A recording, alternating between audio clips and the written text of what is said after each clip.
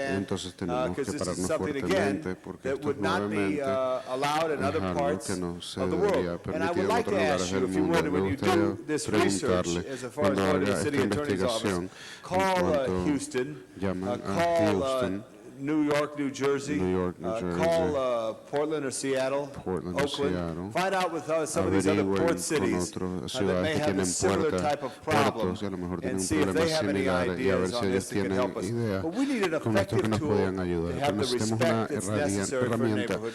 Because not only does it cause a problem in the porque esto no nada neighborhood, más if you causa un talk to problema Bill en los Robinson from the vecindarios. Bureau of Street Si habla Services, con the Bill weight of these Robinson, vehicles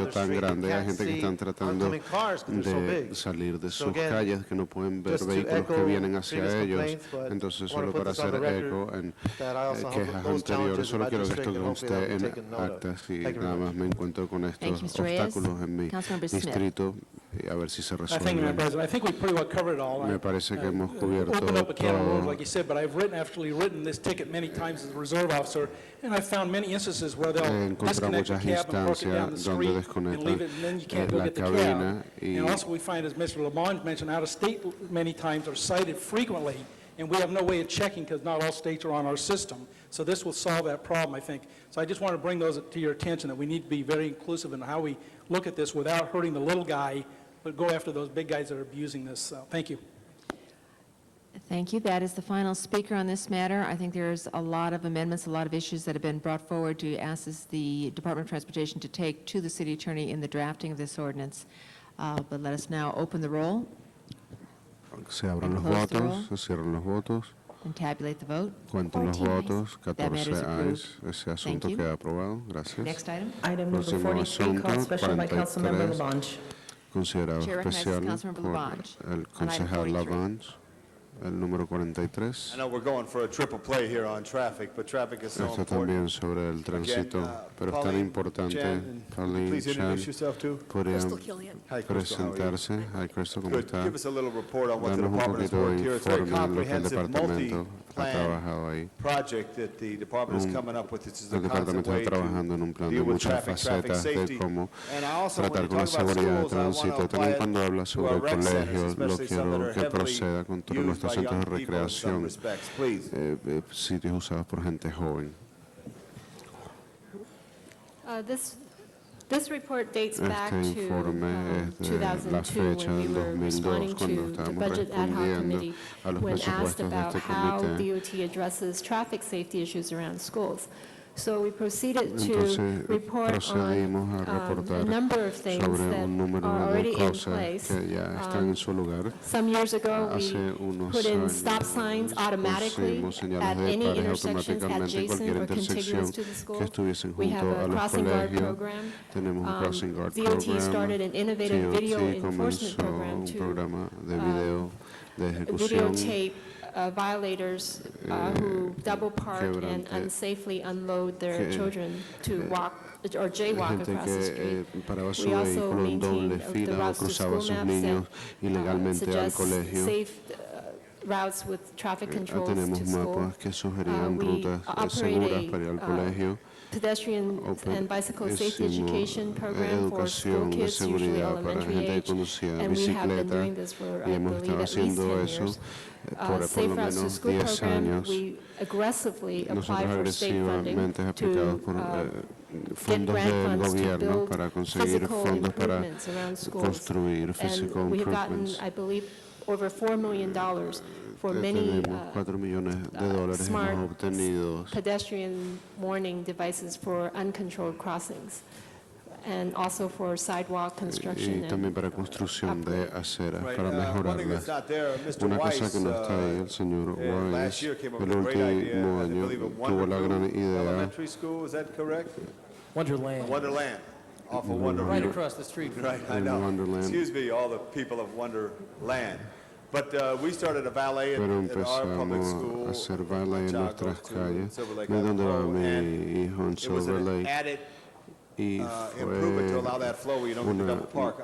mejoría donde si la I gente no just wanted tenía to que make a point, estacionar en and also doble for fila, new members, quería hacer traffic safety around la schools. seguridad Because alrededor there's nothing more de los horrifying is when there's an colegios, accident at a porque school cuando hay uncalled un for. accidente At en our los school, colegios we que had no a child debería walk in between a suceder, double parked car and one car backed up on the child, not seriously hurt, but hurt enough to require some attention.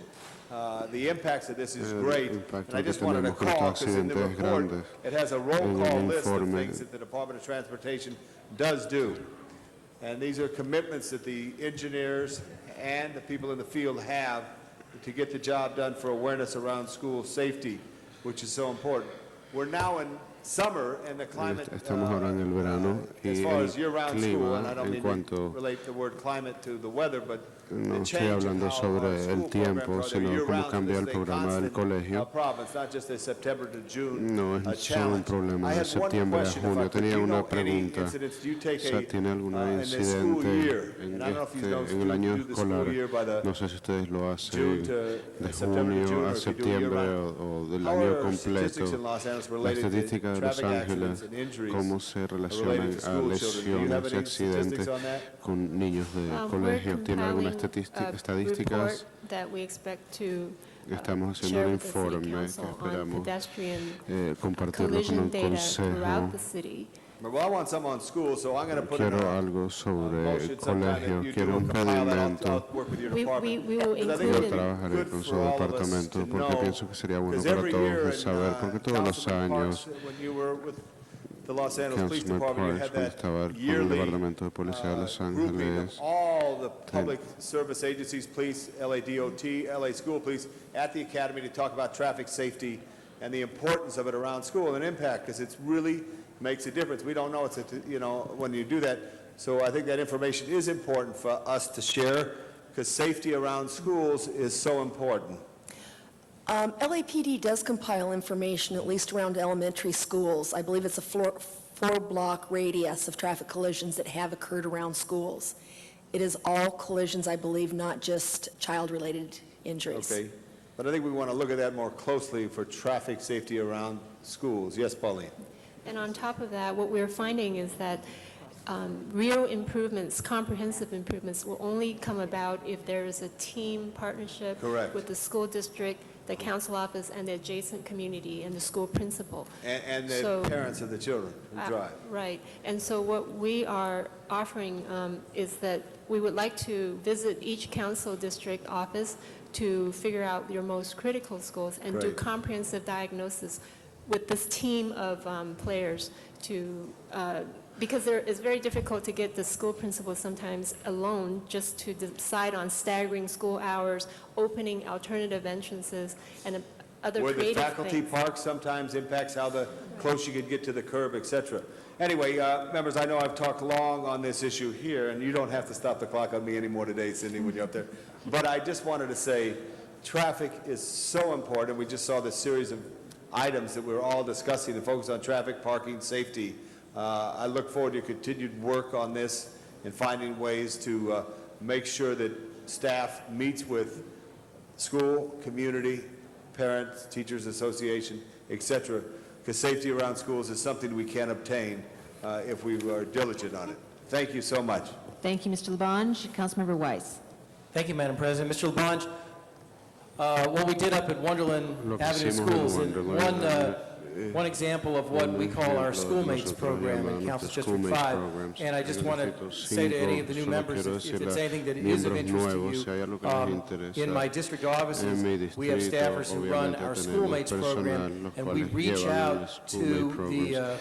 the local schools in our district because they're not capable of y painting a trabajamos curb con los red colegios or locales coming porque up no with a pueden loading zone. pintar los They loading can't regulate zones ni who can travel in la what lane when and who can't, and they can't bring the DOT folks along to write tickets. They can't Ellos no pueden organize traer a traffic la sweeps gente with que the pone police las department in the multas. area to deal with dangerous driving patterns.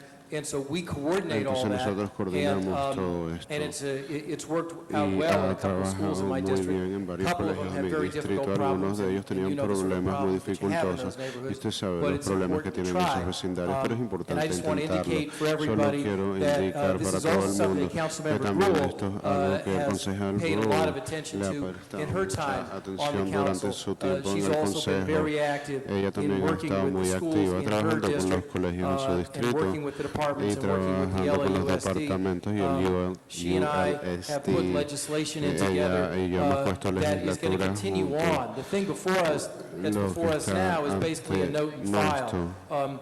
But thanks to Councilmember Pero Gruel's and gracias my own al motion, concejal y mi a process is going to pedimento, continue un proceso va a to try to continuar do something de better tratar de in the areas hacer around algo schools en when it las comes áreas to traffic alrededor de los safety. colegios cuando tiene que Mr. ver con Parks, go right seguridad, I wanted to say, Jack, I'm a schoolmate seguridad too, and it's a good program. I know de you are. tránsito. They pull to the curb, you open the door, you get the child out safely, you shut the door, they move down the street. But I didn't know the name of it technically, so I'm glad I heard it's schoolmate. Thank you. Yeah, that's, and I just want to make it very clear to everyone, Solo Councilmember quiero Cruz is also hacerlo very involved in this. And muy claro. and our El motion concejal Cruz también has está muy started a involucrado. process Mi that will be before the pedimento committee, hopefully, ha not too comenzado un long from now, procedimiento que where we'll estará finally ante see el some progress in comité this donde area. But I esperemos want to thank you, que Pauline, for everything that encontrar you're doing and everything you guys are proceso en doing. esta área. Le quiero agradecer por todo lo que están haciendo Thank you, Mr. Weiss. con esto. Gracias, And we señor recognize Weiss. Councilmember Parks. Reconocer al Councilmember Parks. I would just like to comment, Me the gustaría hacer overall un issue of comentario public sobre, transportation en general, is that we looked at item el 43 that asunto, dealt el with artículo the issue 43 of para LAUSD in schools, and also 38 with humps and bumps. 38 con And the los real issue, camellones, y el I think, punto as we look verdadero at this es, in the community, mientras que is miramos that esto en la comunidad, our es major que thoroughfares are so congested nuestros that people are están tan using our congestionados que residential la gente community está shortcuts. usando las And although comunidades we're putting para, Band-Aids para ir on some of the más, residential más communities rápido, aunque with estemos humps and poniendo bumps, and we're curitos, looking at new poniendo programs for schools, we los still camellones, cannot lose sight of the fact no that if the podemos major perder la streets vista de like que Western or si Crenshaw las or calles Boulevard are principales congested, como that Western people can't get through them están in congestionadas y la gente no time, puede they're going to take viajar por Sixth ellas Avenue and en un Hepburn tiempo get to razonable, van Exposition a in order to tomar get to the las freeway. 6 y So otras I don't calles think para we can llegar a la lose sight of autopista. what- Entonces why no we deberíamos created this pero, phenomenon of desde el traffic punto de moving to vista residential area, de and por we qué can put all este these tráfico está yendo a things las in áreas place, but if we residenciales. don't solve the major Pero thoroughfares debemos, of keeping lo que tenemos que traffic flowing, arreglar es causing lo people to principal believe de they can get from mantener point A to el point tránsito B in a moviéndose, reasonable time, dándole a la they're gente a gonna pensar keep que using our puede ir residential de punto A a and B shortcuts, en and it un causes tiempo the danger to razonable. more Entonces la gente va a kids, seguir puts more danger usando around schools, las zonas and it certainly residenciales. causes residents to feel unsafe Y if esto le someone causa a los speeds to their residentes de no residential sentirse area seguros. trying to find another thoroughfare. So I would hope that we not lose sight of Espero que the no larger perdemos el issue punto de of vista flow of del traffic punto on our major importante que es el mantener el tráfico moviéndose en nuestras calles Thank you. principales. Anyone else wish to speak on this ¿Alguien matter? más quiere hablar en este asunto? Seeing none, we No veo have the matter before ninguno. us. El asunto está ante Open the roll. nosotros. Que Close the abran roll. los votos, cierren los votos. Tabulate the vote. Cuenten los 14 ayes. votos. That matter is approved. 14 ayes. Es el Let me asunto que ha recognize Councilman aprobado. Reyes at this time Déjeme for reconsideration. Yes, thank you, Madam President. We can Gracias. reconsider item number Podemos 67. reconsiderar el artículo 67 que All queda right, aplazado members, para el we've had a miércoles. motion to reconsider item Tenemos number un pedimento para 67. reconsiderar el asunto Is there any objection? 67. ¿Hay alguna If not, protesta? let's Si open no the roll on existe, reconsideration. abrimos Close los the roll. votos, cerramos los votos. Tabulate the vote. Tabulen los Right, votos. that matter is 14 before us. hay. Mr. Ese Reyes, you now want to asunto have queda that adelante continue nuestro. one day, Reyes for a one-day lo quiere continuance. aplazar por un día. Without objection, that will be the Sin order. ninguna protesta, esta va a ser la orden. Next item. El próximo Item number artículo, 44 was called el special by Councilmember 44, Miskowski. ha I sido called this special. considerado I'd like to ask especial. perhaps Mr. Parks from Information Technology and General Services, is a committee report from their committee, as well as having a staff report on just to brief us on this matter.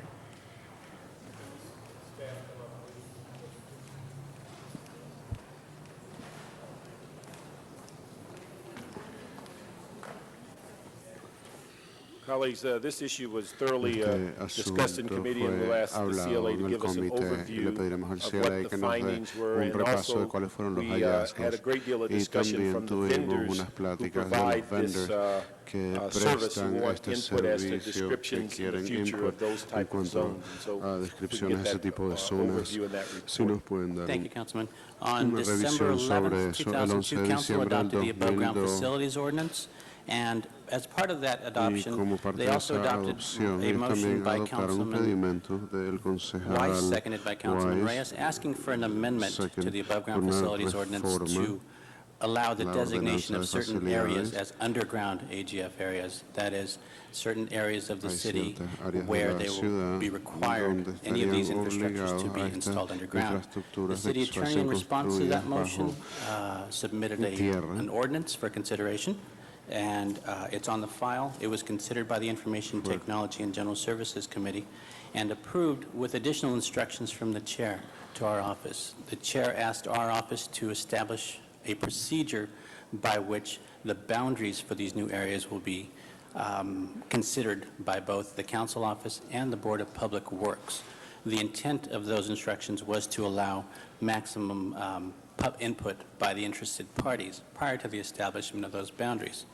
We have drafted for attachment to the file a proposed procedure requiring that prior to the establishment of boundaries for a proposed underground area, that the council office proposing those boundaries first notify interested parties, and that's defined in there, that the particular area is being considered as restricted. Following those discussions with the interested parties, then the council office, if they choose to do so, will recommend to the Board of Public Works that the area be established as an underground area, thereby requiring any installations in that area to be placed underground. The Board of Public Works will make the final decision based on that input.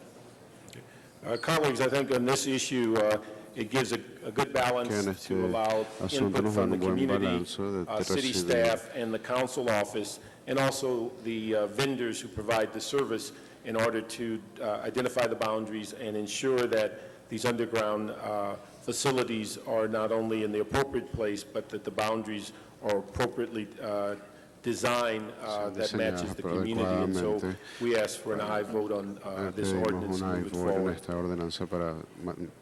Thank you, Mr. Parks. Mr. Weiss, did you wish to speak? I just wanted to thank the chair and the chair of the committee, Mr. Parks, as well as Mr. Morales and Mr. Reyes, who was here a second ago, for their support.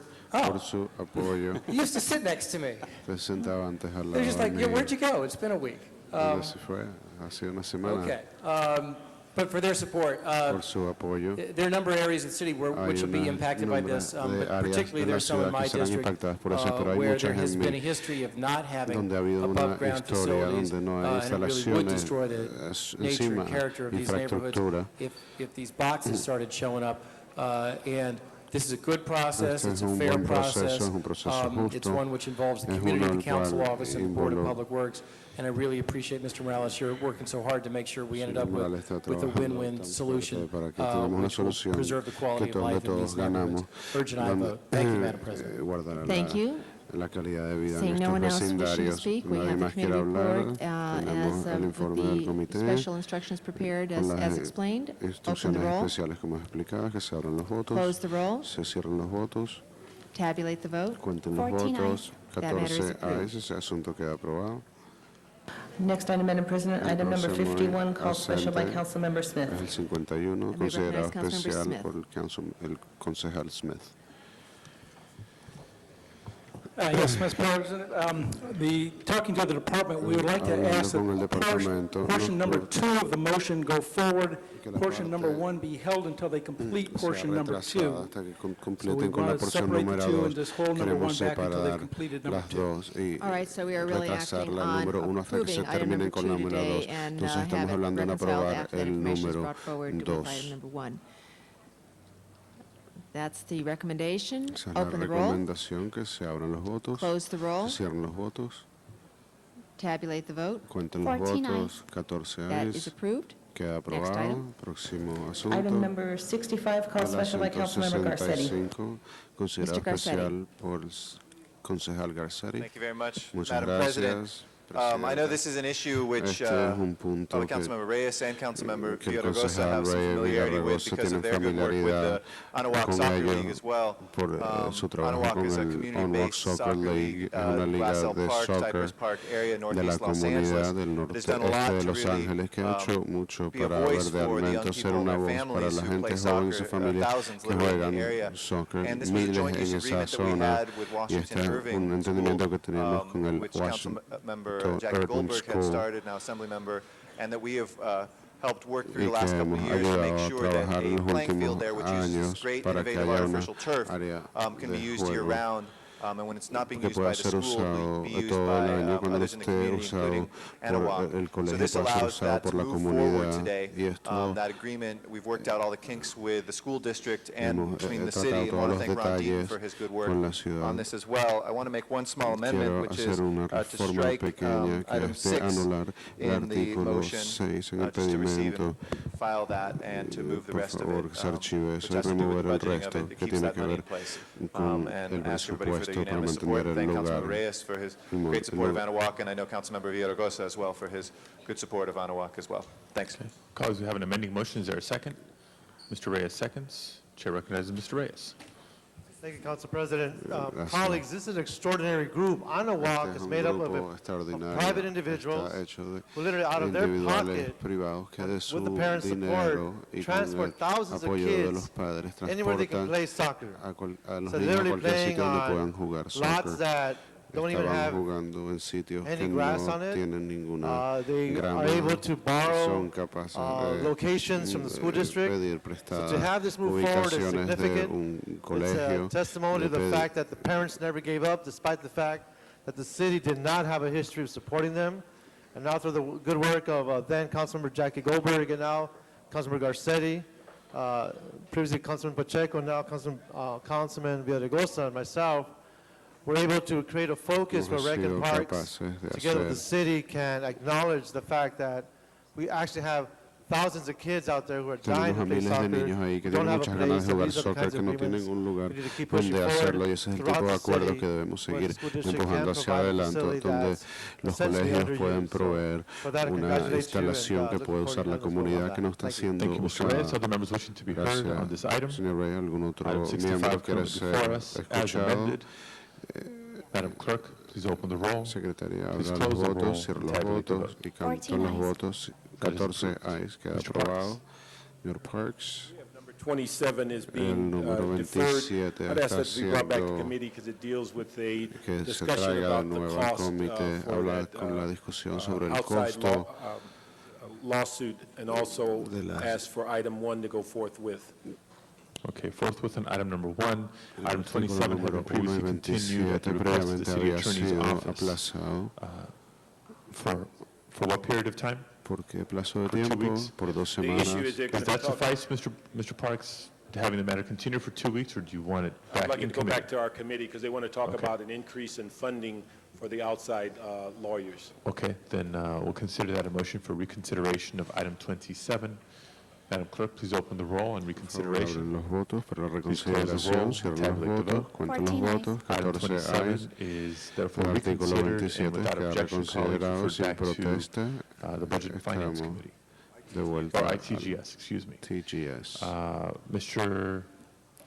Reyes, Señor Reyes. oh no, Mr. Garcetti had a motion for Señor reconsideration. Garcero tenía un pedimento para reconsider item number reconsideración. 94, Podemos please, reconsiderar and el then we'll número continue it for 94 2 weeks y después per lo aplazaremos por 2 discussions, semanas between para Council que haya District un 14 and plático Council District 13. entre Okay, colleagues, another el motion for distrito del reconsideration. Consejo. Madam Clerk, please open the roll.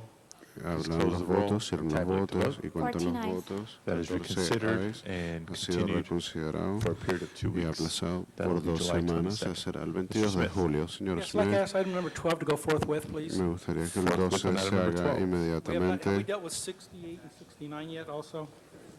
Yes, 68 and 69 have been Also forthwith, please. forthwith on those items as well.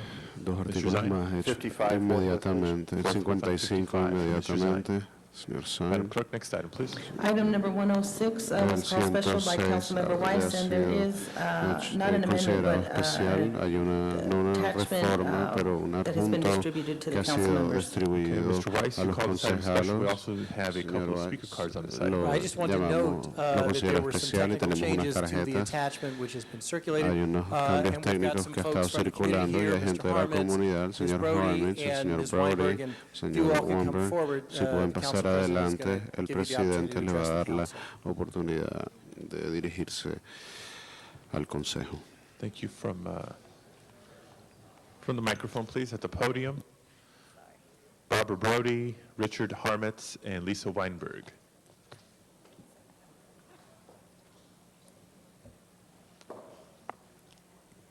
Thank you very much. My name is Barbara Brody, and I'm here today representing the 3,500 homeowners of Westwood South of Santa Monica Boulevard Homeowners Association to raise concerns about the Neighborhood Transportation Mitigation Plan before you today. We recognize that the 93 mitigations have been proposed to address serious traffic problems in the community south of Century City. However, we need you to know that this is not a neighborhood plan for Century City. This is a protection plan for south of Century City. By negotiating with and coming to an agreement with a small number of associations, the entire Century City area community has been denied the opportunity to have input into a plan that is expected to have serious negative impacts on other neighborhoods. By developing these measures in a somewhat insulated group, by having no discussions with neighboring groups, by giving these mitigations priority above all others, That creates the unfortunate situation of pitting one citizen set of groups against another. In lobbying for the Trammell Crow project, George Milston told us that they were interested in helping us to convene a group to study and address traffic problems on a broader scale for the entire community. We believe that such a forum and avenue would be forthcoming. This plan is the antithesis of that.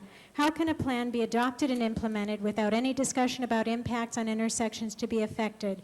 Is an EIR required? How can it be adopted without some estimate of costs? We know that there are going to be millions of dollars available in the Century City Traffic Management Fund, but we don't know if these mitigations will use up some of them, a large proportion of them, and what will remain to address the true large regional transportation issues that face our community and all the commuters trying to get in and out of Century City.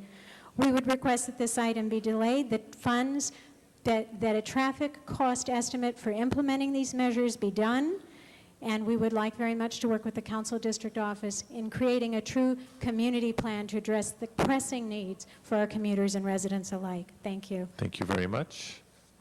Next speaker, please. My name is Richard S. Harmetz. I'm president of the track number 7260 Association, which represents approximately 1,000 homes directly west of Century City. We fear that this present traffic plan is simply going to redirect traffic, that it will take traffic from the Cheviot Hills area and force it onto the already clogged Pico Boulevard, Olympic Boulevard, Santa Monica Boulevard, Overland, and Beverly Glen Boulevards. We fear that avenues that already are at gridlock at F will be made worse. Consequently, we urge the City Council to require that an EIR be conducted to make so that the Council will have sufficient information on which to vote. We also wonder why this matter has not been brought before the West Side Neighborhood Council. Previously, I addressed this body and pointed out that when West Side Neighborhood Council asked for information from the City Attorney's Office and from the Department of Planning, why both organizations told the Council that they could not give them any information. Why are they being denied information? Why hasn't this matter been brought up? Is it the intent of the Council to say yes to those who say that the neighborhood councils exist simply as window dressing to keep the valley from seceding? Again, I urge you to delay this matter and to require that an EIR be conducted. Thank you. Thank you very much. Ms. Weinberg. Good afternoon, council members. My name is Lisa Weinberg. I'm an attorney from the law firm of Gaines and Stacy, and I'm speaking today on behalf of the Cheviot Hills Homeowners Association. We are strongly in favor of the motion. This motion represents the culmination of a 12-year process by which the residential neighborhoods most impacted by the enormous increases in traffic generated by the development of Century City will finally receive some relief from that congestion that's been promised for over 12 years. Councilman Weiss's office has been instrumental in working with all of the affected communities to derive the specific list of traffic mitigation measures that are included with the motion. We would like to thank Councilman Weiss and his staff, particularly Renee Scalacci, Susan Bursk, and Denise Sample, for the many hours that have gone into this process. We are pleased that the funds for the implementation of these measures are being provided by the developers of the Fox Studios expansion project, the Constellation Place project, and the newly approved 2000 Avenue of the Stars project. We look forward to working with the city and the developers to identify funds for ongoing maintenance of the traffic improvements. We urge your yes vote on the motion. Thank you. Thank you very much. This concludes public comment for this item for today. Mr. Weiss. Thank you, Mr. President. I want to thank you, Ms. Weinberg, for your comments, especially your comments about the great people who work with me. That was very kind of you. And I want to thank you, Ms. Brody,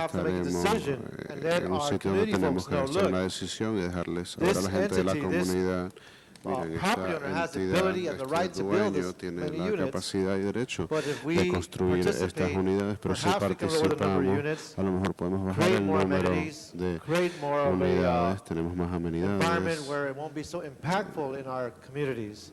And those are very hard eso junctures. son They're very tough coyunturas muy situations. difíciles, And in situaciones this case, difíciles. I believe Y en este Century caso, City yo came out, creo and que the whole Century neighborhood City came out surgió in a very positive situation with all the different que en una situación muy pluses that came from positiva. that particular de- arrangement. So for that, my hat goes off to Councilmember Weiss and the staff.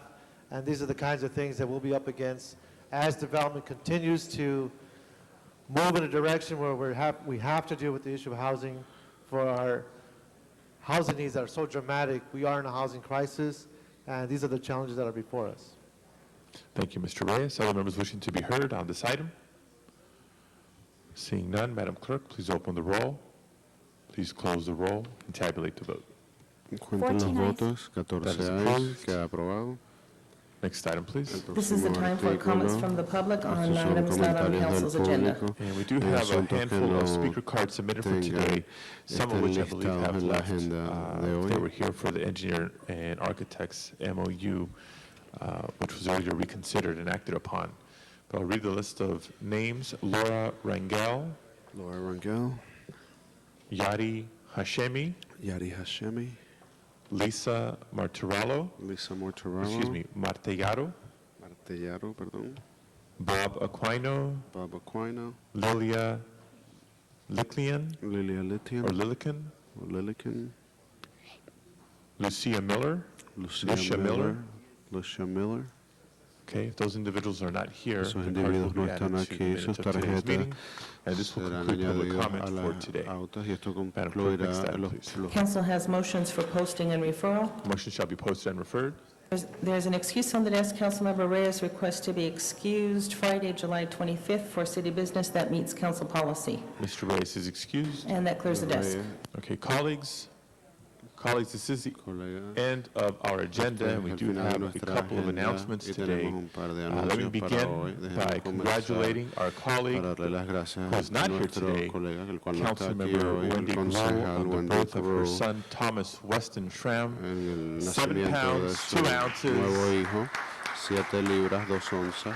7 pounds, 2 ounces, 7 and libras, born on 2 the 4th of onzas July. y nacido el 4 de julio. Congratulations, Wendy. Felicitaciones, And Wendy. I want to add to that, because that Y speaks quiero to Wendy. añadir, porque Wendy, eso with the habla a clock ticking Wendy, towards midnight, and having had the great opportunity to be with my lovely wife, Bridget, and I know some of you, in your experiences in life, Wendy working up to the last minute to have that baby be born on the 4th of July. Way to go, Wendy. And I just think it's great. I just wanted to stand to salute Wendy Gruhl and all her family for Thomas's birth on such an exciting day. And I was so pleased to get a little voicemail from her. I missed her call, but also to see the nice story in the Los Angeles Times run with big headlines about the new baby.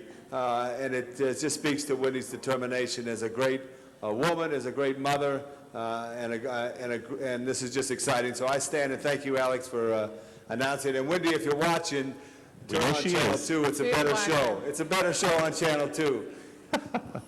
And someone who knows a little bit about motherhood and childhood. I know, Ms. Hahn. having guys talk about women giving birth, I don't know. It's nice, but Wendy, I know you're watching, and Wendy, I sé que want to está say, good viendo job. y You quiero did decir it buen well, trabajo, you lo did it hiciste bravely, bien. you did it courageously, and I heard there was, Y not too escuché much que no wailing or hubo gnashing mucho of the teeth. gritos So ni good nada, job. o sea, que buen trabajo. We're looking forward, I know, you had a really short labor, good girl, Un parto muy and we're looking corto, forward to muy you coming bien. back. Y Thomas is esperamos verte de lucky. vuelta aquí. Thomas is so Thomas lucky to have tiene you mucha as his suerte de tenerte como una madre. Congratulations, Wendy. Felicidades. Colleagues, other announcements today? ¿Algún otro anuncio para el día de hoy? Any other announcements today? ¿Algún otro anuncio? Seeing none, do we have adjourning No veo motions? nada. Tenemos journey motions. Any adjourning tributes today?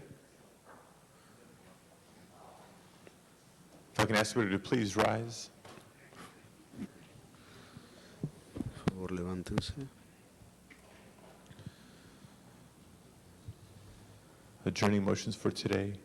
Mr. Parks. I have an adjourning motion on behalf of Reverend Ronald Rene McGrew, pastor of the Greater Faith Ministries, who passed away at the age of 59 on Thursday, July 3rd. He was born in Los Angeles, May 22nd, 1944. He attended Gompers Junior High and Fremont High School. He later received a business degree at USC. and also a degree at Loyola University in 1977. At the age of 17, he joined the gospel group, the Alaniers, and traveled with them on the road. At 19, he was united at the St. Matthew's Missionary Baptist Church under the ministry of Dr. Charlie Green and began studying the ministry. And in 73, he founded the Greater Faith Community Baptist Church, was later named Greater Faith Ministries. He has been involved in a variety of community projects with his singing groups and also the choirs, appearing throughout the city of Los Angeles, special projects with the homeless, and also working on a variety of Los Angeles AIDS projects. He leaves a variety of and host of relatives, and he's been a pastor in the 8th District for a number of years. Ms. Perry. President, I wanted to recognize that Barry White had passed away. Cedars-Sinai Medical Center in Los Angeles on Friday, July the 4th. He was 58 years old. Mr. White was a singer, songwriter, and an arranger with a voice that was a distinctive basso profundo. His unique style and formula yielded 10 top singles under his name in the 1970s, including Can't Get Enough of Your Love, Babe, You're the First, the Last, and My Everything, Never Gonna Give You Up, and I'm Gonna Give You Just a Little More Love, Baby. He had 3 top 40 singles in the 90s, and his album, The Icon Is Loved, was certified double platinum, signifying shipments of 2 million copies. Barry White was born in Galveston, Texas, and moved to Los Angeles with his mother when he was just 6 months old. He learned music from his mother, who was a pianist, and as a teenager, he sang in his Baptist church choir and with vocal groups, including the Upfronts, the Majestics, and the Atlantics. In the year 2000, Barry White won Grammys for the Best Male Rhythm and Blues Vocal Performance and Best Traditional R&B Vocal Performance for his album Staying Power. 2 weeks before he was hospitalized last fall, he appeared and participated and led a protest by community activists against a proposal to demolish more than 70 homes in his former neighborhood in South Los Angeles near South Park. There was a proposal at that time to build a school on that site. So he was very loving, very compassionate, very involved in his community, even though he had no longer lived there. He will be missed by many. His music will live on. He is survived by his former wife, Glodine, 8 children, and numerous grandchildren. All members. Mr. Garcetti. God bless Barry White. I think it's a wonderful story. And the news accounts this last weekend about how his life was lived and how he inspired people and truly was. And just briefly, as you mentioned, Jan, his fight in his community, which he always loved. I think that speaks to Los Angeles, and it's tragic that someone lives only to be 58 years old who contributed so much. So I stand with all of us and you, Jan, at this. Mr. Garcetti. Thank you very much, Mr. President. I have 2 adjourning motions, colleagues. One, I would ask us all to adjourn today in memory of Carol Barber, who died at the age of 72, Episcopal priest who took at the time, stodgy Hollywood church and really transformed it into a thriving spiritual haven, somebody who really ministered a lot to folks with HIV and AIDS. He died from complications of a pulmonary disorder at the age of 72. At St. Thomas the Apostle Church in Hollywood in 1986, he came at a time when most churches were rejecting folks who were HIV positive or who had AIDS. It was beginning to ravage a community, and most churches at that time had closed doors, and St. Thomas was no exception at the time. But I think his embrace of folks with HIV and AIDS, while it initially angered longtime parish members, really transformed the church into a place that was open and loving and helped many people in difficult times in their life. He's somebody who helped transform the debate within the Episcopal Church also, too, about ministering to folks with the disease and really educated a lot of people about it. He will be buried privately in Dunn, North Carolina, and a memorial service will be held here later in Los Angeles. I also ask that we adjourn in memory of Miriam Matthews, who was the first black librarian in the city of Los Angeles from 1927, somebody who was prevented at the time, or they tried to prevent her from taking the civil service exam, but she succeeded, and in 1927 became the first librarian, black librarian here in Los Angeles. She worked for the Los Angeles Public Library from 1927 to 1960. She died June 23rd at the Sunrise Assisted Living Facility in Mercer Island, Washington, at the age of 97 years old. She became a very special resource for the entire city and county of Los Angeles. County librarian official Benny Tate Wilkin told the Times in 1983, quote, "Libraries cannot begin to duplicate the kind of research that she has here in her home." And she was somebody who collected, in her own words, she found in the city's Helen Hunt Jackson Branch Library early in her career a small collection of books on the Negro. That's her quote, and became intrigued at the time and started collecting this stuff privately, eventually bringing it into the library system and also keeping a lot of things in her own private collection. And I think as somebody who contributed for so many years to the city of Los Angeles, I ask that we put all members on this as we adjourn in her memory. All members. Other tributes, Mr. Ludlow and Mr. LaBonge. Yeah, I just wanted to thank Councilmember Garcetti for acknowledging Ms. Matthews, and wanted to just add an interesting anecdote that when Los Angeles celebrated its bicentennial in 1981, Miriam Matthews worked to create a monument at El Pueblo de Los Angeles State Historic Park, listing all 44 of the original city founders by name, race, sex, and age. And according to the article that was listed this weekend on her, she noted it was 26 blacks, 6 Indians, and 2 whites. So she was way ahead of her time in terms of looking at multiculturalism in Los Angeles. And so I appreciate the acknowledgement of Ms. Matthews. Mr. LaBonge. Thank you, Mr. President. I ask we adjourn in memory of Buddy Ebsen, who for years was a great Hollywood actor, started in the stage, later on in movies, famous for not getting the role in The Wizard of Oz as the Scarecrow or the Tin Man, but he impacted TV history. He lived to be 95 years old, which is beautiful, and he lived in the Palos Verdes area of southern Los Angeles County. And that's beautiful that he lived to 95, and just think if Barry White could have lived to be 95. That's the beauty of life. We don't know the fortunes we all have and the challenges, but here's a man who lived to be 95 and certainly contributed to his craft as a great actor, as a great television actor, and someone who was loved by many, Buddy Ebsen, 95 years old. Ms. Misikowski. I would just like to add to Mr. LaBonge's tribute that there was an LA connection to Buddy Ebsen aside from Hollywood and movies and TV. In the Pacific Palisades was the Ebsen Dance Studio up until about 2 or 3 years ago, where not only he helped at times to show his craft and teach it. Again, aside from being an actor, he was first and foremost the hoofer, the dancer.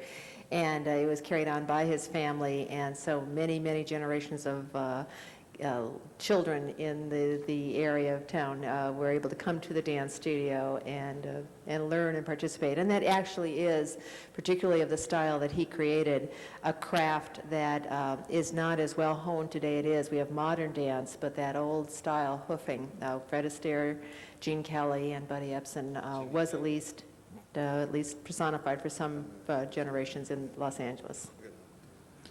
Other tributes? Madam Clerk, please call the roll.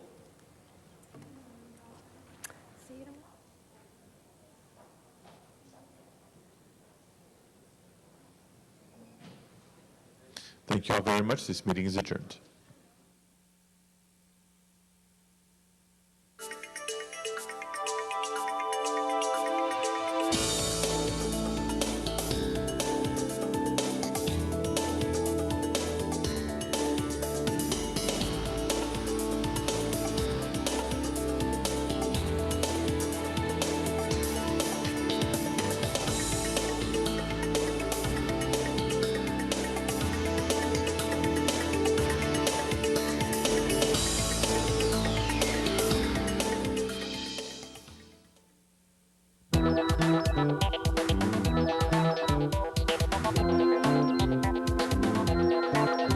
You are watching LA City View, Channel 35. Your city, your channel.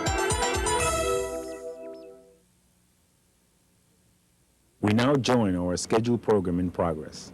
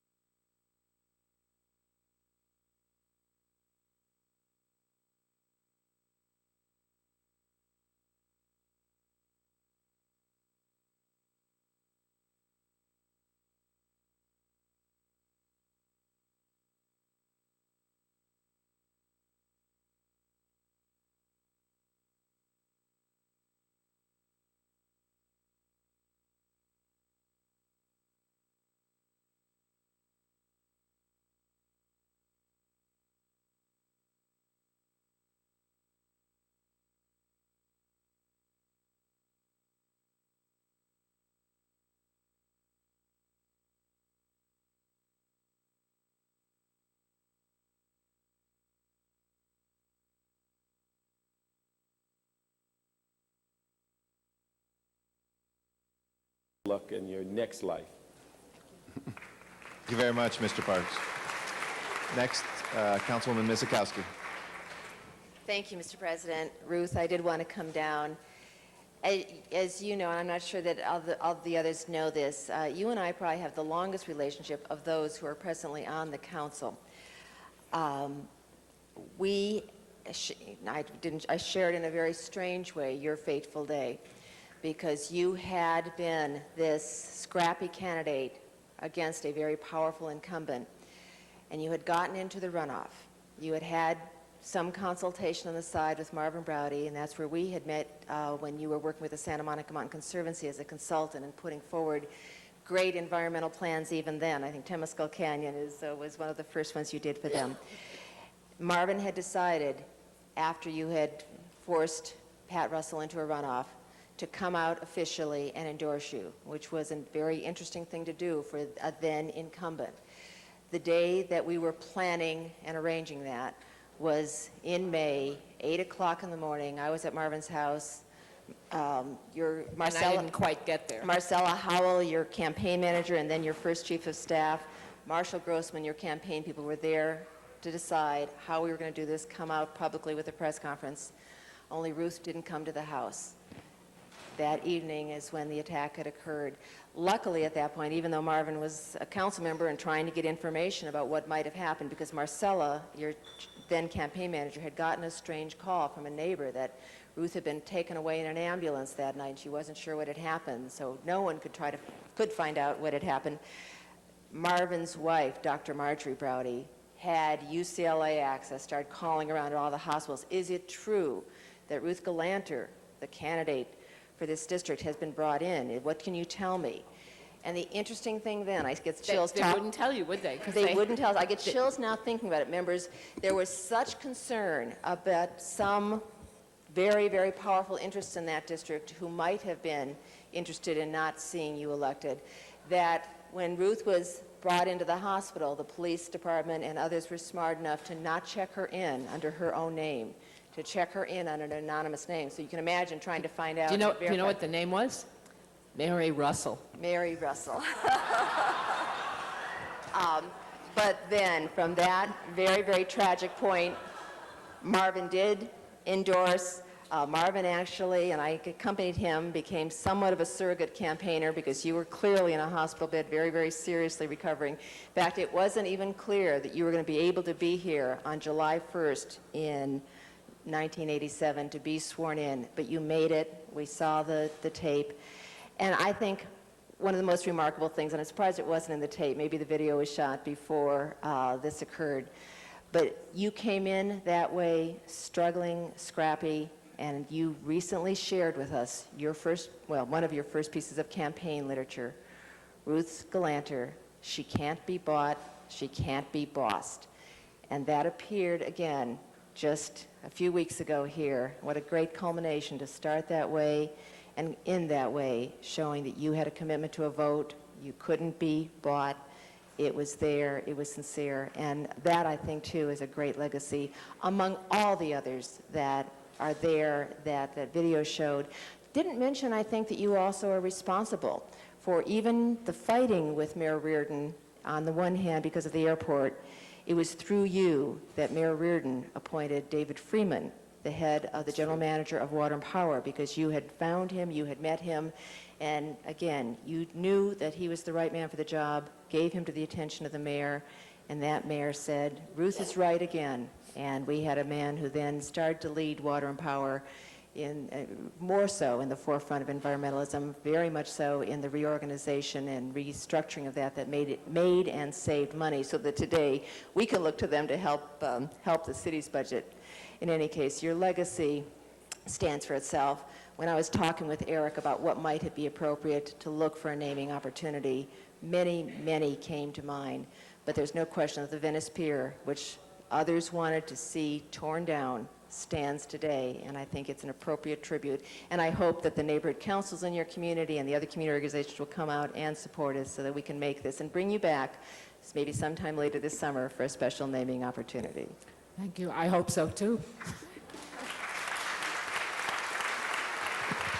Thank you very much, Ms. Mizikowski. Of course, I do want to point out to you, I don't think there's anybody from the Venice Neighborhood Council here today because they're having elections tomorrow and everybody is out campaigning. We hope this doesn't become an election But that's issue. what I was checking when I looked around when you There's mentioned one this right there. earlier. Right- We got somebody? Sheila. Oh, we have some here. All right. Why aren't you out campaigning? Venice, not Van Nuys. Okay. Councilmember Holden, you're the next.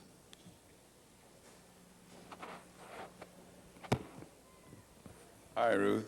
Hi, Nate. I'm ready. You know, you were my choice for that election in the 6th District, and I never regretted it. We may not have been on the same side of the issues at all times, but I like the way you demonstrate your independence. As you said early on, you're not bought, not sold, and I'm not bought, not sold, but I'm not for rent either, and neither are you. You staked out your position, you held to it for as long as you were here. And that's what sometimes is misunderstood. When you take those hard positions and you stick by them, and when they benefit the people, you're not a rubber stamp, then sometimes you find yourself in disfavor. And I'm sure you've seen that happen more than once. But I want to say that also, not only were you a council person who got things done for your district, with regards always for the environment, we all know that. She also demonstrated leadership when you replaced John Ferrara when he passed away and became the president of the city council. Someone asked me, well, you're president pro tem. I said, no, we don't have president pro tem when there's no president. Next time they print the agenda, have them put you in as the president. And then I also suggested that we should make that into a motion and validate the fact that you were such. I just want you to know that I will join in the vote to name the Venice Beach the Ruth Galanter neighbor. What do you call it? Whatever it is, Ruth Galanter, you got my vote. And since I will not be in office at the time, even though the beach serves us all, I'll be delighted to sign the petition if you choose to circulate one. So I know how you felt about having to leave Westchester and all, because you love the community. You love you can go ahead. The airport and all. And in fact, whenever development was encroaching on the quality of life for the people in that area, you could only count on one person to speak out and say enough is enough and not anymore. I found myself with you there, except for one thing, Playa Vista. There was a 14-to-1 vote, but when the time came to give you what you want in terms of voting for the monies at that time, I went ahead and I did so. And when they had the celebration saying, look at this equestrian and the wetlands and the part that was saved, I think I was the only one to join with you in saying, let's cut the ribbon out here. And I think that whereas we developed that project, you also preserved a certain area, so we'll be there forever for the children and children of children to visit, to know what it was like for years before, prior there too. So I want to congratulate you for a job well done. I'm sorry that you had to go to the Valley, but in doing so, you still represented two communities. You had an advantage. You represented the one that you are in now, and you represented the one that you used to represent for 15 years. And I don't think anybody is that talented except you, Ruth. Congratulations. Thank you, Nate. Thank you, Mr. Holden. There's been a special request by our chief legislative Cindy, analyst. I forgot one thing during Nate's celebration, and if I can just take a second here. You know, both of us left out the most important thing that you did for me, which was, and I'd forgotten it until this very minute, when I first got here, I had no idea that you could get a badge that says council member and the district number on it. And it was Nate Holden who said, don't you have a badge? I'll get you one. And 2 days later, he handed me my badge. All right, which I'm I going still to have. recognize Mr. Deaton, but before that, Mr. Garcetti had one more comment. One last thing, Ruth, that I forgot to include. No, go ahead, Ronnie. Come on over. The best story that I didn't share, and I don't know if you remember saying it, but it's very Ruth, so I think it has to be shared here. You turned to me one day and you said, you know what I realized yesterday? I realized it's not all you that I hate around here, said, though you're probably a little worse than some other councils. But it's these meetings that I hate, because when I'm in these meetings, I'm not out there getting things done. And I think that encapsulates, I think a lot of us for the last 2 years weren't sure how do we approach Ruth Galander. We know that there was difficult times that you went through and that we were the reason for some of that, et cetera, et cetera. But that day it kind of clicked, I think, for you, and it clicked for me, that sometimes being down here, not liking being down here, didn't really have anything to do with us. It had to do with the fact that you couldn't get more done. And actually, it doesn't have anything to do with you guys. I was like that from the day I got here. That's where all the poems came from. These meetings go on, and here we are going on and on. Okay, Ron, you're up. All right. Ron. And I haven't even had my turn yet. And Ruth, there are at least 13 to 14 cards of your friends and constituents and neighbors. Ron. But I want you standing for this. I'm standing. Had the pleasure to work with Ruth all these years. One little story is on the recycling. I remember one day I went up, I don't know if it was a Coke can or a coffee cup, but I finished whatever I was drinking, and I was looking around, and John Ferraro looks at me and says, whatever you do, put that in the right thing, otherwise she's going to be up here and give me nothing but hell. Couple of... and this is a 6'4" All-American tackle. In any event, two things the citizens of Los Angeles that I've been involved with, I think, and Water and Power mentioned in kind of in general terms, but every time they flush their toilet or turn on their lights, the largest increase in the city's water supply in the last 25 years has come from low flush toilets. Ruth was the author, Ruth was the promoter, and if you look up and down the state of California, a large increase in water supply is not easy to come by.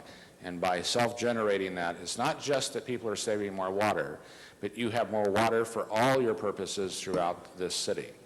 Secondly, and the department talked about her assistance in deregulations. Her assistance in deregulation was to be a stonewall for their lousy ideas, quite frankly, of how to implement deregulation.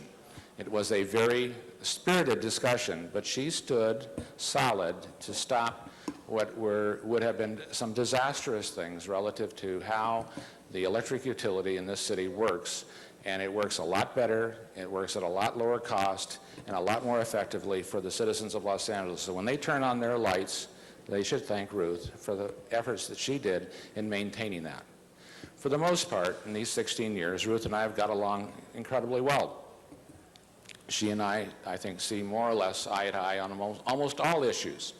However, there has been one issue, the Mojave Power Plant. So, in commemoration to our biggest difference, I have had prepared, and I'll read the inscription. To Councilmember Ruth Galanter, this is the first and last recipient. You are the first and last recipient of the Ronald F. Deaton Environmental Award. This is your 10% share of the Mojave.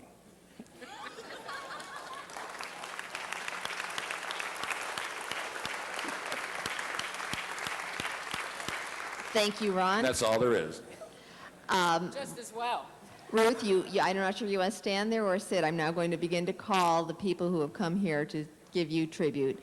And I think I'll sit down. first, you may want to stand for this one, we have the mayor of El Segundo, Mike Gordon.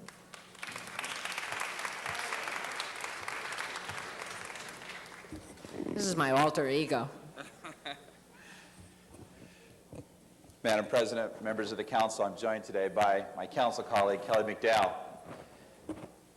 I'd like to give our thanks and appreciation to our councilwoman. We happen to represent the southern point of Ruth's district, the city of El Segundo. It was 8 years ago that Ruth Galanter and I and a handful of elected officials stood on Mortuary Hill in El Segundo and said there was a better way to deal with regional aviation demand than to double the size of LAX International Airport. I said that day to Ruth, I said, Ruth, we're taking on Mayor Reardon, we're taking on the airlines, we're taking on the unions, we're taking on all the major corporations. What do you like at our chances? And she goes, that's just about the time we're ready to roll, let's go get them. And 8 years later, we are here today to say that the regional aviation plan has succeeded. And it succeeded because Ruth Galanter had the courage to stand out and say we didn't have to do it the way that it was proposed. She showed me real leadership. She showed me the courage to fight for the people that not only lived in the city of Los Angeles, but the thousands of us that lived around this airport. She is my inspiration. She is the reason we have fought this battle so successfully. 3 years ago, we already gave Ruth Galanter the key to El Segundo. Today, we're giving her the key to our hearts. We're going to miss her, and we love her. Thank you, Ruth.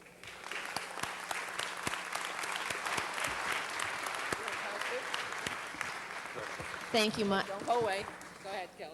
I just want to join in what the mayor so eloquently said. This fight would never have succeeded, and never would we have come to the accommodations with the city of Los Angeles and worked jointly with the city were it not for Councilwoman Ruth Galanter, and we really appreciate it. Thank you so much. Don't forget the trees on Imperial. Thank you. Let me just say before they disappear that first of all I want to say thank you, but I wasn't kidding about Mike being my alter ego on this issue, and it's really been I hope a model for the future of Los Angeles to have a partnership with the city of El Segundo. We used to fight with them over everything. It was very time-consuming and not very productive. And I'm very proud of the fact that one reason I don't have to run for the state assembly is that Mike Gordon's going to be, when George Nakano is termed out, Mike Gordon's going to be the next representative for this whole area in Sacramento and for my district as well. So at least I hope you are. So thank you for this. Thank you. All right, another elected official from a neighboring city, Mayor Jeff Prang from the city of West Hollywood. Yes, I should have known. Madam President, honorable members of the council, I'm pleased to be back here. As many of you know, I worked for the city of Los Angeles for the city council for 4 years for council member Ruth Galanter. It was the best job of my life, but no disrespect to my current boss, Sheriff Baca, but I'm really glad to be back here today to say a few nice things about my former boss and my friend, Ruth Galanter. There's a number of nice things I want to say, but probably the best tribute isn't said in words, it's a visual. I think you just need to look at the number of Ruth Galanter alumni who are here today to see Ruth off. People who worked for her, like me, who are so proud of what we learned and so proud of our experience with her. There's a number of them scattered throughout the room, and I think that's one of the finest testaments that you could have here today. I'm here not only as an alumni of Ruth Galanter's staff, I'm also the mayor of the city of West Hollywood. And I know that because of my experience working for Ruth, that I am a better policymaker, I am a better elected official, and I am a better person for having worked here at the City of Los Angeles, for having learned from you and having been associated with you. And I think probably one of the best testaments that I can offer to you from me is that I think West Hollywood, a separate city, is a better place today because I could not have been there if I had not learned what I learned from you. I could not be as effective as I am on the City Council if I had not learned from you. And the lessons I learned here in this very chamber, in your office, I take with me every day when I work at the City of West Hollywood. And so your legacies are in people, they're in things, and they're in other cities. And I'm really pleased to be here after receiving a half a dozen certificates and commendations from you for my efforts to be able to be an elected official as mayor and to present you with a commendation from my city, this proclamation from the City of West Hollywood. Thank you, Jeff.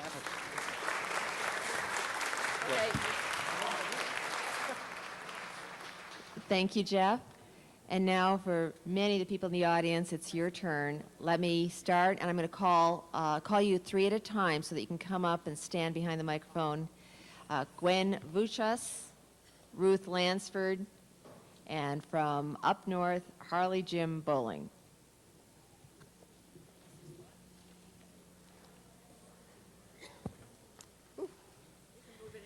Okay. I want you to come a little closer here.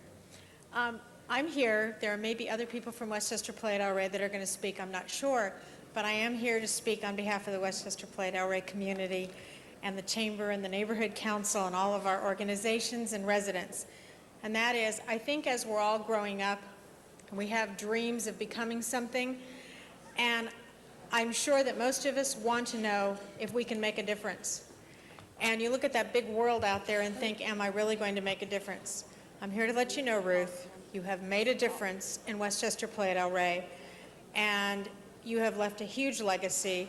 And every time we look around at the Recruit Training Center, the new library, the scaled-down version of Playa Vista, the fight against LAX expansion, Lincoln Boulevard, Movie theaters. movie theaters, Sepulveda Boulevard, the interim control ordinance, and I could go on and on and on. Your legacy is there, the Bolena Wetlands. We will always think of you. We won't forget you. And in your spare time, when this is all over, since you're a West Side resident, we'll take you to join us in our fight against LAX expansion. Yes, ma'am. Thank you, Ruth. Thank you, Gwen. You've been wonderful and a great friend. Next. Ruth Lansford. I guess we're at the point where it's all been said, but everybody hasn't said it yet. But at any rate, I want to say that Ruth was a friend of the Ballona Wetlands long before she ever dreamed of running for the city council. And if it hadn't been for her, they would have been destroyed long ago because a previous plan had been approved. And when she came in, she supported our lawsuit and stopped that plan in its tracks. So we're very, very grateful to Ruth for everything she's done for Friends of Ballona Wetlands, and I'm sure she's going to continue doing it. I think of today as kind of a graduation for Ruth, because I think she's going to go on to even bigger and better things, and we thank her very, very much. Thank you, Ruth. Hurley Jim Bowling, and after him will be Alan Lorenz, Marvin Schulman, and Melody McCormick.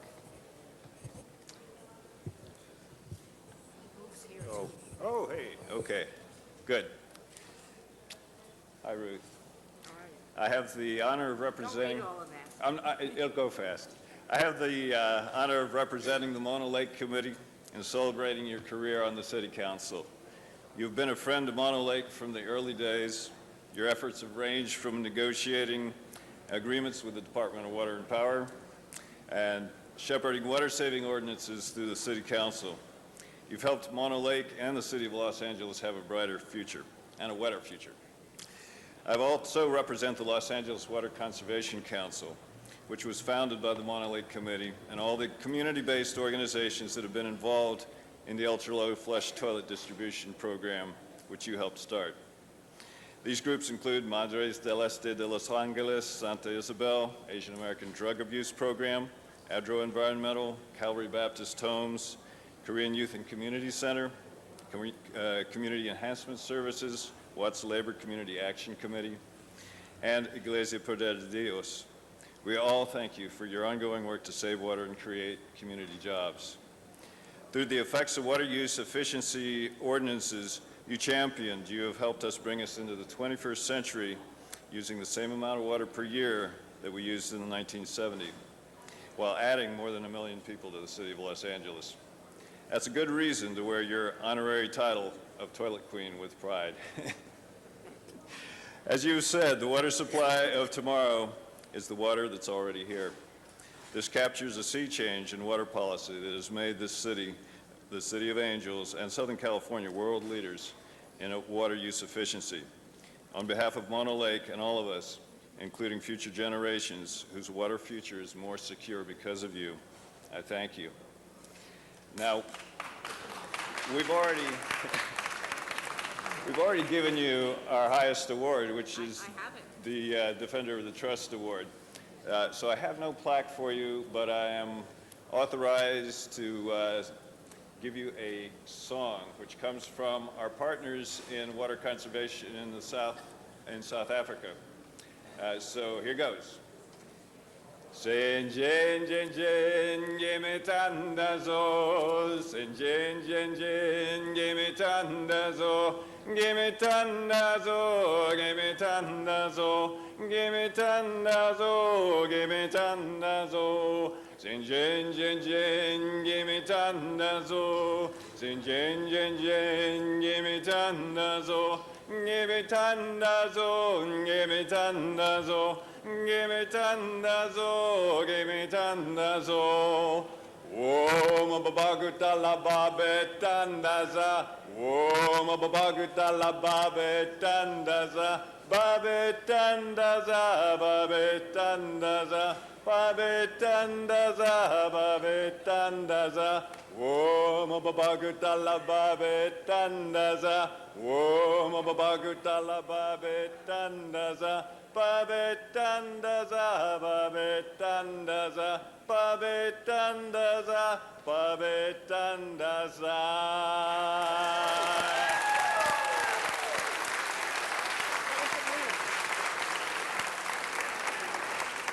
I'm going to translate that loose. Sing the whole thing again. No, just, I'm going to translate it loosely as thanks for saving the water and answering our prayers. Thank you. Mr. Alan Lawrence? It is. That's a tough act to follow. Yes, it is. Good morning, Madam President, council members.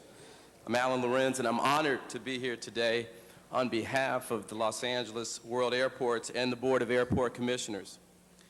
I would like to give a huge thank you to Councilwoman Ruth Galanter for her relentless support of airport environmental and community programs.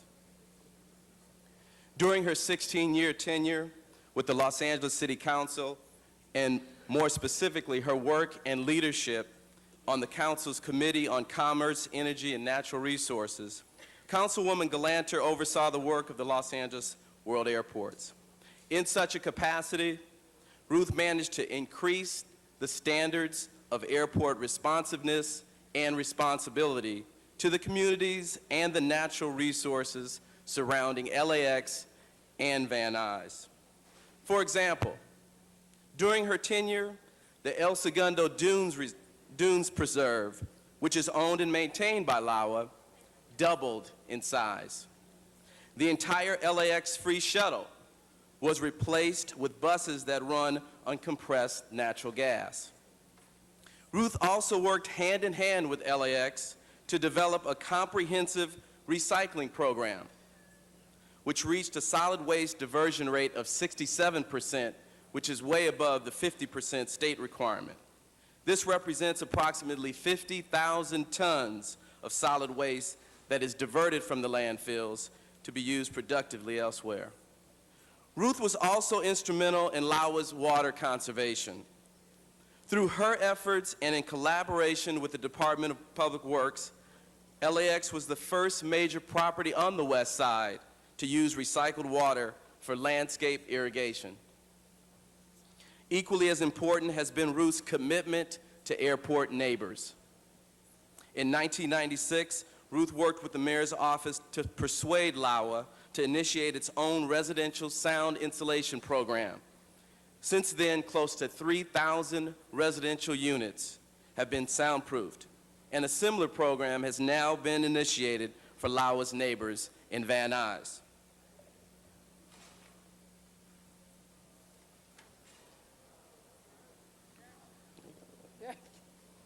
As an airport commissioner, as well as a resident in the beautiful neighborhood of Westchester, I can comfortably say that with Ruth's guidance and support, LAX has become a greener airport, reducing waste, conserving water, improving air quality, and reducing noise.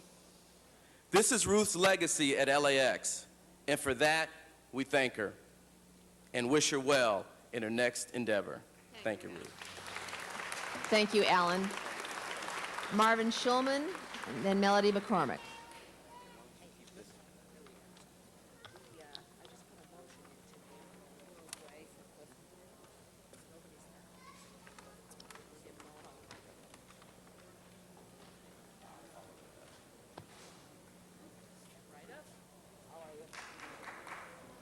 My name is Marvin Schulman. I've had a chance to observe Ruth from a lot of different perspectives, and so it's an honor to speak here today.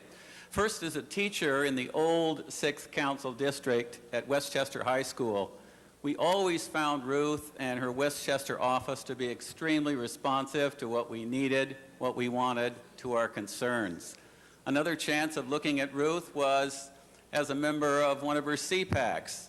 And for 5 years, we looked at the encyclopedic mind of Mario Yurabich, explaining things, telling us what to do, how to do it, what the issues were. And one of the things about the CPAC was those people who constantly, once a month, showed up at those meetings knew that Ruth would listen to both sides, and had her mind made up only after looking at all the issues. For the last 5 years, I've been fortunate to work in the San Fernando Valley as a mentor teacher, encouraging and helping brand new teachers at Pacoima Middle School. And before going to school every morning in the Valley, I would open up the pages of the Daily News. Before that time, I never smiled when I looked at the Daily News, but I smiled when I looked at the Daily News because on the news pages and on the editorial pages, there were constant commendations for Ruth for her service, including things that she said she would not do. And so to look at the Daily News with a smile was something new for me.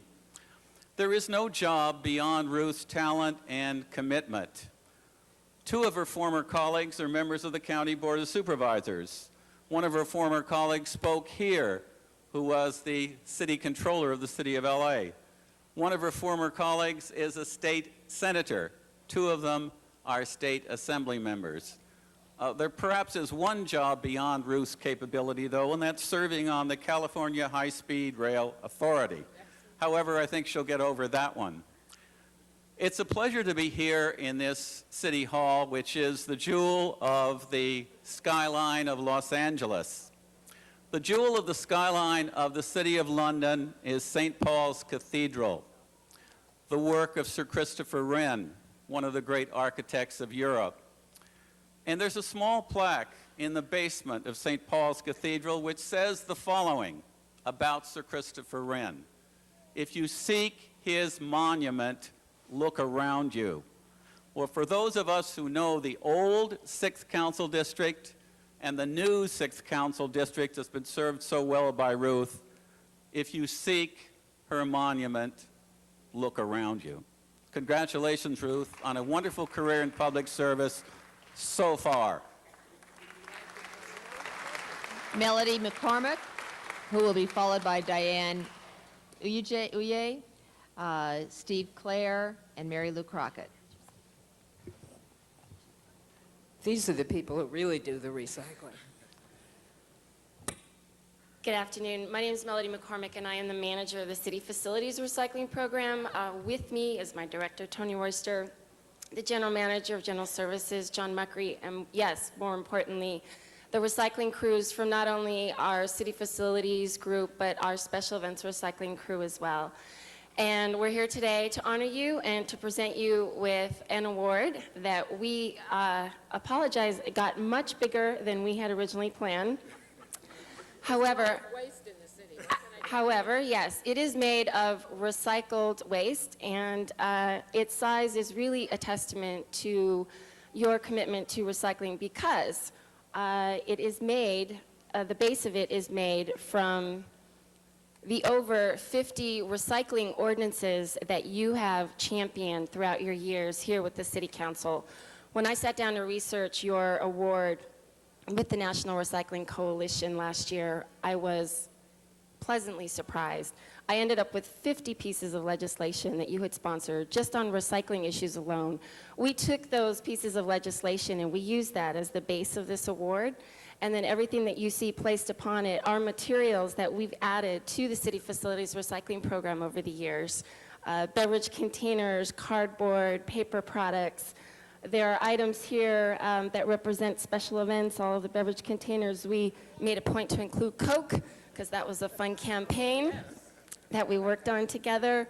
The Buy Recycle 2000 Challenge is represented by that frame that you see. We buy recycled in the city. I know you've challenged all city employees to do the same. And we present this to you because it is with your courageous and innovative approach to recycling that has created all of the programs that are now running throughout the city today. And we've been honored to serve in them, and our commitment to you is that while we're at 60% diversion rate, we're going to continue this legacy, and we're going to push forward until we get to 100%. So we leave you with that. Like I said, if you're trying to figure out where you're going to hang this, you only yourself to blame.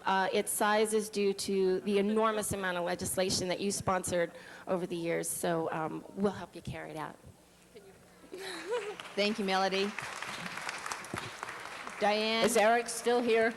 Don't panic, Eric. They just couldn't fit the computer in there. Diane Egie? Electronics is represented right here.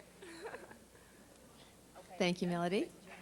John, okay. Then we have Diane Ugie, Steve Clare, and Mary Lou Crockett.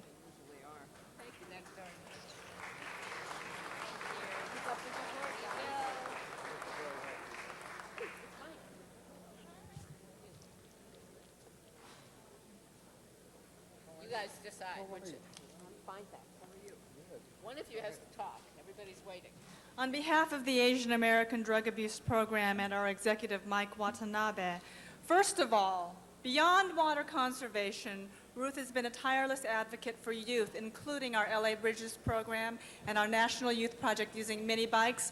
We kept the mufflers clean so not to pollute the air. I want to guarantee that. And I want to thank you for Mike Bone and Audrey King. They always had our back. Thank you for that. And finally, Ruth always knew what to flush down the toilet and what to keep afloat, and we commend her for that, and we wish her all the best. Thank you very much. Thank you. Steve Clare? I'll be around. Hi, Steve. Now, you were part of that original meeting, weren't you? No, I wasn't. No, you were very soon after. Yeah.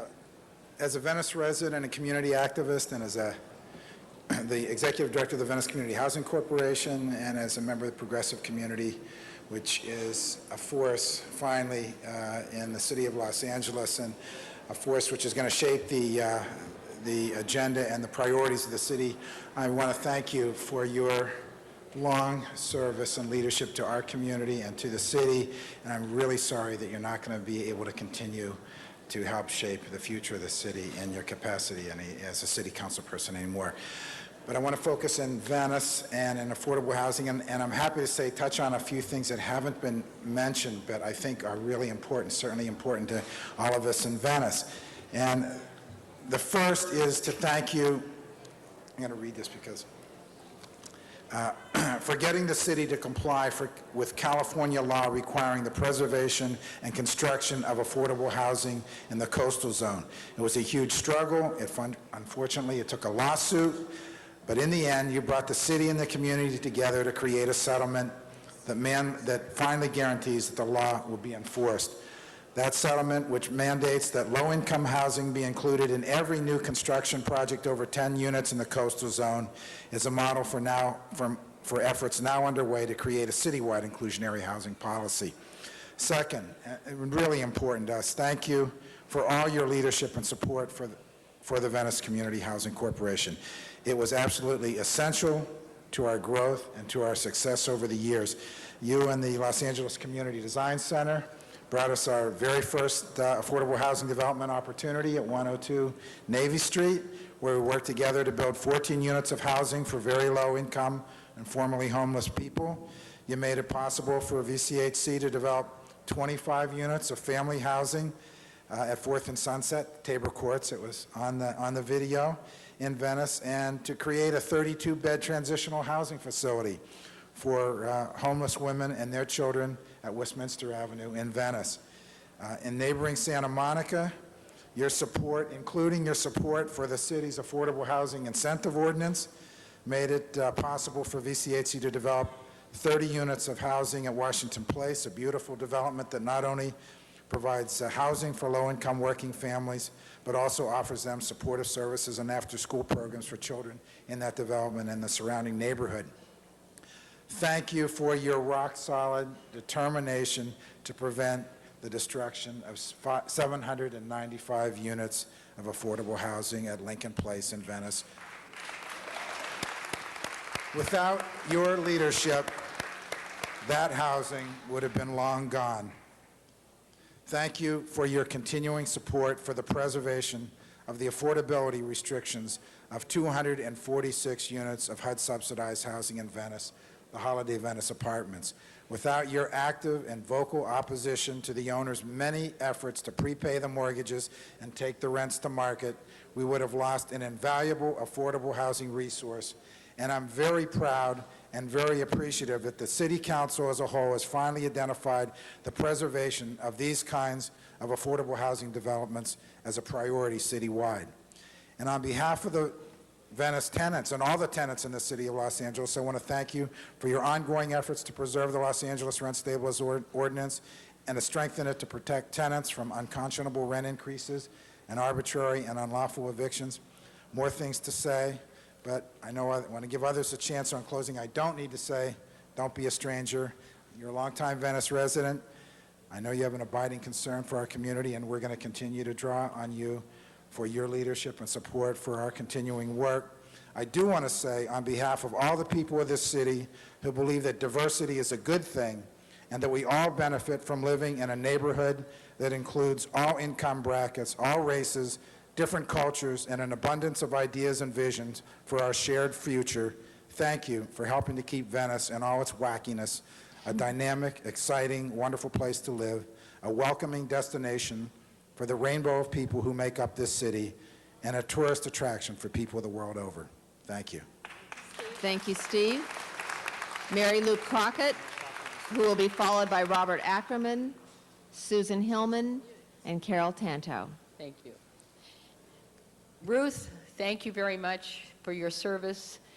When you came in, I was on the Library Commission, and you never missed a beat and greeted me with such graciousness and allowed me to work for you and our city, and I appreciated that. And in tribute to that, I would like to give a check for you to contribute to the Friends of the Library in Venice for $500, and however you want to designate that. You know, awards with cash, I think, are always good, and now I can do that. I'd also like to do the same thing on the behalf of the Westchester Loyola Village Friends of the Library. We just opened, and I'd like to thank you very, very much and your staff on being truly a library for the community. It's just wonderful. And I'd like you then to be able to give this $1,000 check to the Friends in your name and designate it the way you would like to have it. I learned that, that by giving what you believe in is the way our city is great. I will look forward to walking on the Ruth Galanter Pier with my great-grandchildren. Now that my grandchildren, I used to always say on the Airport Commission, I was waiting for my grandchildren to be born and hopefully something would be done. And I'd like to thank you for carrying out the soundproofing program, even though it kind of broke my heart that we had to give in, but it's working out to be a very, very good thing. So thank you very much, and many other things I could go on with. The Historical Society, hundreds of certificates were given because your staff and you were willing to commemorate those people that built such a wonderful community in Westchester and Palo Rey. Thank you for tending to every detail and caring about us the way you have over these years. Thank you. I just want the Ethics Commission to take note. These are not made out to Ruth Galanter. They are made out to the friends of the respective libraries. And Mary Lou, I want to say thank you. That's a wonderful way to honor me. And I will, of course, take the books out and get my money's worth, your money's worth. Robert Ackerman. Thank you. I'm a lifelong resident of Westchester, and for half my life, 16 years, Ruth, you've represented me and my community on the City Council. I'm very grateful for that. Our community's always been concerned about overdevelopment and being overrun with too much traffic, and Ruth here has always been sensitive and sensible about development issues, and that's why she was so successful in scaling back Playa Vista, the Howard Hughes Center, and setting up community advisory committees to look at development projects, and we're very appreciative from that. And Sepulveda Boulevard, too, when it was going to be expanded, you not only put a stop to it, but you let the community decide in terms of how they wanted to improve it, and I think that's foresighted leadership. But I think the one issue that Ruth will be most remembered for is her steadfast opposition to LAX expansion and her support for the utilization of our outlying airports in Ontario and Palmdale. And this City Council has not had a better advocate for Palmdale Airport than Ruth Galanter.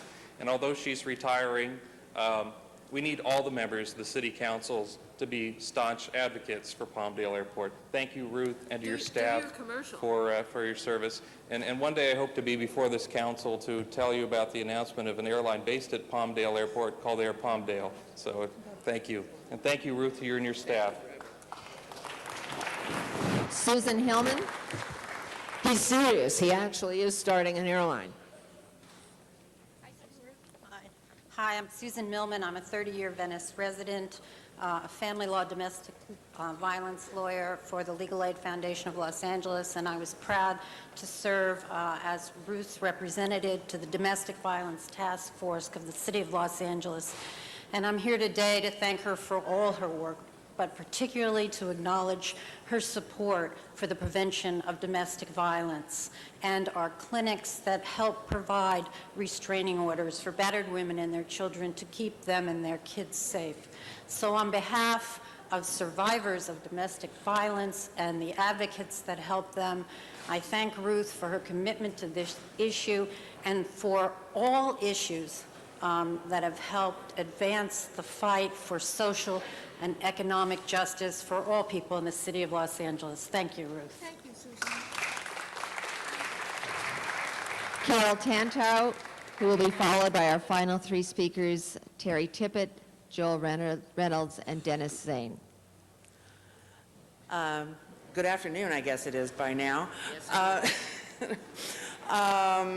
I think over the last 16 years that my life has become very inextricably entwined with Ruth and her office, wearing a lot of different hats, not the least of which is the Domestic Violence Task Force that Susan and I both represent Ruth on. But additionally, I'm a business owner in the community, and I just would like to attest to the fact that Ruth really does shop LA, because she's wearing something from my store. But I would like to just talk about elected office in this city. And this is really a message for all elected officials here. Many years ago at one of the debates at one of the elections that Ruth won, she made a statement discerning the difference between being a public servant and being a public leader. And I think there's really something to pay attention to there. You're not necessarily electing a public servant. You really want somebody to lead you. You want to make sure that you know what's good for you. And I think that's what everybody's been saying here, that Ruth is very good at telling you what's good for you. Also, people often ask me, with regard to city elections, who I'm going to vote for. And my pat answer is the person who will return my phone calls. And I want you to all think about that, okay? My phone calls have always been returned by Ruth and her staff, and that just counts for a huge amount. And we're going to miss her. We had a goodbye party for her about a year ago, so there was a lot of that stuff there. Thank you. Terry Tippett, followed by Joel Reynolds. Yes, it's you. It's you. It's my turn. Welcome back. Welcome back. Welcome back to the 6th District. Ruth, I go back to when you were sitting in my house the first time and you were flipping through my Bronx book. And she said, what do you have this book for? I said, I was born in the Bronx. And that's when Ruth and I really started our bonding. And I guess that's why I'm accused, as you are, of not having too much finesse. that we just go in and we do it and we get it done and pick up the dead bodies as we go. It's the Bronxness in us. There's three things that I wanted to let the world know about. One is the Neighborhood Overlay District that you created when the city did not have money anymore for specific plans. And for those of us who were waiting for a specific plan, we thought, oh my God, what's going to happen to our area? And Ruth came up with the Neighborhood Overlay District, and the Pico Westwood area around the West Side Pavilion was the first, and the model for it. And we worked very hard with your staff. Most of which are still here, learning the right language for the city. And now there are other ones. I run into people all the time that tell me because of that they've created in their area, and so I'm thankful for that.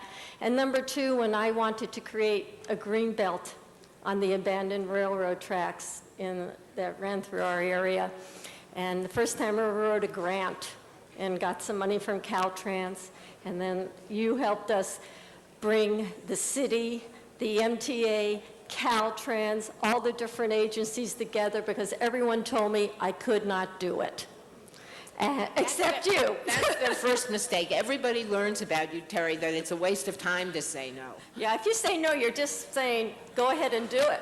So we have this beautiful green belt that's now in 2 years, and the trees are just coming in great, and everything's beautiful. And the third thing is the library we have, because of you, the new library. And of course, last year I had a very difficult year. And Ruth, you planted that tree. We got through the year okay? It was a difficult year for both of us. Yeah, well, yours was nice. But I'll never forget our friendship and what you've done. Thank you. Dennis Zane, and the final speaker will be Mindy Meyer. It doesn't look like Dennis Zane is coming forward. This is Joel Reynolds. My name is Joel Reynolds. I'm a senior attorney with the Natural Resources Defense Council. But I want to just say a few words here today as a 23-year resident of Venice Beach.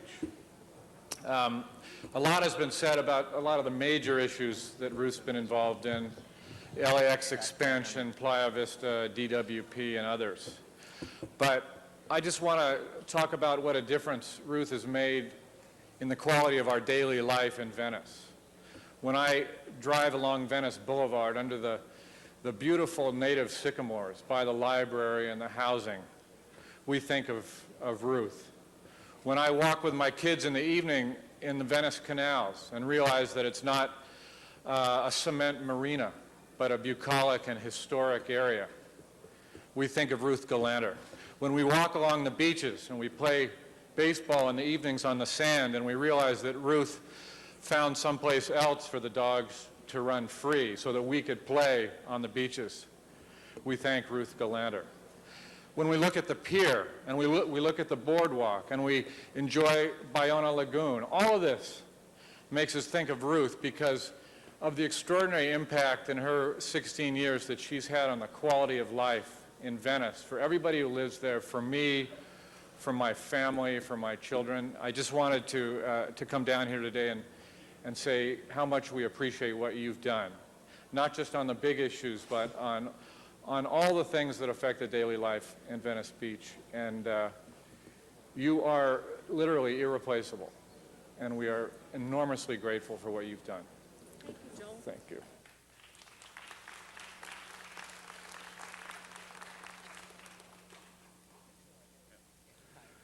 My name is Denny Zane. I'm here to say today that I'm so proud to have had the opportunity to follow in Ruth Galanter's wake most of my adult life. As many of you know, she was a Santa Monica activist before she moved to Los Angeles. We followed in her wake there on affordable housing, on saving the pier, and many quality of life issues there. Few people know that Ruth has the distinction of perhaps being one of two people when they moved from Santa Monica to Los Angeles to have merited a block and a half, to have merited a front page story on the Evening Outlook.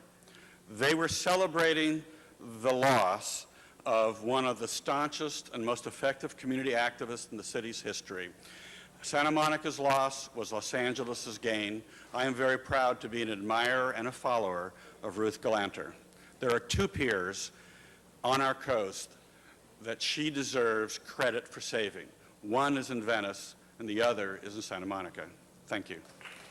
Thank you very much, Mr. Zane. Next, Mindy Meyer, to be followed by Stacy Bolden. Hi, my name is Mindy Meyer, and I'm a resident of Venice, and I've lived there about as long as you've been council member, and I'm going to do something unusual and be very brief. I just want to thank you so much for your leadership. I didn't believe much in city government, and I decided I wanted to plant some trees, and I wrote a lot of different elected officials that I was going to do that, and you were the only person who wrote back. And you told me if I needed help to let you know. And I needed some help, and so I let you know, and you were there for me. And from that point on, your office has always been supportive. They've put me on board so I could learn more about how the city government works. And now when I want to get things done, I know how to do it, and I know because of you. So I just want to thank you for everything that you've contributed to the community of Venice and for all the things you've contributed to me. Thanks. I just want to say, as soon as we find somebody who wants to do something, one thing we learned very early is we put you to work. What you take care of, I don't have to. Thank you very much. Stacy Bolden, the City Attorney's Office. Good afternoon. I'm here today representing California State Attorney General Bill Lockyer, and he sends his very best wishes to you today. I'm here on his behalf to thank you for your 16 years of tireless and dedicated service to the city of Los Angeles and to the people of the state of California. Thank you. Thank you, Stacey. Thank you, from the Attorney General's office, not the City Attorney's I know, office. I'm exhausted. Thank you very much. Now? Councilwoman Galanter, the microphone is yours. Thank you. First of all, I want to say thank you to all of you for sitting through what turned out to be a much longer program than I anticipated here. And of course, we're not done yet because, although that was the most fun for me, now we come to the part that's really sad for me. Mindful of my advice to Eric that the best speech is usually the one you don't give, I'm not going to forego this opportunity since it's my last one, but I will try to hit the highlights and skip the rest. I want to say thank you to a lot of people. I want to start by saying that the last time I was in the chamber for something like this, I couldn't speak. I could only stand up for a very short time. My office was actually right across the hall in what is now the conference room because there were 15 council members and 14 offices, and they figured that that was about as far as I could walk. That was when I came straight out of the hospital, straight into this chamber. And I want to tell you, it's a lot more fun this way. And this helps to erase some of the memory of that. But I mostly want to say thank you to a number of people in City Hall and a whole lot of people who are not regularly in City Hall, although some of them are here today. 16 years here has been, as I mentioned to Nate the other day, a character-building experience, but it's also been a very rewarding experience. I've had the opportunity to learn more about how a city works than most people ever get to do. And I want to urge all of you to seize the time while you are on the city council, go see everything. I have been inside a sewer pipe before the sewage got in there. Felicia Marcus and I went in to check it out. I have not been to the coal mine. I have been to various of our power plants, not Mojave. I was promised a trip, but I didn't get to Mojave. I have been in the harbor department and backstage at all kinds of water and power facilities. These are fascinating things to see. Many of them are available to the public, but we often forget to tell the public about how the city actually runs. It's very educational to see a sewage treatment plant and to appreciate the fact that, you should pardon the toilet reference again, that when you flush the toilet, it's got to go somewhere, and there are a lot of us here. People wonder where their money is going. It is a very wonderful thing to go and see where our money goes and why we need to spend this money. And so let me put in a plug here. If you don't do something, the water system is going to go broke in 2 years, and I'm still trying to find out what's going to happen to my water service if the water system goes broke. Just don't let it happen. And you will have to find a way to do that because the council doesn't have direct jurisdiction over that. I don't know how you're going to do that, but it's not my problem. It will be my problem, however, as a consumer. So there are a lot of challenges ahead. The city is a complex place. It's a fascinating place. I think this is the most interesting city in the country because everything that happens, everything that changes here first and fastest. And so we are all privileged, everybody in the city, even when we get frustrated and angry, we are actually very privileged to see the future because we're living it here all the time. I have a cousin in Pittsburgh who swears he'll never set foot in California, and I said, why not? And he said, if I just wait, it all gets here eventually. And he gave me a couple of examples, juice bars, for example. The fact is, trends start here, population changes start here, cultural things happen here first. This is really where the future happens. And we talk a lot about the pressures of growth, the pressures of our own population and the people who aren't here yet but would like to be here. Let me tell you guys, this is nothing compared to what's going on in the developing world. We need to use the little bit of leeway that we have to help the rest of the world understand where we've gone wrong and where we've fixed it, so that people in the rest of the world don't have to make the mistakes that have been made here in the past. We've done very well as a city, I think. I'm very proud to have been a part of it. I do remember one of the few things that I remember from that first day standing at this podium. Actually, the horseshoe was over there and I was standing over there. But I remember a huge crowd cheering, for which I'm very grateful. And I remember looking around at a whole group of people who had mostly, of course, supported the incumbent, and I could see them all counting. Every single one of them had noticed, as you know, no matter what a politician is interested in, everybody can count. And they had seen that 58%, and suddenly, really overnight, the council became an environmentalist council. And you have continued that tradition for all this time, and I'm sure that the best is yet to come. But I'm very proud to have been in on the base. Let me say again, as we have all said, none of this would be possible without a lot of help and a lot of support. So I want to start by saying thank you to the city staff, of whom there are, as you know, thousands. And I want to mention, for example, the people sitting in the front of the room here, not Eric, the ones down the next tier here, the clerk's office, the city attorney's office, the people, the CLA's office, the people who keep us going. We all get to make the speeches. They have to make sure the motions get to where they're supposed to go. They have to make sure that they get filed, that the 30-day, when an ordinance takes effect, actually happens. There's just a lot of mechanics to running the city. And many of the people are in a position to teach us as we become council members, as we change committees. The recycling folks who were here earlier taught me a lot. I like to think I taught them some things too, but we actually worked this all out together because they have to implement the programs. They're the ones who can tell you what works and what doesn't work. Same thing at Water and Power. I want to say that there are a lot of people not here today who, because they're not around anymore, who helped to shape my view of how to be a council member. John, I am going to cry over this one. John Ferraro, of course, came up to me that first day and he said, I'd never met him before. He came up to me and he said, congratulations, now go get better. It'll all still be waiting for you when you feel a little better. And of course he was right, it all still was. And when something happened and he wasn't sure I understood the political implications, he beckoned me up to the chair and he said, now let me explain something to you. You do understand that this particular thing was an insult. And I said, well, no, why was it an insult? And he explained it. And I said, what am I supposed to do about it? And he explained that as well. And I think I owe Mr. Deaton a debt of gratitude for helping John with that explanation to me. It wound up in charter reform, and if you want to hear the story, we'll do that another time.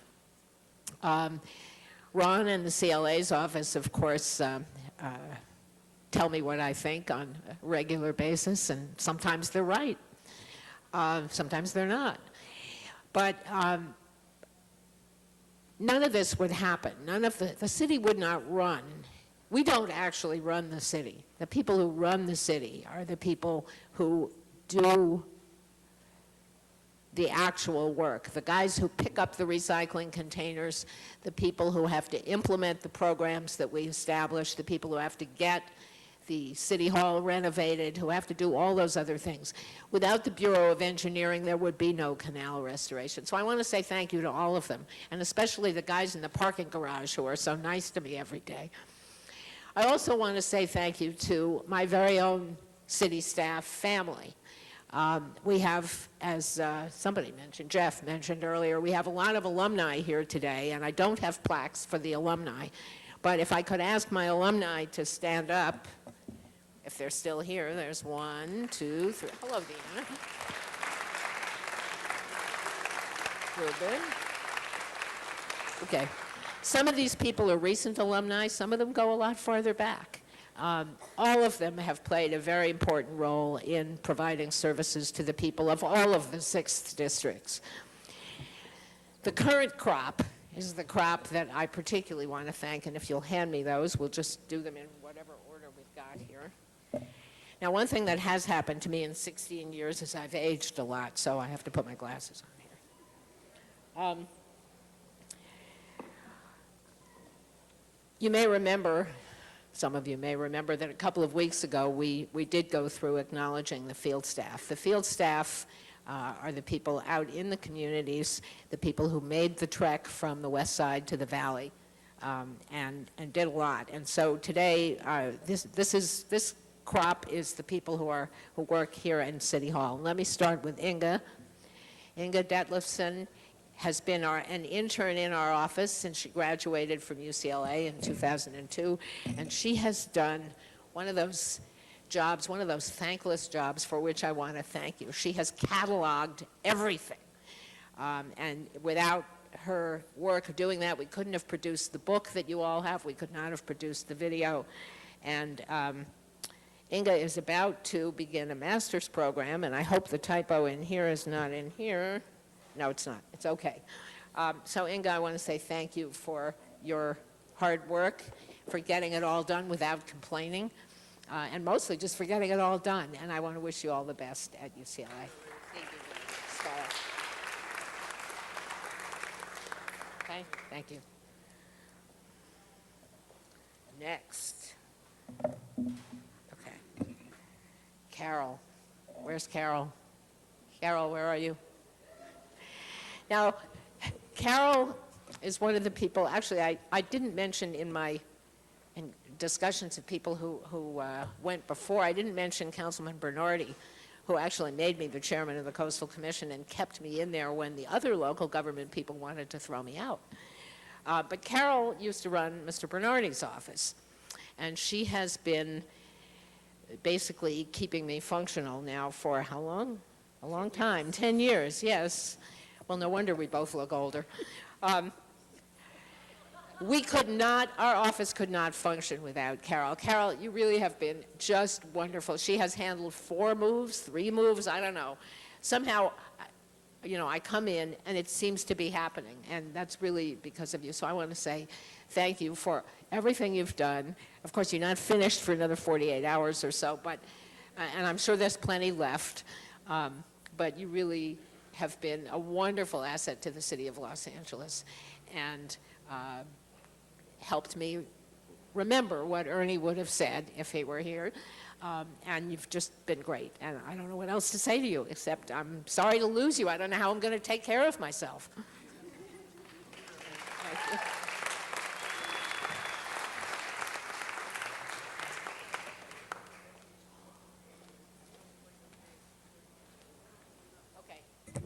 Carol is going to enjoy a well-deserved retirement. As you'll notice, a number of my staff are doing it. You want to do this one next? Okay. Sandy. Sandy Anguiano has been with me since the beginning. There are two of them still who've been around forever. Sandy started out as the receptionist, and this was when every homeless person in America was on Venice Beach, and everybody else in Venice was calling up, some of them 8 or 9 times a day. And the rest of us used to stand around and listen to Sandy answer the phone. Because, and I still have never figured out how you do this, although you did tell me, because she could talk nicely to all of them. They were all screaming at her, and they wanted to scream at me, but she was in the way, so they screamed at her. And she managed somehow to get them all to calm down. And I asked her once how she did that. I don't know if you remember what I said. You said to me, well, they seem so upset, and somebody ought to listen to them. And starting from that, Sandy has, yes, indeed, that was a very important point. So, Sandy, you taught from the beginning, you taught a lot of the rest of us who were all brand new in City Hall how to respect our constituents even when they were screaming at us. Because they were legitimately frustrated. And Sandy has gone on to do a whole variety of tasks in my office. She's beloved across the city because she's the person who gets the buses. And I get more mail about Sandy than anybody else. So Sandy, thank you for sticking it out all these years. She was half of, I think, the only mother-daughter team in the same office for a long time. Amanda is now working in the mayor's office. Sandy is also going to get to retire and be a grandmother yet again. Yeah. How many are we up to? 5. 5 grandchildren. Does she look old enough? Sandy, thank you so much for everything you've done. Have a wonderful retirement and relax. I know.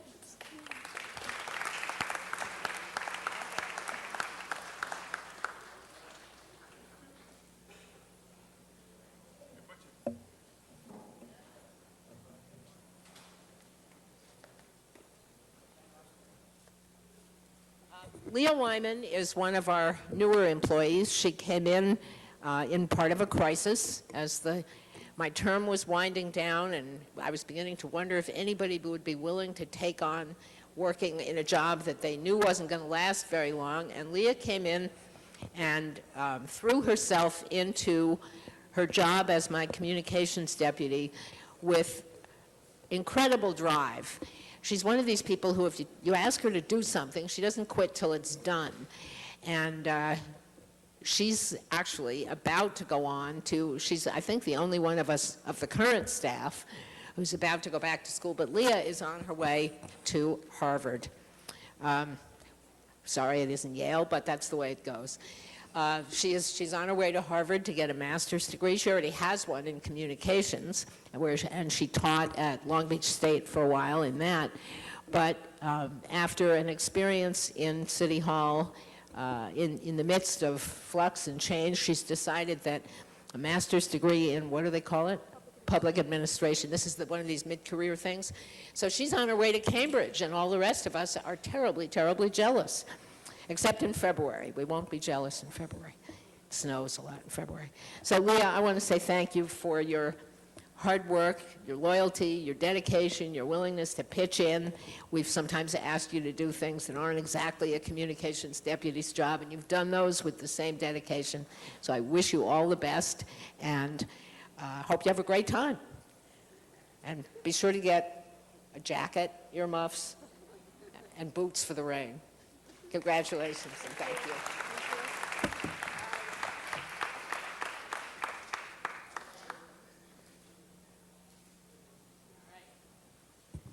There is an end to this, guys, but it's a few certificates away. Mario.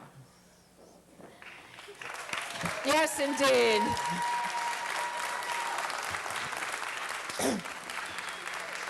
You know, it's occasionally embarrassing to have one of your staff members get more applause than you do, but he deserves it. He really does deserve it. Mario Yuravich, when I first met him, was Joan Flores' planning deputy. And I was sitting on the planning committee with Bernsen telling me how to respond to things. And I'm not sure I fully appreciated you in those days, but boy, did I get an appreciation when after Joan left the council, Mario came around looking for a job, and we didn't have the planning spot open at the moment. So I asked him if he'd be willing to be a constituent deputy, and he did. He said he would do it, and people used to stop me on the street and say, "Where did you find this guy? He's so wonderful." So those people were heartbroken when you became the planning deputy. But an enormous number of people who have worked with Mario, both the constituents who were worried about development, the developers who had to face those constituents, and a lot of people in the city staff know that Mario really is a genius at this stuff. He understands all, thank goodness, he understands all the details of zoning ordinances, which I have never had to learn because I just ask him. I hate those details, but he really understands them all. And he's also extremely good at figuring out what is the solution to the problem that will work, and then persuading everybody on whatever side of the argument that that is the solution that will work, and then he helps us get it done. So Mario, I don't know what to say. Mario's retiring. None of you are going to get him. But that's your loss. It's been wonderful having you on my staff, and I really appreciate everything that you've done. I especially appreciate the things that you've saved me from having to do.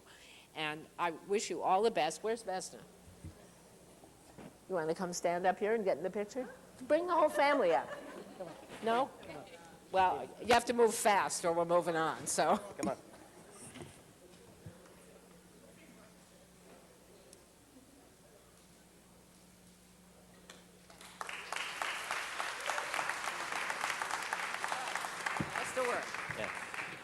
I just want to say a word here.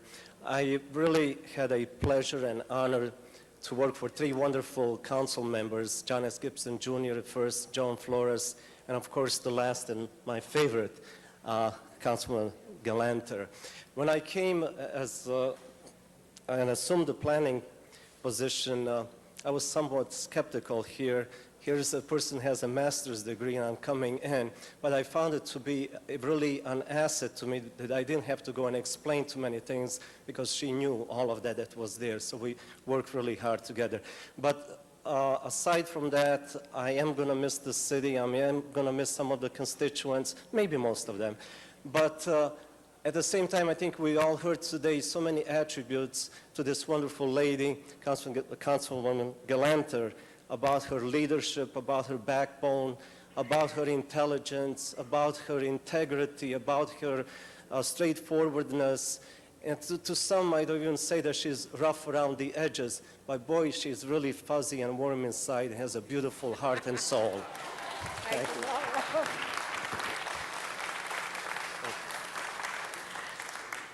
I didn't pay him for that. He doesn't work for me anymore. John? All of you in the chamber, of course, know John Howland, who has been my legislative deputy. And so you probably know him better than anything. Stop looking at the checks. They're not made out to you either. John really has done a wonderful job here, and I hope that the rest of you appreciate him as much as I do. He has this wonderful facility for taking on whatever oddball idea crosses my desk that day and learning enough about it so that we know whether we should do it or not. And once we've decided to do something, he's able to write the motions, he's able to get the background, he's able to handle the mechanics of working with the CLA's office and with all of your offices. And John is about to go private. But before you do that, John, I just want to say thank you for what you've done here. You'll discover over the course of many months and years looking back over things or reading stuff in the newspapers how many things you've actually touched in really a very short time on the staff. And so all of you are going to be glad you knew him and sorry you lost him, but he's going private. What can I tell you? So you may see him. You never know. So here it is, John. John also does things. He's one of these people who actually has a life in addition to having a job. He also does things with his life like volunteer, reading for the blind and dyslexic. And he's been active in a bunch of political campaigns, so he's got the experience, all of you politicians. You're making me blush. Oh, good. I've tried to make you blush for the whole time I've known you. Let me see if I can think of something. Never mind. So John, here, thank you for all you've done. I hope to stay in touch. I wish you luck in the private sector. Thank you very much. It'll be fun. Oop.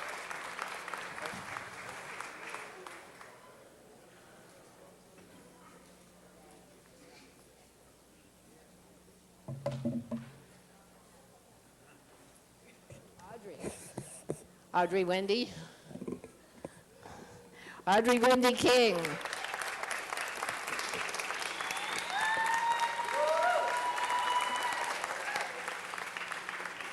Your public awaits. You thinking of running for office? Never. Audrey is the other person who's been with me from the very beginning, and she and I have had actually a wonderful time together because when she started out, she was very, she was doing basically a clerical job in the office, but she always had this twinkle in her eye so that I knew that she could detect quickly when somebody was feeding us a line, and she was always much too polite to say anything. And once I asked her why, and she said, well, you know, my job is I'm a whatever your title was then. And the next thing that happened was we had an opening as a legislative deputy, and I went around the office saying, now, if anybody on the staff is interested in this job, you have to step up and tell us. And I remember you came in very gingerly, and you said, you know, I think I might be interested. And we seized upon that because of your ability to cut to the chase and see through all the baloney that people feed you. But then, after a while, it turned out that I had a much more serious issue to deal with in my field operation, which is, as you all know, what gets you reelected. What really gets you reelected is taking care of people's problems. And so I asked Audrey if she would be willing to go out to the field office and use some of that no-nonsense attitude and take care of people's problems. And we hemmed and hawed because all her friends were in City Hall and she'd work here. Finally, she said, I actually found the note the other day. You wrote me a note that said, okay, I'll do it. And so she did. She went out to the Crenshaw office, which is where she's focused. She also worked in the Oakwood area in Venice and in Mar Vista, and she got a whole lot of things done that would not have been done without that. In the meantime, she also established herself not only as a representative of the city government, but as just who she is, Audrey King, who's got a no-nonsense, let's get it done and let's have a nice time while we're at it person. The Wendy in question used to be her alter ego. She told me that somebody said, hi, Wendy, to her one day, and I said, who's Wendy? And she said, oh, well, that's when I'm outside of work. That's the party animal, right? That's the party animal. Well, what I asked her to do was bring Wendy into the office as well. And so now we have Audrey Wendy, who could tell off the most remarkable people when they were really getting out of line without their getting mad about it. I don't know how you did that. Everybody gets mad at me. But Audrey really cleaned up a lot of the field operation. She taught a lot of the succeeding field staff what you need to know. She knows everybody in City Hall. She, through her hard work, made me the top fundraiser for the United Negro College Fund 2 years in a row. Three? No wonder it felt like we worked a long time. And she really did that. One of her daughters went to school in one of those colleges, and so she really knew how important it is. And I was very proud to do that, and I probably wouldn't have done it if you hadn't been there holding my hand, introducing me to all the right people, and reminding me if we hadn't done enough that week. So Audrey, you deserve your retirement. I hope you're going to enjoy it a lot. I know you're going to enjoy it a lot, and I want you to have this. I wanted you to have a long, elaborate resolution. But she was smart enough to take a look at her wall space and say, just give me a plaque, which is Audrey to a T. Hold on. Stop that, Nikki. I'm taking my glasses.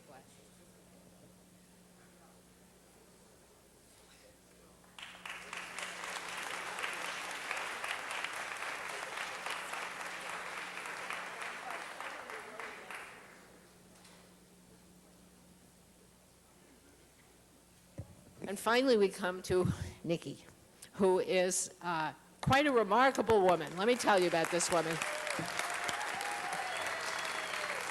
Kleenex is right there. Nikki Tennant combines the best attributes of a commanding officer and a mom.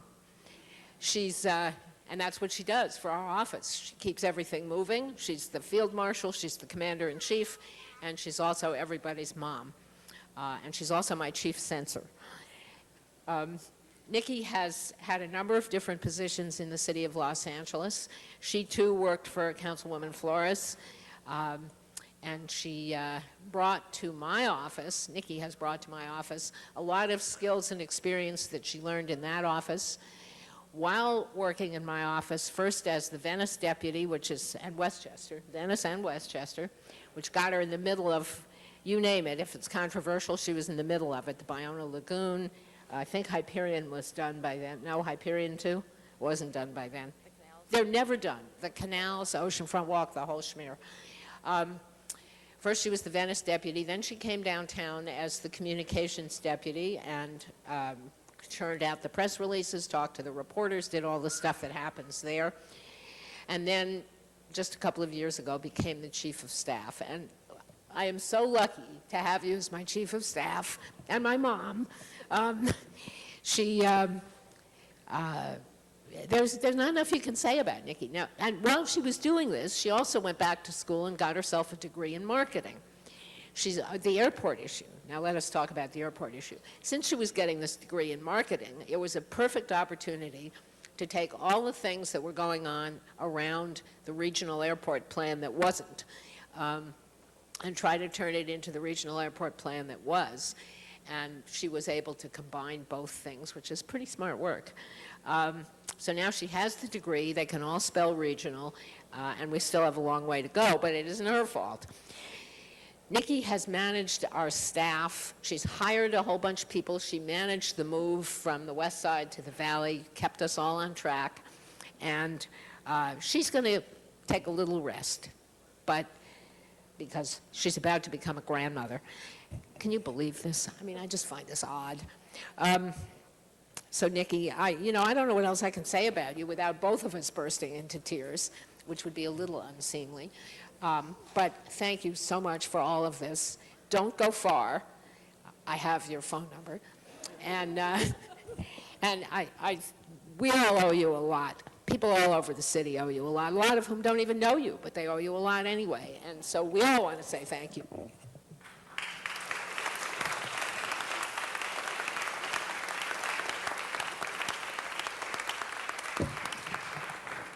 I just want to say a couple things. I know it's late, and the one thing that I have learned is that we have to feed Ruth. So we're going to feed Ruth very soon. The first time I ever met Ruth is a funny story. I was casually throwing a Coke can into the trash, and she swooped in behind me and said, "Don't you throw that in the trash. This has to be recycled." So from then on, I have been a recycling advocate and have been very pleased to help you with your recycling legislation. And I also want to thank all the members of the city family that I have had the opportunity to work with over the last 15 years. Thousands of people have helped to help us accomplish what we did for the people of Los Angeles, and I just want to thank you all. And then the last thing I want to do, Ruth, is thank you. You have been, okay, here we go. Right there. You have been an amazing, amazing boss. I have never had the opportunity to work with someone that I respect and admire so much, and you have helped all of us grow in so many ways. And on behalf of your past staff and your future staff probably, and your current staff, I want to thank you for helping us to grow and shine in so many ways, and for letting us work with someone whose character was so deep and strong and true, and for letting us work on issues that we cared so much about. And I just want to thank you so much.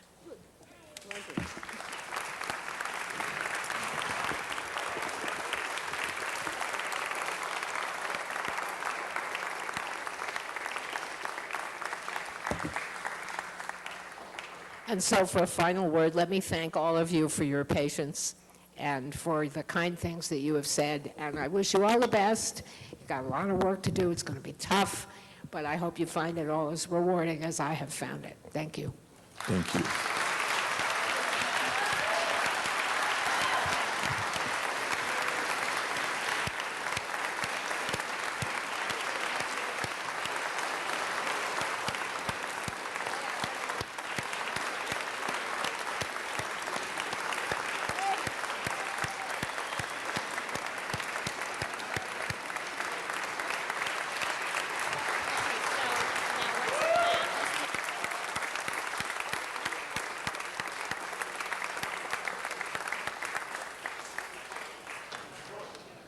Thank you, Ruth. Mr. Zine for a quick presentation.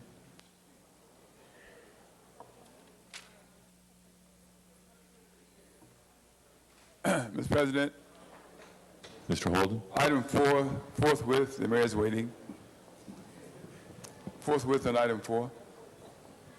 Yes, actually, if it hasn't been announced previously, this is the last, not only the last week, but the last day of the fiscal year. So all items approved today, as has been the case all week, will go forthwith. Oh, he's waiting, that's why. Thank you, Mr. President, colleagues. Robert H. Bartel, please come forward. And your fans that are here to show support for you, you would anticipate that with 50 years of service to the people of the city of Los Angeles, Mr. Bartel would be retiring from the city of Los Angeles. 50 years of service to the city of Los Angeles, but he's not retiring. We're going to honor and recognize him for his work with the city over all these years, acknowledge him for his service to the people of Los Angeles. So this is not a retirement presentation. Robert H. Bartel joined the city family when there were no child labor laws. Robert H. Bartel, Senior Construction Inspector for the Department of Public Works, Bureau of Contract Administration. Robert has contributed over 50 years of service to the city of Los Angeles. He began his career as field engineer aide for the Survey Division of the Bureau of Engineering, and thereafter transferred from Survey to Inspection Division in 1956 as a construction inspector for the Bureau of Contract Administration. Robert promoted to Senior Construction Inspector in 1978, and over the years has worked in the field on major inspection projects and as a dispatcher for the Bureau's San Fernando Valley service area. Robert has been the lead dispatcher in the Bureau's East Valley office since 1985, where he has efficiently provided a valuable service to inspection personnel, contractors, and the public. Robert has worked on a variety of special projects during his inspection career.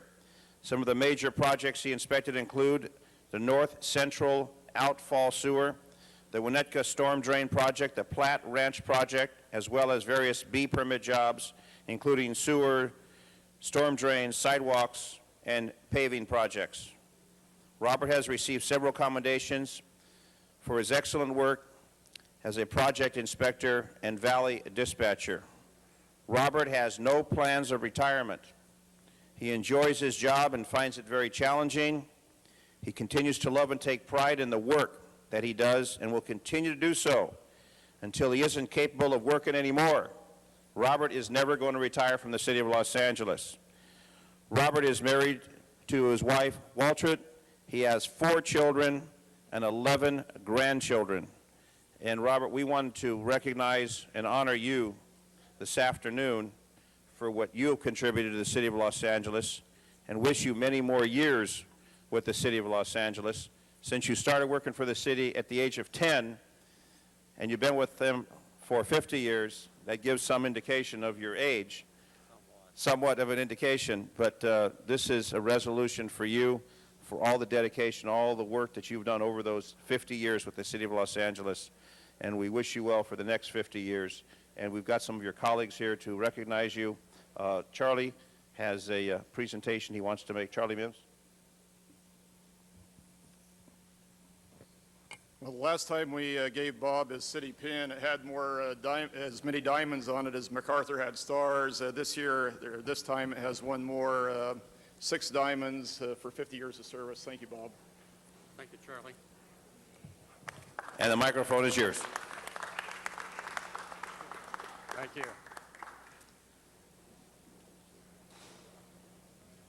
It's been a pleasure and an honor. The 50 years have been very interesting, and I am sure that the years in the future will be just as interesting. The times are changing, and we've got to learn to change with it. Thank you for honoring me this day. Thank you very much. Thank you very much, Mr. Zine. For another quick presentation, Chair recognizes Ms. Perry.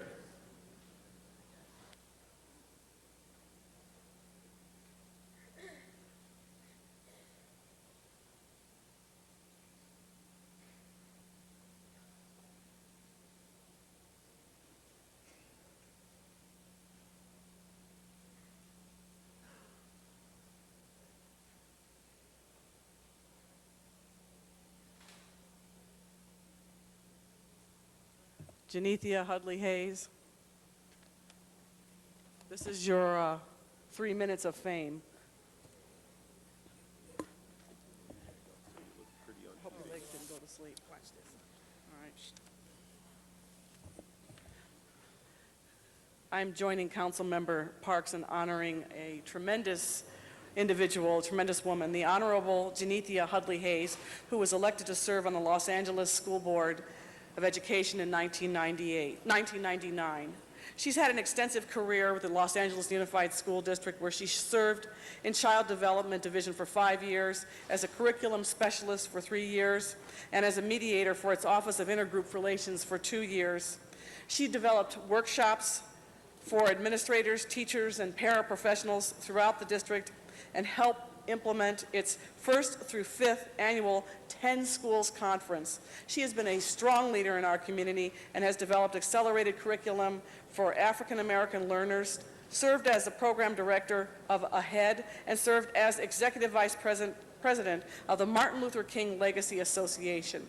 She continues to inspire and empower people and has served as a national presenter at conferences whose focus is innovative approaches to developing community and parent partnerships with public education agencies. She has conducted parenting workshops and seminars for the Rosa Parks Sexual Assault Crisis Center, United Teachers of Los Angeles, the Pasadena Welfare Rights Organization, the University of California, Los Angeles Unified School District Joint Venture MedCorps program, and the Southern California Achievement Team Parent Conference.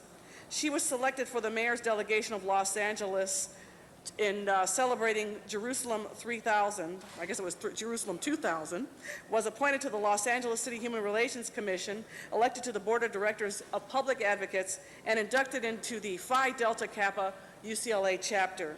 There are so many things that I could say about this tremendous woman, but mainly I want to say that we will miss you. Thank you. We will miss your intelligence, your thoughtfulness, and your compassion, and your love for the children that you fought so hard for. Thank you. You've made a real and lasting impact on our community, and I know that you will continue to do the great work that you have already done as you move on to your next great venture. Thank you.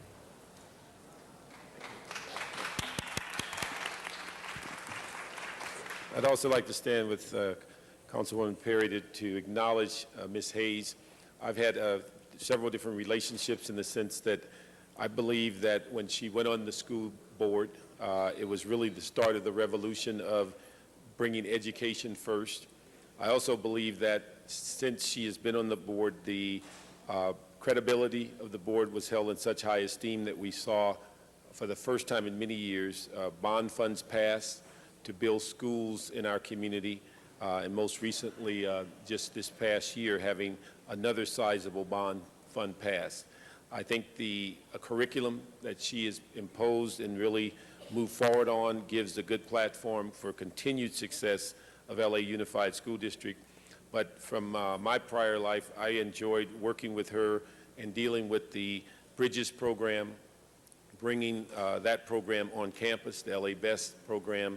These are things that, as people talked about after-school programs, how we might deal with young people in their formative years at that at-risk stage. How could we prevent them from going through the criminal justice system or the juvenile justice system?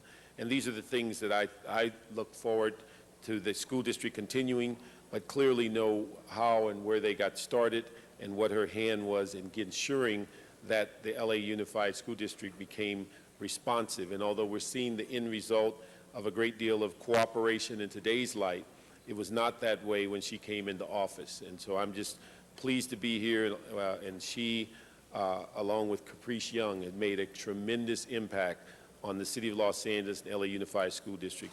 And both Jan and I, along with all the city council members, like to give you this certificate.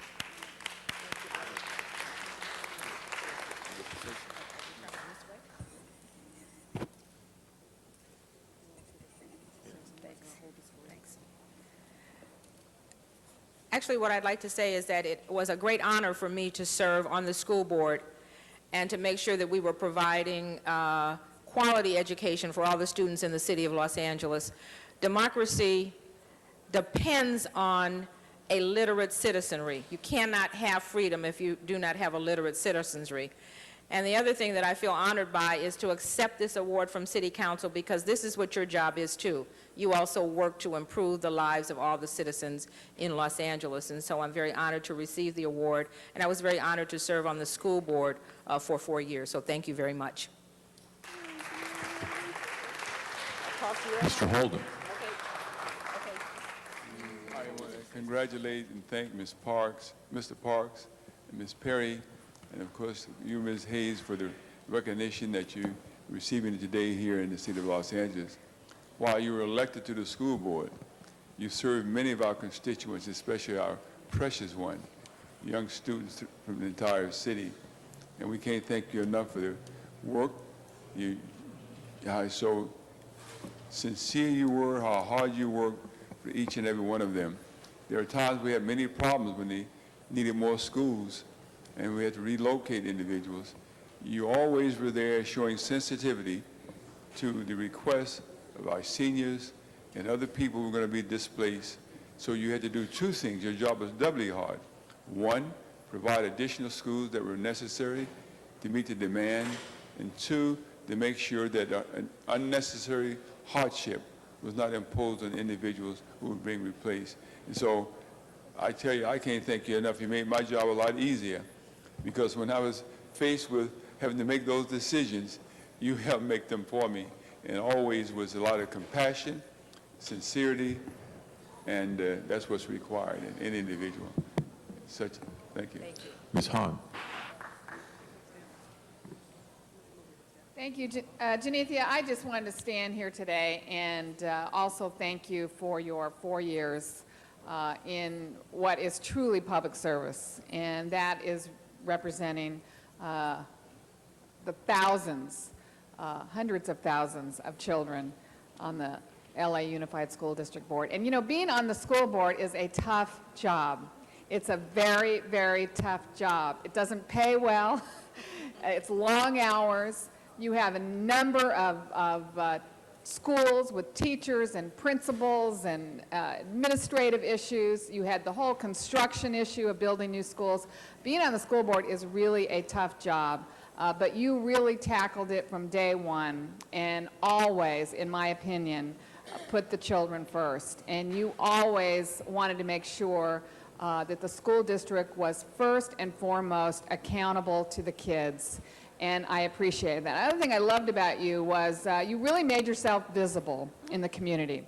And, you know, a lot of people don't always know who's their school board member or who's on the school board or what the job is, but you were always visible in the community. And I rode behind you in a couple of parades in the community of Watts, and I really appreciated that because people need to see a face behind the people who are making decisions that, in my opinion, most impact those families, and that's what happens to their kids. So thank you for your 4 years of true public service. Thank you.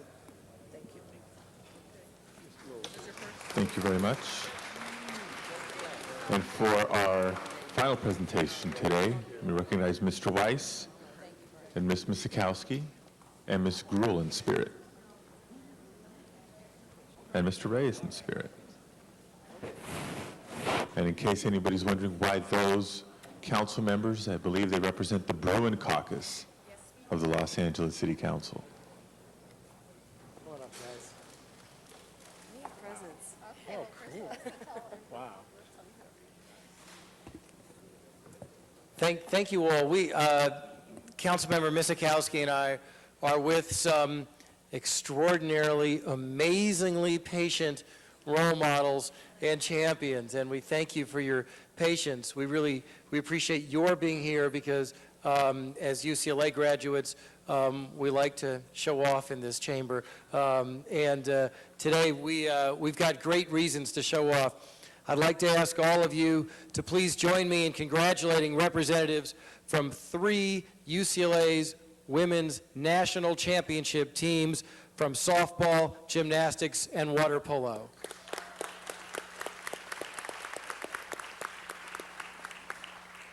With us here today, representing the softball team, we have Coach Sue Enquist, Julie Hoshizaki, Kira Garrell, Monique Mejia, and Natasha Watley. From gymnastics, we have Valerie Condos Field, the coach. And from water polo, we have Matt Armato, a men's coach, and Jessica Lopez. We really appreciate all of you sticking it out because it's important that the City Council and the City of LA know exactly what you did.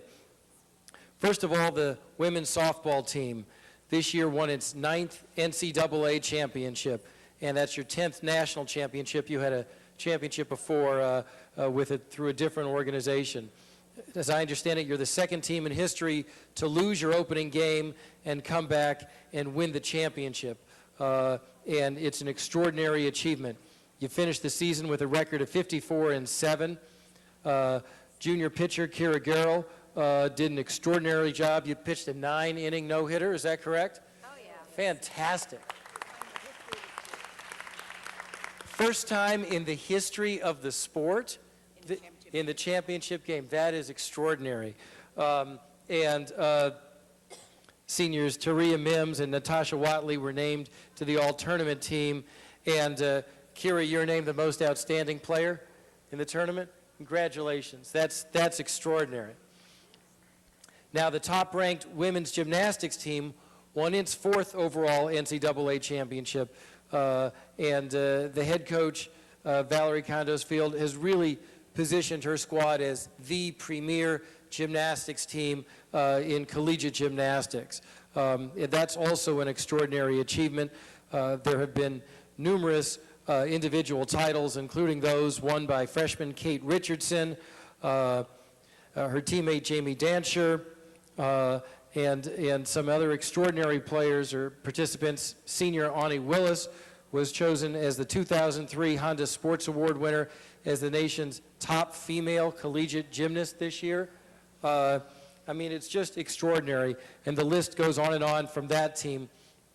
Finally, the women's water polo team won its 2nd NCAA championship and its 6th national championship after beating Stanford this year. You guys had an extraordinary run. Your record this year was 23-4. Seniors Robin Beauregard and junior Natalie Golda were named to the national first team, and a total of 6 members of your team received All-American honors. It is one of the most extraordinary parts of my job that I have the chance to represent the district that includes UCLA. Cindy's a graduate of there. We're so very proud. Cindy, you want to tell them a few words about how it means, I'm really pleased to be joining Jack here. And having been an alum of UCLA back in the John Wooden era, I go back that far, it truly is great and amazing to see the women's teams now equal the men's teams at UCLA in all areas. I don't know where or when they're going to be building a new building to add all these trophies, all these banners, but I hope they're hanging just as proudly in Pauley Pavilion because you deserve that ranking. I mean, it just went on and on. And #1, first time ever, top awards. It's truly amazing. And to know that this institution does it again and again, not only in the field of competitive sports, women and men, but also in the field of academics. It really is an incredible institution that this city is proud of. We are proud of you. And although the institution is in Mr. Weiss's district, I dare say I think I've got the largest population of UCLA residents, both current students and alum, in the 11th Council District. So it's great to share this tribute with him, and I don't know if any of the coaches or victors here want to speak. They do, but so do Ms. Galanter and Mr. Labange. I just wanted to say congratulations also, and I also want to thank you for your patience. You had the longest wait that a much longer wait than most people do, and I appreciate your sitting through it. Thank you. On behalf of all the coaches, I'd just like to say how honored we are to be here. Thank you for honoring us in this way. We are thrilled to be ambassadors for Los Angeles. We represent the community. We all have diverse teams, and you could not ask for better ambassadors than UCLA Bruins. And Ruth, it was a privilege to be here today, to learn so much about the work that you've done. And if you can flip, swim, or throw a ball, we'd love to have you on any of our teams. Thank you. Mr. Labange. Thank you. I think Ruth, she could be a great coach, Coach. She could be a great coach as a teacher. That's what I saw there. But I want to congratulate all the coaches and athletes and all of UCLA. I returned to New York City for the first time in 25 years at a conference on public parks. And one of the things we talked about just this week is how you had to reconnect the athletes to the public parks, to the playgrounds that they were on. So I congratulate you being champions, and it's great to see champions. And my mentor was a Bruin, Milt Davis, who went to Jefferson High School here in Los Angeles City College, and then to UCLA, played for Red Sanders. But I always like to mention my mentor. But as you are mentors now, as athletes who are champions, to go back to your public playgrounds and your parks where you first started, call your high school coach again and make that connection, because it's so important if we're going to reach out to the engagement that is necessary for young people, that we continue them on that activity of athletics and academics and humanities. Congratulations to the UCLA Bruin family for your great work. Thank you, Mr. Labange. I just want to add two things, and then we do want to hear from the players and the coaches. One is, Mr. Weiss, I know you're proud UCLA's in your district, and we talked about women in sports reaching equity with men in sports, but raise your hand if you saw that championship softball game and that no-hitter on Fox Sports West. I sure did. Now I'm proud of that. And also, another way you inspire children, especially young girls, in a way that you don't know. There's a little league in my district called the Sylmar Independent Baseball League, and they have baseball for the boys and softball for the girls. The boys' teams are certainly named after the professional sports teams. There's the Dodgers and the Yankees and the Angels. The girls' teams, the coaches got together and named each and every one of the teams after college teams to send the message that there are women to look up to in terms of the sport, but also to emphasize the academic side of life. So I know that there's little girls out there looking up to each and every one of you, and you're doing a tremendous job in setting the example. On behalf of the UCLA softball program, I want to thank the City Council and the City of Los Angeles for the recognition today. I think what we're most proud of at UCLA is the balance that we try to maintain, and to send a message to everybody that if you have hard work and you have a positive attitude, both in the academic and the athletic realm, you can attain your goals. But I think what I'm most excited about in our sport of softball is that we represent, I believe, the tapestry of Los Angeles.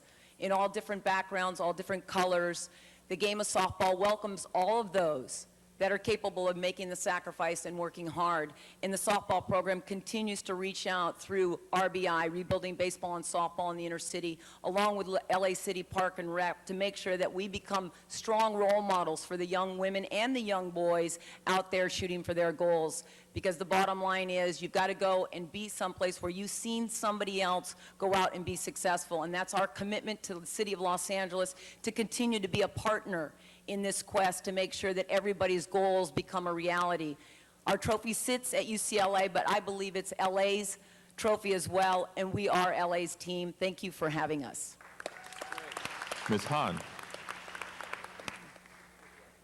Thank you. I just wanted to rise and say, first of all, thank you for the patience that you've shown by sitting through this council meeting until we got to you. I saw it on my calendar this morning that you were going to be here and that we were going to have the opportunity to honor you, and I was so excited.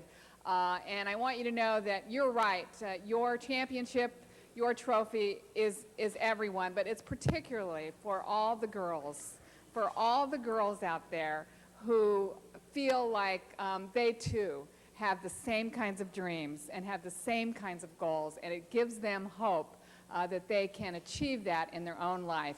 And you'll be pleased to know that this City Council unanimously, a couple weeks ago, sent a resolution to President Bush making sure that we were on record saying we did not believe Title IX in any way should be changed because what Title IX does is just what you said. It provides an opportunity for women to reach their dreams and their goals, and we don't think this is the right time to change that. So, girls rule. And a few good guys. I'd like to thank the council on behalf of the women's water polo team. Head coach Adam Kokorian had a prior engagement. He was not able to make it here today. But on behalf of the program, we're here to present Councilman Weiss with the trophy designating the championship season this year. It has every member of the team's name on the back of it. So there's that for you. And on the note of the Title IX issues, it is important that women are recognized for athletic accomplishments, and I don't think that it happens very often. And in this city, I think this is one city across the country that does a very good job of that, and I'd like to thank the council for recognizing those accomplishments and the sacrifice that it takes. Thank you. Thank you very much. Thank you. Thanks. Yeah, wait, Tom's going to tell you a story. Watch this. I just want to say something. I know we were talking about Ruth earlier, but years ago, the best pitcher in City Hall, the City Hall baseball team, Cindy Misakowski, right there.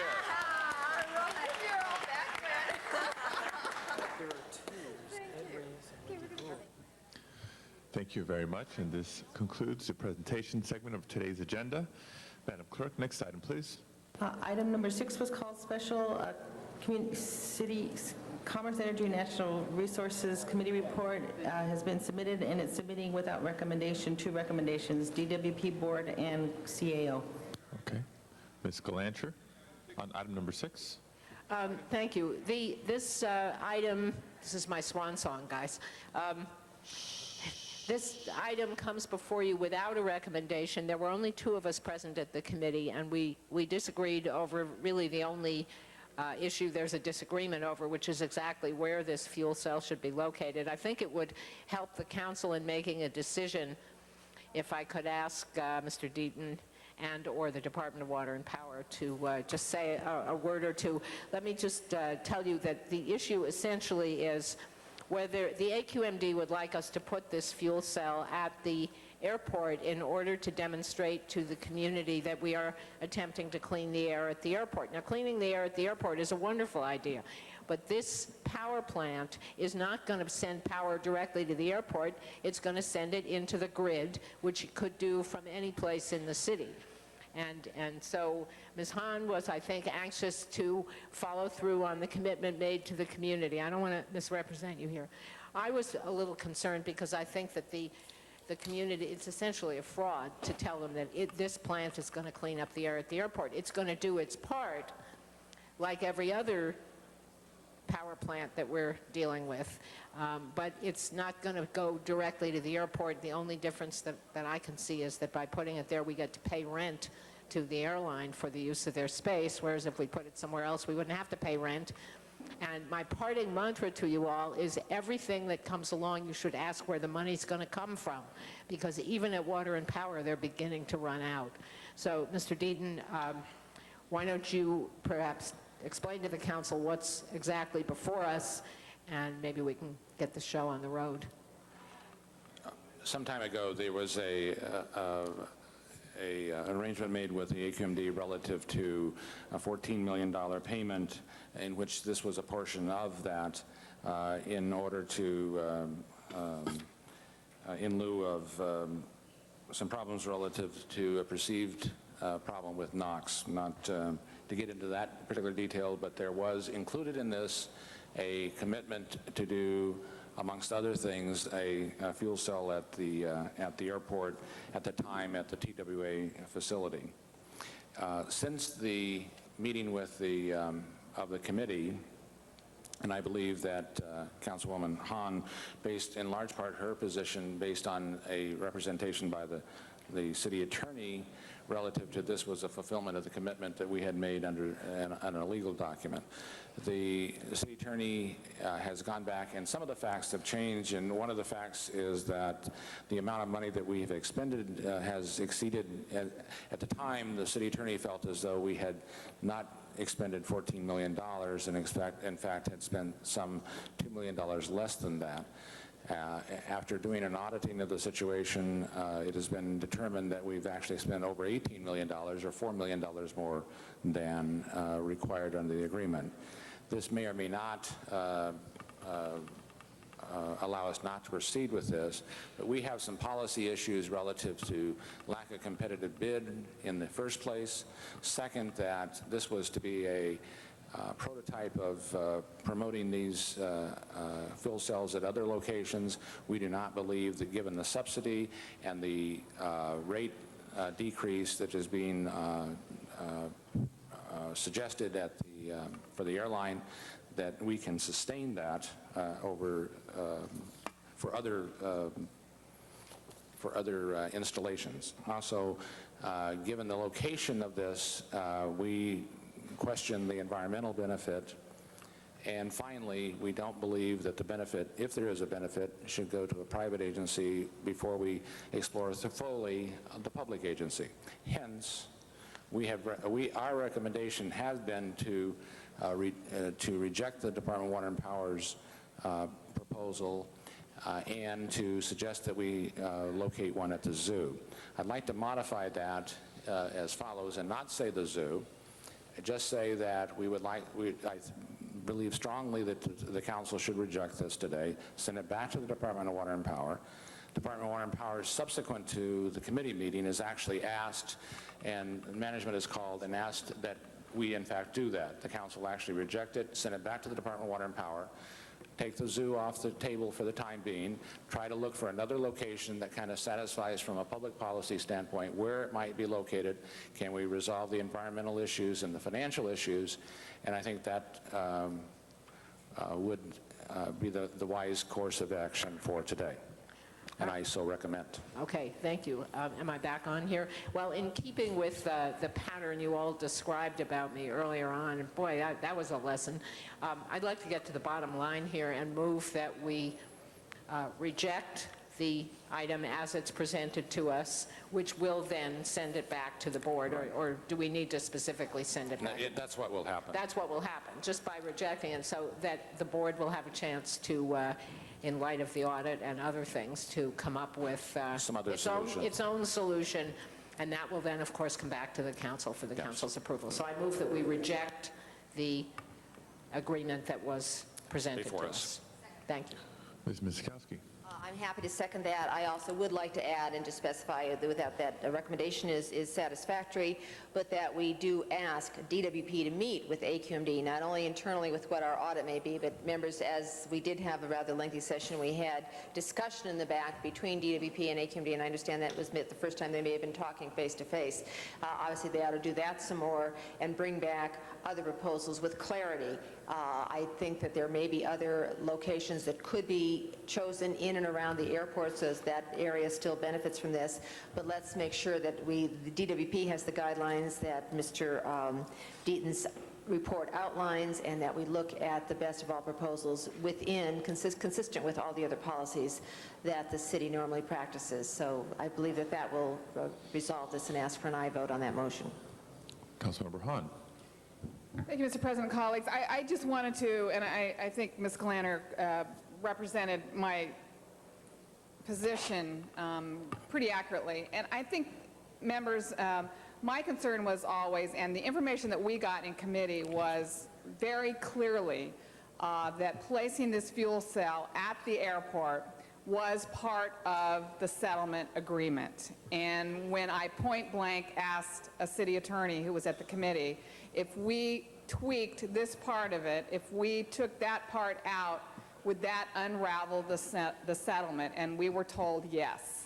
So when I was in committee, I voted to support it because I felt like it got us to where we want to get as a city. I mean, it was part of the settlement, we were doing the right thing, and the fact that it was at a very visible facility like the airport, and even giving incentive to a private company to use clean air is not a bad thing. And I think that's sometimes where we will go as a city, because we want to keep encouraging users to use clean energy. So that's where I came from out of the committee. We have new information now.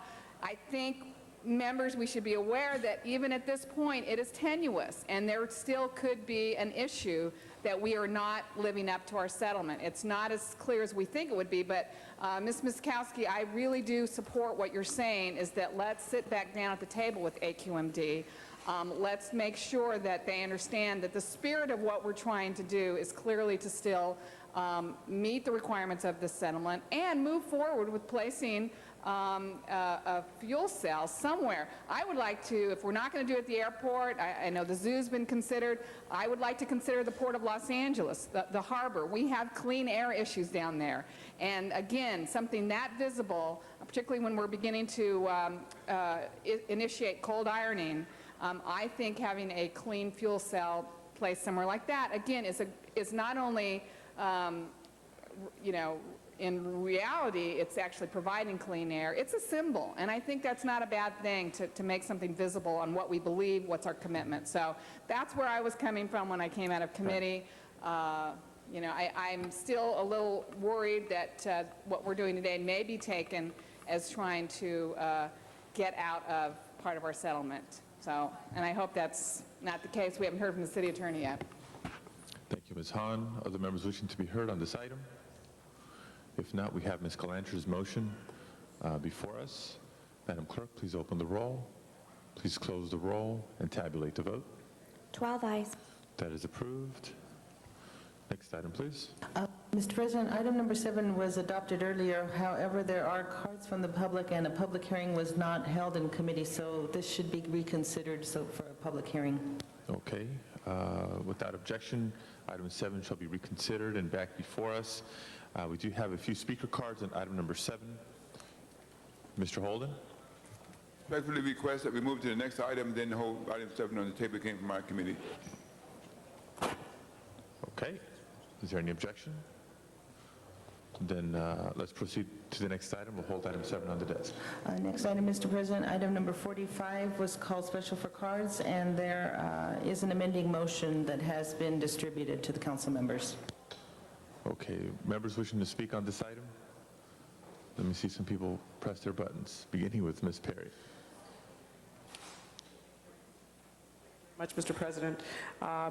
I guess all the members have a copy of the motion that I introduced today, with a number of my colleagues signing on as well.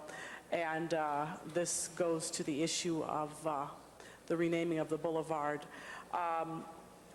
What I would like to see happen, or the focus of this motion, is to continue the discussion on renaming the boulevard as Tom Bradley Boulevard, and to bring the matter back into Public Works, because I felt that it was extremely important through the committee process, one, to allow public participation, and to also talk about the implementation strategy of the name change from the perspective of the Department of Engineering, from the perspective of the stakeholders on the boulevard, from the perspective of the business owners and operators on the boulevard.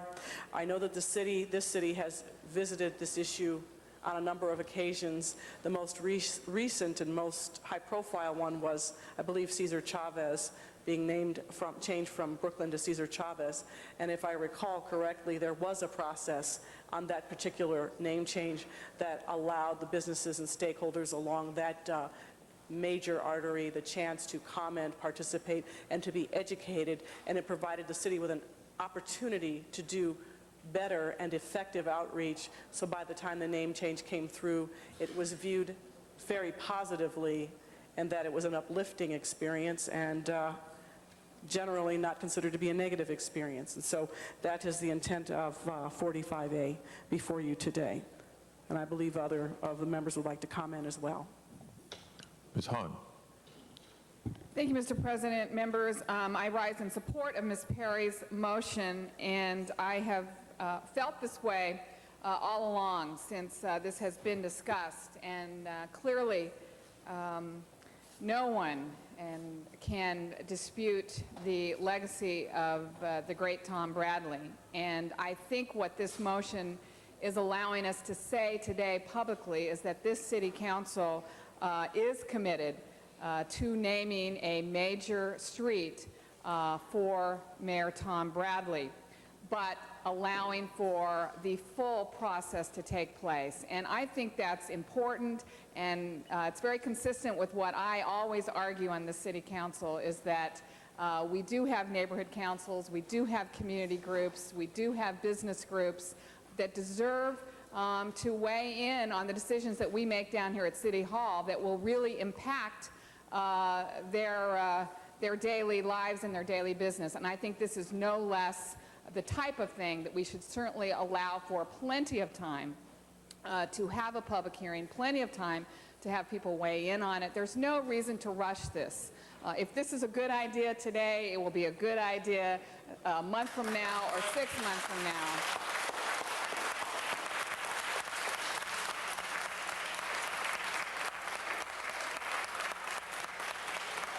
And ultimately, no matter what the opposition may be to anything we do on the city council, I hope that we as a council never have an opposition to our actions be solely that we did not listen to the people that it affected. And I hope that, again, people may disagree with us, people may be opposed to what we do, but I hope we never have the argument used against anything we do, that we did not listen to the people, that we did not give plenty of time for people to weigh in on it. The only thing...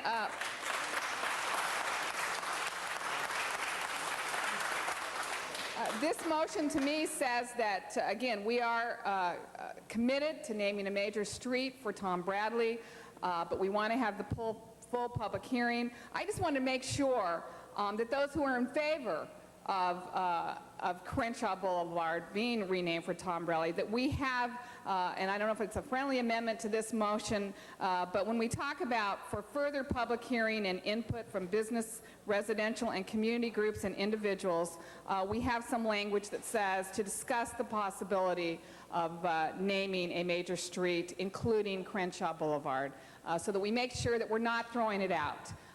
We're still considering it, but it's going to go through the process. And I just want to make sure that this motion is clear about that. Mr. Parks. Thank you, Mr. Chair. Although I second this motion, and after talking to Mrs. Bradley, contrary to my better judgment, I'm going to support that we send it to committee, that we do have the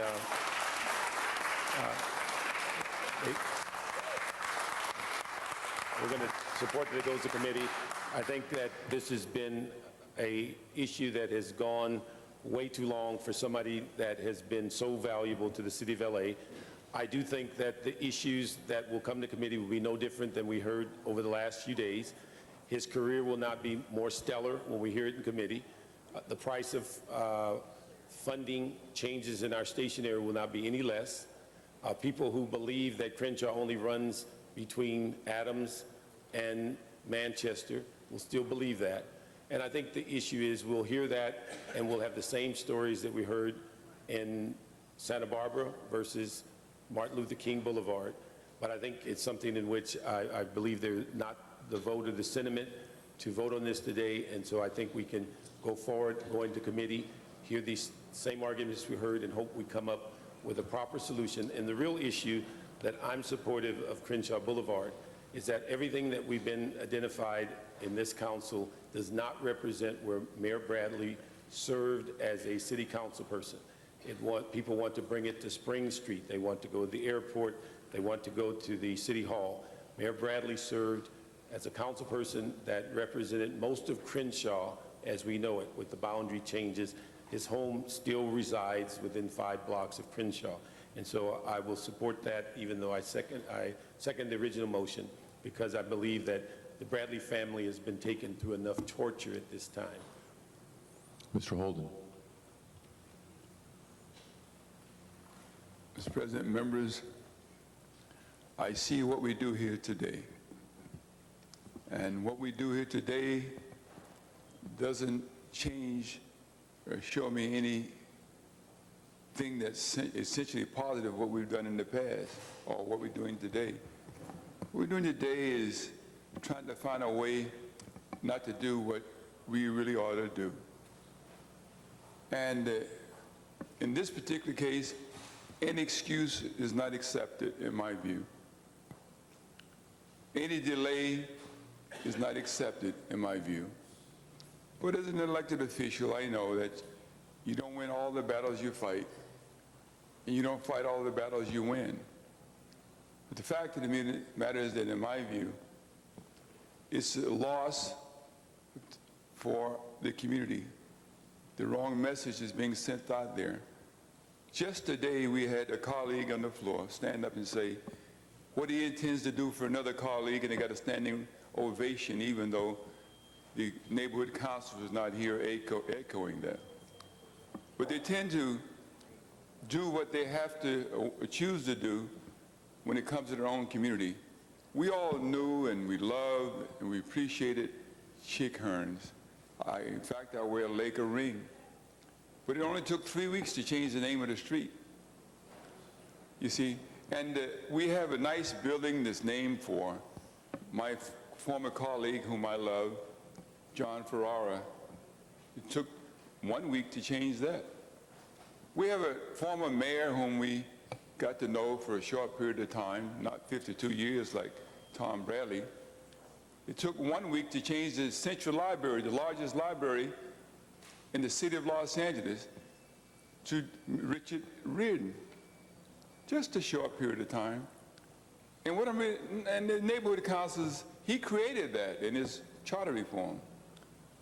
But they did it.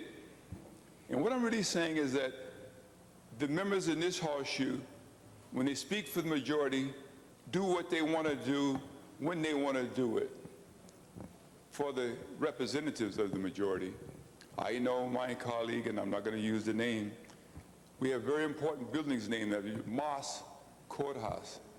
And I loved that guy. He was great. He was fair in the Supreme Court.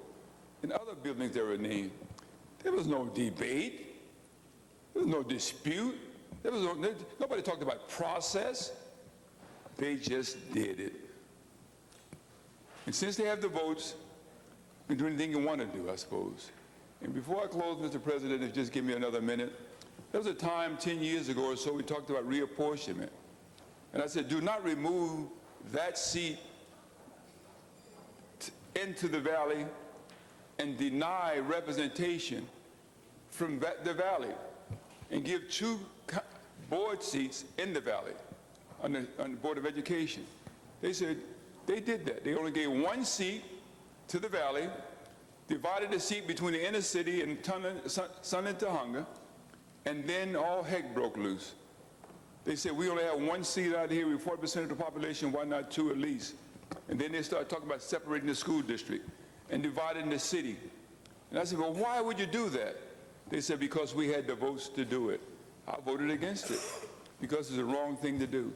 And yet, today, they have the votes to do what they want to do. And that vote is to deny and to delay. That was a motion put in shortly after the passing of the mayor that we rename the airport, long before the Reagan Airport was ever thought of in Washington. But what we have in place today, the Reagan Airport, Tom Bradley Airport is not there, even though you have the International. It was sent to committee, still in committee, and I authored the motion. And all I'm really saying is that not much has changed. We do what we want to do when we have the votes to do it. Yes, when you have this hearing, and I'm glad you included the fact that we should consider at least Crenshaw Boulevard. Mr. Holden. And you'll see what the support will be emanating from the community. What you've heard is a minority voice.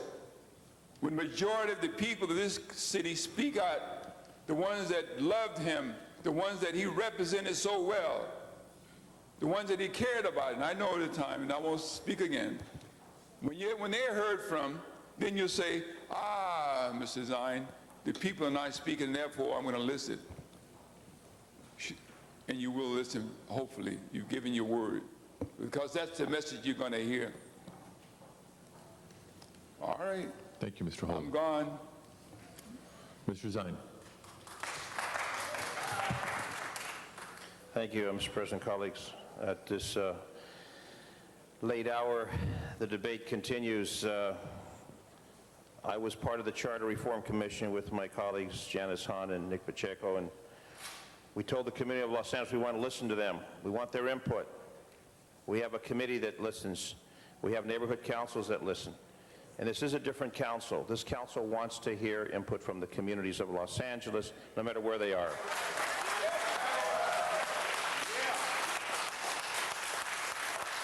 I know what Tom Bradley did in his law enforcement career. I know what Tom Bradley did as a city council member and as a mayor of the city for 20 years.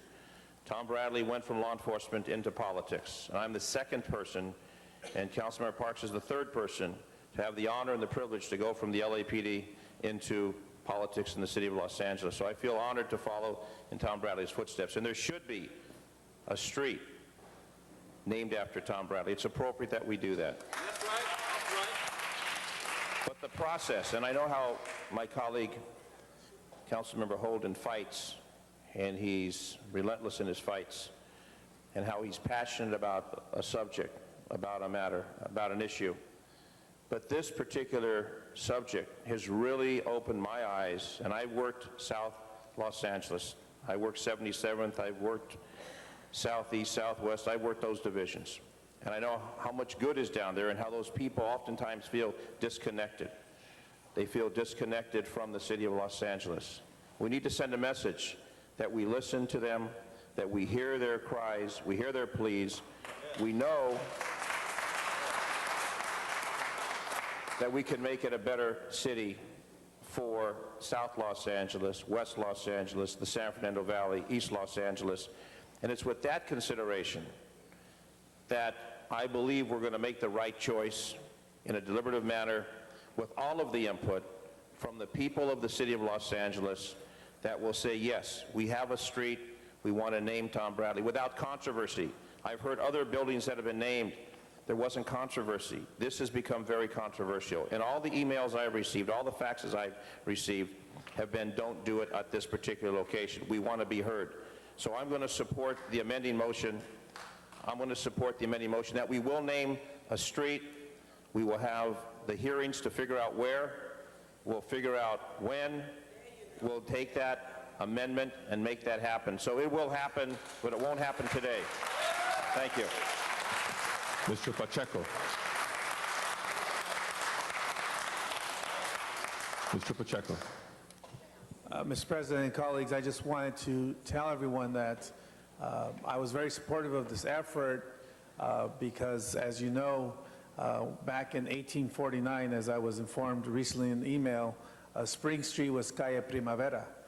So I figure if a name changing started back then for different various reasons, then I figured that these individuals who were promoting this name change had not broken from a very rampant tradition here in the city of Los Angeles. So I just wanted to put that on the record that we have a strong tradition in this city of supporting our community leaders, civic leaders, and obviously Mayor Tom Bradley is one of the great ones here in Los Angeles.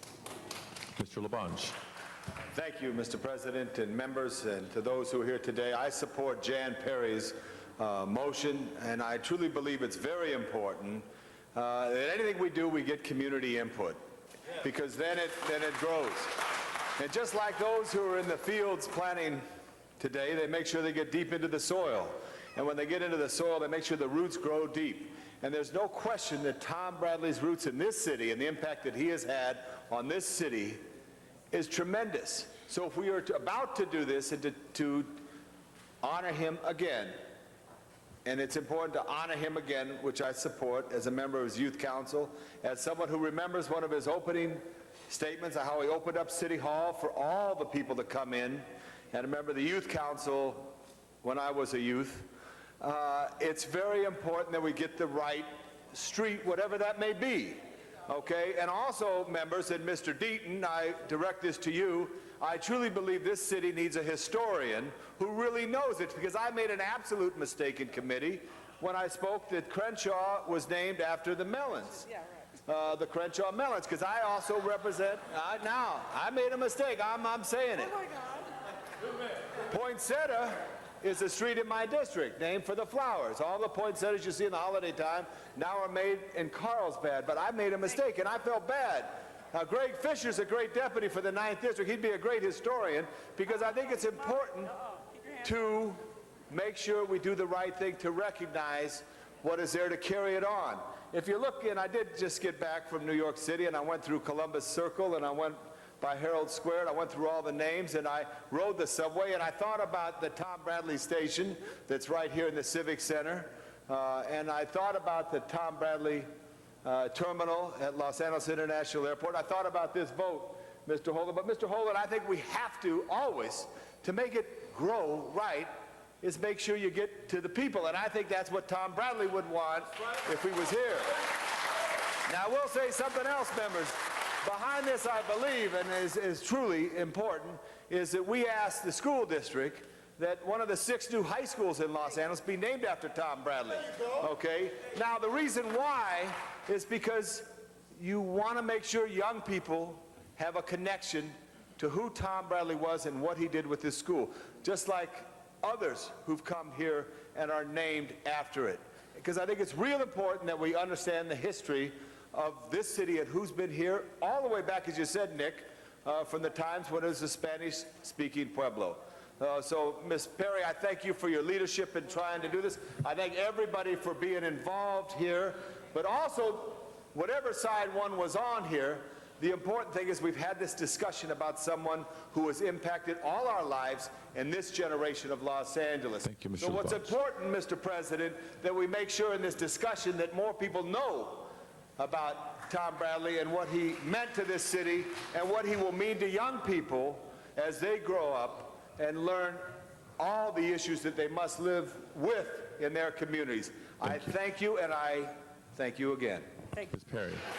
Thank you very much, Mr. President. I wanted to rise to make a clarification, and Mr. Zine, I respect you, you're my colleague, but I did not do this motion so that we could have an additional conversation about whether or not we should just change the whole focus away from the community from whence Mr. Bradley came and then bring it downtown and focus on Spring Street. We have to remember the history of El Pueblo de Los Angeles and Spring Street, which was called Primavera, and we have to respect the history of all of our communities. The purpose of this motion was to provide an opportunity, a venue for people to speak and to receive guidance, and for the city to respond to the community and give instruction, guidance, education, and outreach, and to respect the history of the Crenshaw community and the community from which Mr. Bradley came from. So that was the purpose of it, and I want to make sure that people are clear about that, because I know people have been receiving phone calls this morning on the council floor about, let's just change it to Spring Street now. And I recall that Attorney Lomax went to great efforts in making sure that First Street, starting at Disney Hall, all the way down to City Hall already, and the signs are up already to name that as Tom Bradley Boulevard, and I believe that took place prior to 2001. Correct me if I'm wrong. So I'm not sure why this issue is being taken in another direction. But again, for clarification, the purpose of my motion is to allow, to provide a venue through which people can comment, have input, and the city can respond accordingly, so we can make this a positive experience and a positive way to remember this great man. Mr. Holden. Mr. Pacheco, you mentioned something happened in 1848. Will you repeat that, please, for the record? I want to hear it, because yeah, about changing a name of... No, all I said was in 1849, one of the first streets in the city of Los Angeles, Calle Primavera, which I was so informed through my great email system here. That's all. I didn't say it was changed. I said that's when it was first put on the first identified map. Right. Now, today, I'm going to make my last comments as a member of the City Council. But I want to say this, that to delay is to deny, and you can be assured of that. One thing, I'm going to miss serving in this council and trying to make sure things were done for the people. And when they weren't, I would stand up and I would say so. and focus on the issues and try to make things happen for the good of the community and all. And I would hear a lot of rhetoric from time to time from my colleagues. And what I knew they was doing was muddying the water. They were being the insincerity. If there was a commitment, you would have heard it from everybody. Ms. Perry had to stand up and clarify what even a motion is today. Because once it began to go to committee and you start discussing it, somebody's going to say, did I say that? Did I mean that? And you're going to be looking around to see whether or not you can find 8 or 10 votes. And what's going to happen then is what's happening today. Rhetoric, rhetoric, and more rhetoric, because there's no commitment and there's no sincerity in the hearts and minds of them all. And what you're going to have, more delay, and as you delay, you're going to deny. And so I guess I came in here making a statement, and I'm going to go out saying exactly how I feel. And that's how I feel. To delay this action today is tantamount to denying it, because trying to get 8 votes from these individuals, in my view, I would be glad to be wrong, but in any time future, I would say not likely. Other members wishing to be heard at this time? Seeing none, we have Ms. Perry's motion before us. Madam Clerk, please open the roll, please close the roll, and tabulate the vote. 12 ayes. That is approved. Next item, please.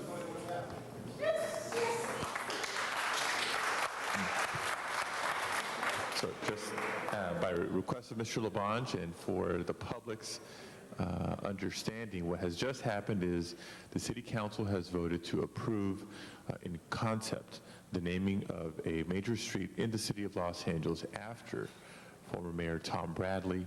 The actual selection of the street and implementation will be handled in committee in the very near future. Thank you all very much. Madam Clerk, next order of business, please. The next item, Mr. President, item number 46, called special, inasmuch as there are cards from the public. Item 46. Now before us, we do have just one speaker card on item 46, Mr. Jim McQuiston.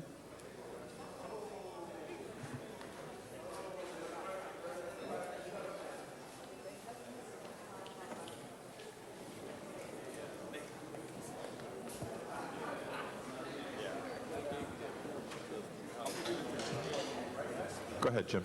We're paying Jim attention. McQuiston, East Hollywood Community Association. We have to take this out in the hall. I did turn in a card on 18, and I did want to say briefly that Westwood is in Northern California between Susanville and Chester, and Westwood Village is in Southern California. And when you say a Westwood by itself, you have Westwood North Village. It should be either Westwood Village North or North Westwood Village to distinguish the two.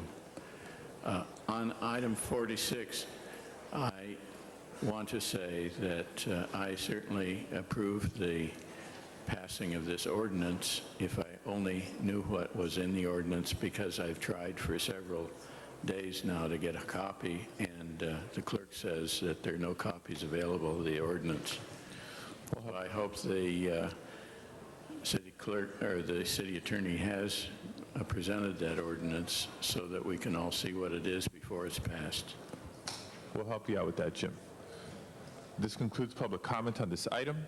Members wishing to be heard on item 46. Mr. Garcetti. Briefly, Mr. McQuiston, thank you for bringing that to our attention. Can the city clerk or city attorney assure us that members of the public can get a copy of this ordinance? Okay. Mr. McQuiston, we will make sure to get you a copy. As a member of the public, you have every right to see that. Thank you. And so it is delivered. Are there members wishing to be heard on this item? Seeing none, Madam Clerk, please open the roll. Please close the roll and tabulate the vote. 12 ayes. That is approved. Next item, please. Item number 6 is still on the desk, Mr. President. I believe it's item number 7 that has been held on the desk as we needed to revisit the item and reopen the public hearing.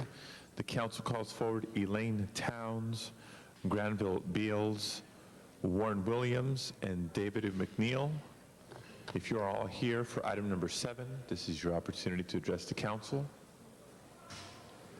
Elaine Towns, Granville Beals, Warren Williams, and David McNeil. And if those individuals are no longer here, we will add their cards as part of the record. 3 of the 4 against the proposal, 1 for the proposal.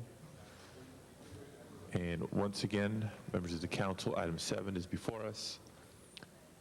Madam Clerk, please open the roll. Please close the roll and tabulate the vote. 12 ayes. That is approved. Next item, please. Mr. President, there are 2 items remaining from the special meeting. Let us that then were called special. temporarily recess the regular meeting agenda and return to the special meeting. First item, please. Item number 4 was called special, and both actually were called special for cards from the public. Okay, let's take item number 5 from the special agenda first. And there are 2 reports on that.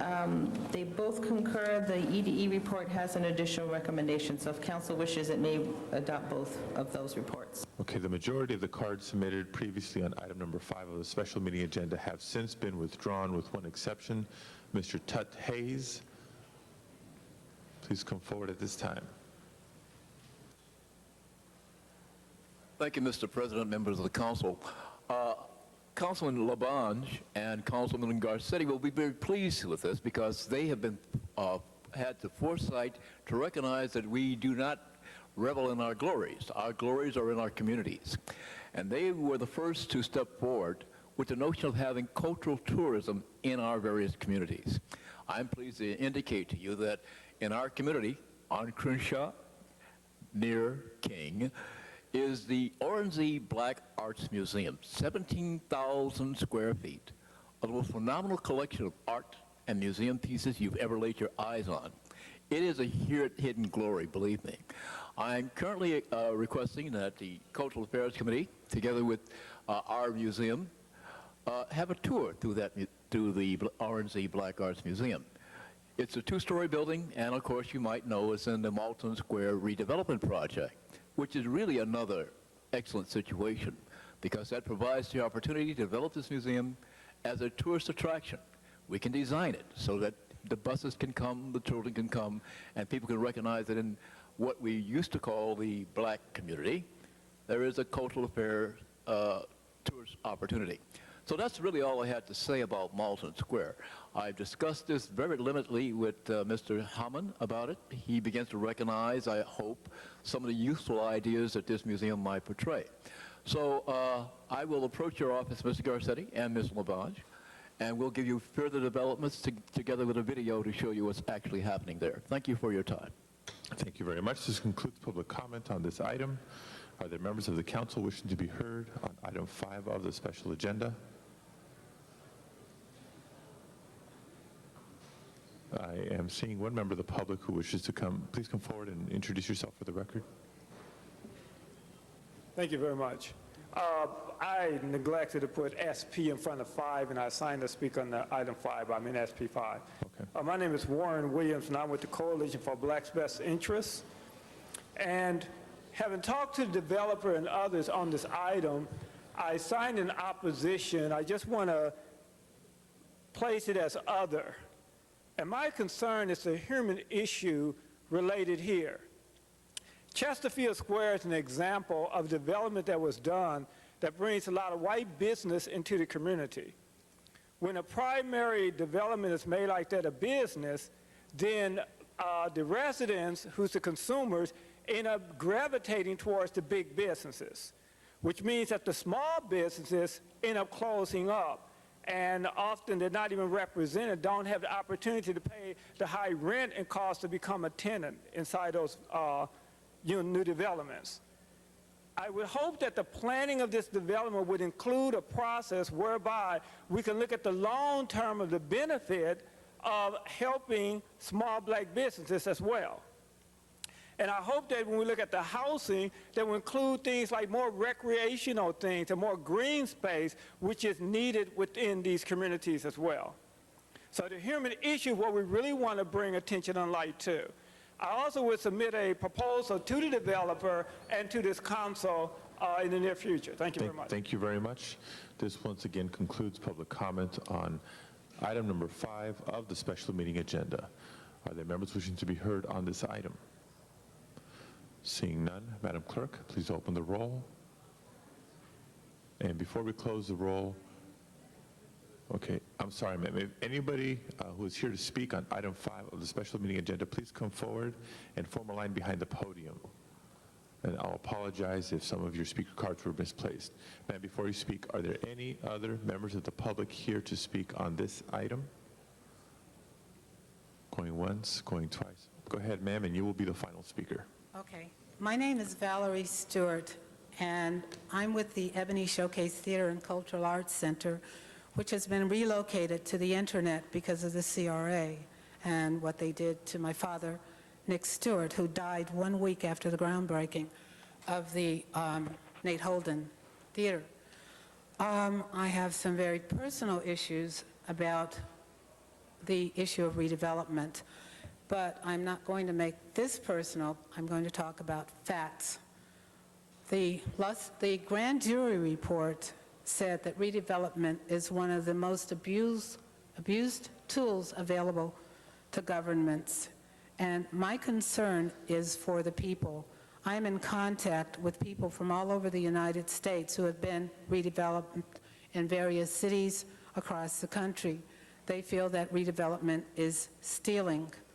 I wanted to tell people that I'm not opposed to fixing up a neighborhood or of beautifying a neighborhood, but what I am opposed to is the kind of thing that was done to us in the name of fixing up the neighborhood and redeveloping it.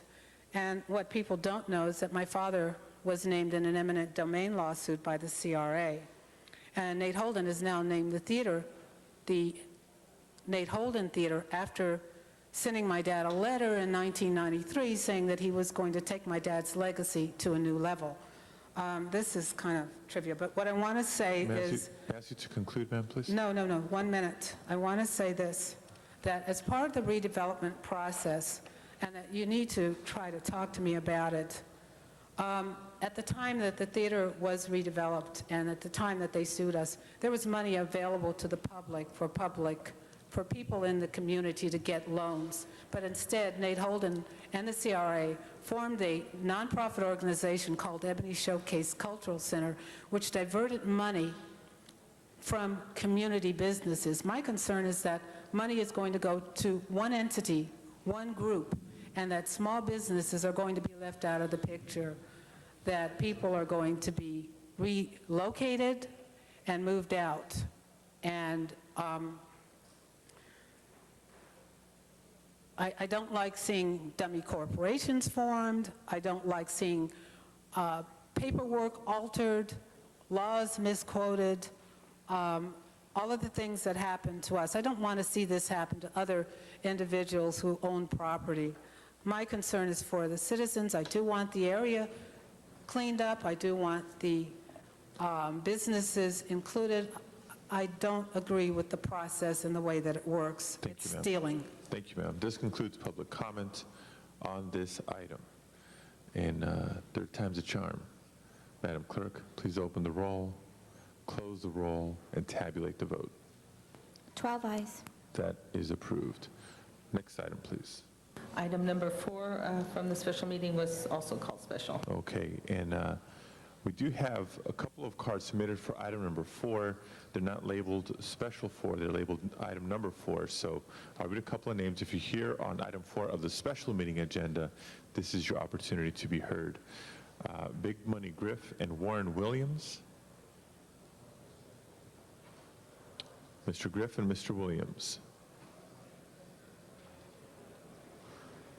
This is an item related to franchise fee audits in the city of Los Angeles. If neither of those individuals are here, then we will close public comment on this item and recognize members wishing to be heard. Item number 4 of the special meeting agenda, Seeing no requests, Madam Clerk, please open the roll, please close the roll, and tabulate the vote. 12 eyes. That is an ordinance. Thank you for the 12 votes in the room. And this concludes the special meeting agenda. Let us now adjourn the special meeting and return to the regular meeting agenda. Next item, please. Mr. President, there are several specials to be adopted, not on the agenda. Special 1 is a motion by Councilmember Zine and seconded by Councilmember Pacheco, and the city attorney will speak to the findings. Mr. City Attorney. Mr. President, members, Councilman Zine's motion presented requires that the council make a determination under the provisions of the government code and the rules of the city council that there is a need to take immediate action on this matter, and that the matter came to the attention of the city council subsequent to the posting of today's city council agenda. And I believe Councilman Zine can speak to the actual facts of this motion. Mr. Zine on the findings. Mr. President, to colleagues, this matter involves a case that's going to go before the U.S. Supreme Court, and it involves a detective with the police department who's retired, and it's critical that we have that detective brought back to help the city attorney defend the city in this case, and urgency is necessary because of the process through the court, which could affect the U.S. constitutional law, and raises significant legal issues and liability for the city of Los Angeles. So it's with that urgency that we bring Special 1 forward. Thank you, Mr. Zine. Members wishing to be heard on the findings of Special 1. Seeing none, Madam Clerk, please open the roll on the findings. Please close the roll and tabulate the vote. 12 eyes. Special 1 now before us. Members wishing to be heard on the motion itself. Seeing none, Madam Clerk, please open the roll on Special 1. Please close the roll and tabulate the vote. 12 eyes. That is approved, and along with other items being approved today, we'll send that matter forthwith. Next item, please. Special 2 is a motion presented by Councilmember Weiss, seconded by Councilmember Parks, and the city attorney will speak to the finding. Mr. City Attorney. Mr. President, members, similarly, this motion by Councilman Weiss requires that the council make a determination that there's a need to take immediate action on the matter, and that the need to take this action was brought to the attention of the council subsequent to the posting of today's city council agenda. Members wishing to be heard on the findings? On the findings, seeing none, Madam Clerk, please open the roll on the findings. Please close the roll and tabulate the vote. 12 eyes. Special 2 now before us. On the item itself, are there members wishing to be heard? This is Special 2. Seeing none, Madam Clerk, please open the roll. Please close the roll and tabulate the vote. 12 eyes. That is approved forthwith. Next item. And there is a Special 3 before you, and also an amending motion to Special 3. And the original motion is presented by Pacheco, seconded by Perry. The amending motion is presented by Councilmember Garcetti, seconded by Hahn. Okay, let's proceed with the findings first. Mr. City Attorney. Mr. President, members, Councilman Pacheco's motion requires that the council make a determination that there is a need to take immediate action on the matter, and that the need to take action came to the council's agenda, or to council's attention subsequent to the posting of today's city council agenda. Members wishing to be heard on the findings. Mr. Pacheco? Not on the findings. Other members on the findings? Seeing none, Madam Clerk, please open the roll. Please close the roll and tabulate the vote. 12 eyes. Special 3 now before us, and there has also been an amending motion introduced on this item that has been circulated. Mr. Pacheco, followed by Mr. Garcetti. Mr. President and colleagues, it's come to our attention, unfortunately, we didn't have an opportunity to cure this. We were hoping to do that this afternoon in committee, but the committee was canceled because the CLA report was not ready for the transmittal. So ever since I've been a council member here, we have been working with the mayor's office with the revenue generated from the Produce Mart rent, and 57% traditionally goes to CDD and 43% goes to the mayor's office. We have been using the 57% to fund and make sure that the bulky item drop-off center is operational and moving forward. The transmittal proposes allocating those funds to another project or number of projects.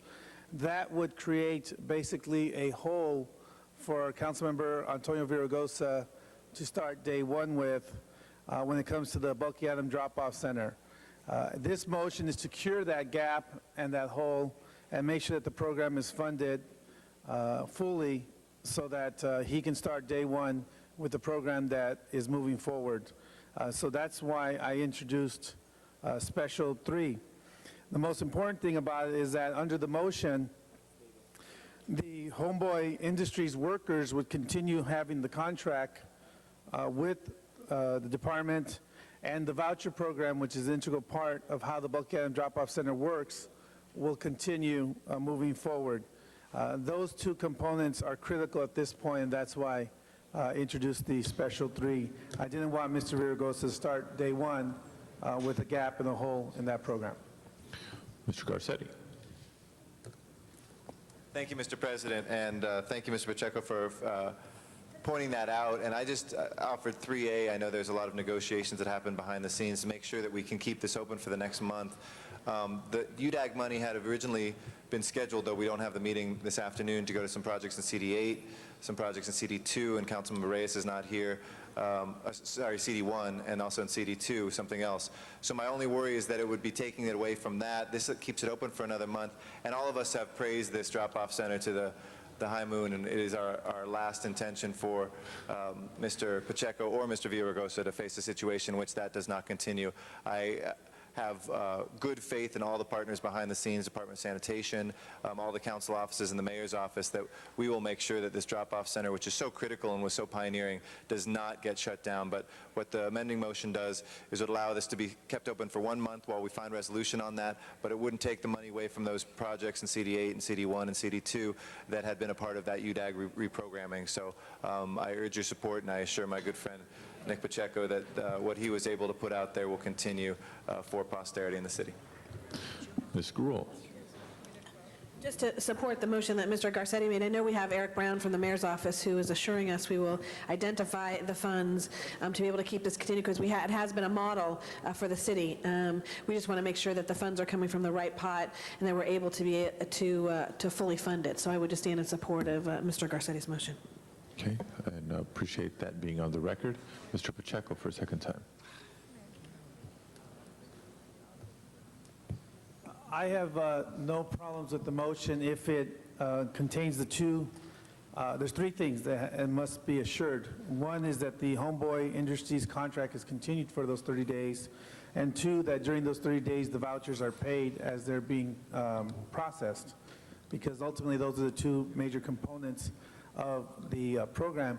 And then finally, I just want to put on the record very clearly that under no circumstances, me voting for the amendment is waiving Mr. Villaraigosa's entitlement to the $311,000 that's in balance here. I don't want people to think that I'm not trying to protect those resources that he's entitled to when he starts as the council member. So my vote is to make sure that we can move forward and buy some time so you can work it out with Mr. Villaraigosa. But under no circumstances should it be deemed that I'm waiving his entitlement to the balance, which is roughly about $311,000. Mr. Garcetti for a second time. I'll accept that amendment, which I then assume makes my amendment a friendly amendment to 3, and I would move it. So as Mr. Pacheco's friendly amendment to Mr. Garcetti's amending motion accepted without objection, we have Mr. Pacheco's special motion as amended. Madam Clerk, please open the roll. Please close the roll and tabulate the vote. 11 ayes. That is approved. Members of the council still with us. We're down to 11 members. Appreciate your patience. We're almost done. Next item. And there is a Special 4 on the desk presented by Council President Padilla, seconded by Councilmember Hahn, and the city attorney will speak to the findings. Mr. City Attorney. Mr. President, members, in order to consider this motion, it's also necessary that there be a determination made by the council that there is a need to take immediate action on this matter, and that the need to take action on this matter came to the council's attention subsequent to the posting of today's city council agenda. Members wishing to be heard on the findings? Seeing none, Please open the roll on the findings. Please close the roll and tabulate the vote. 11 eyes. That is approved. Members wishing to be heard on the motion itself? Seeing none, Madam Clerk, please open the roll. Please close the roll and tabulate the vote. 11 eyes. That is approved. All items approved today shall go forthwith. Next item, please. This is the time for comments from the public on items not on council's agenda. And we do have 4 speaker cards. Warren Williams, C.L. Parrish, Soros Rod Sribor, and Carol Hosan. If you are here, please come forward. This is the public comment period, an opportunity for members of the public to address the council on matters within our jurisdiction, but not appearing on today's agenda. Go ahead. Yes, I'm a little set back here, I apologize, but are we speaking on item 4, or what item did you just call? This is general public comment. General, not are for we not- items from today's agenda. Yes, are we still speaking on item 4 or any of the No, other? item 4 has been acted upon. We're moving forward.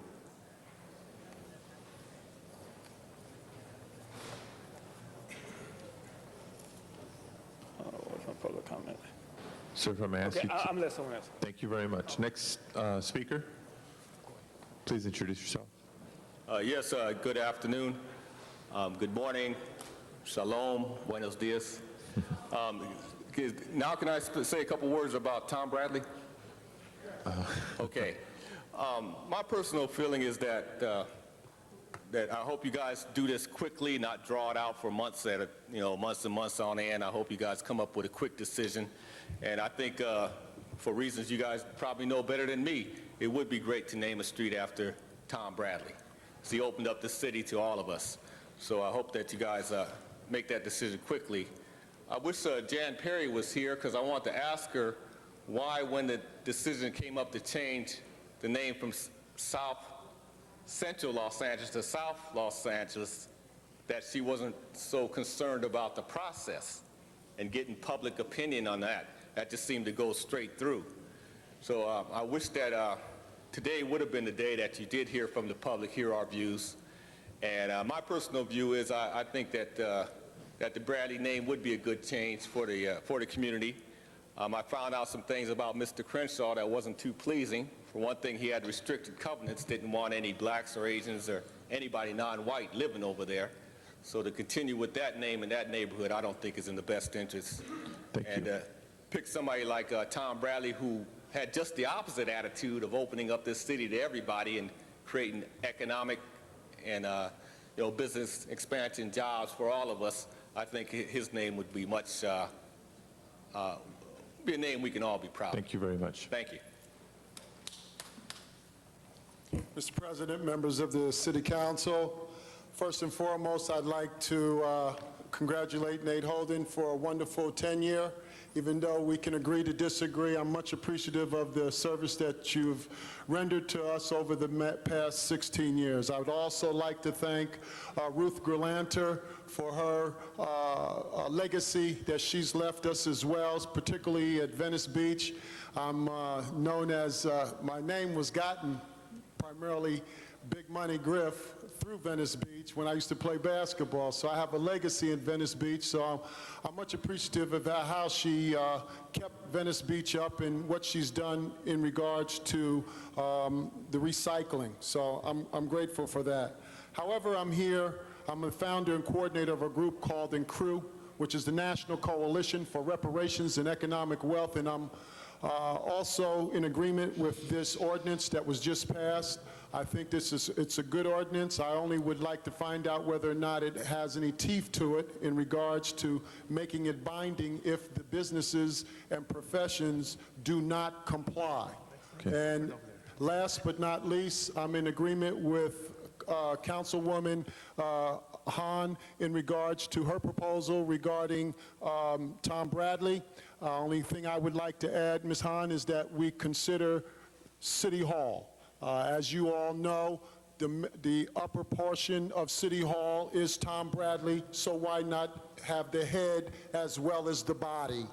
And we would also like to have you consider possibly putting a picture of Tom Bradley in the back there, a nice large picture, and show his legacy.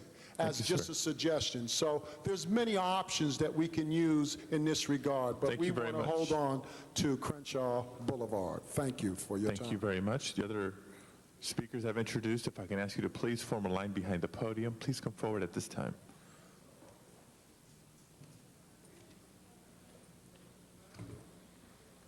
Your name, sir? My name is Solo Sribur, and my daughter Anna Sribur.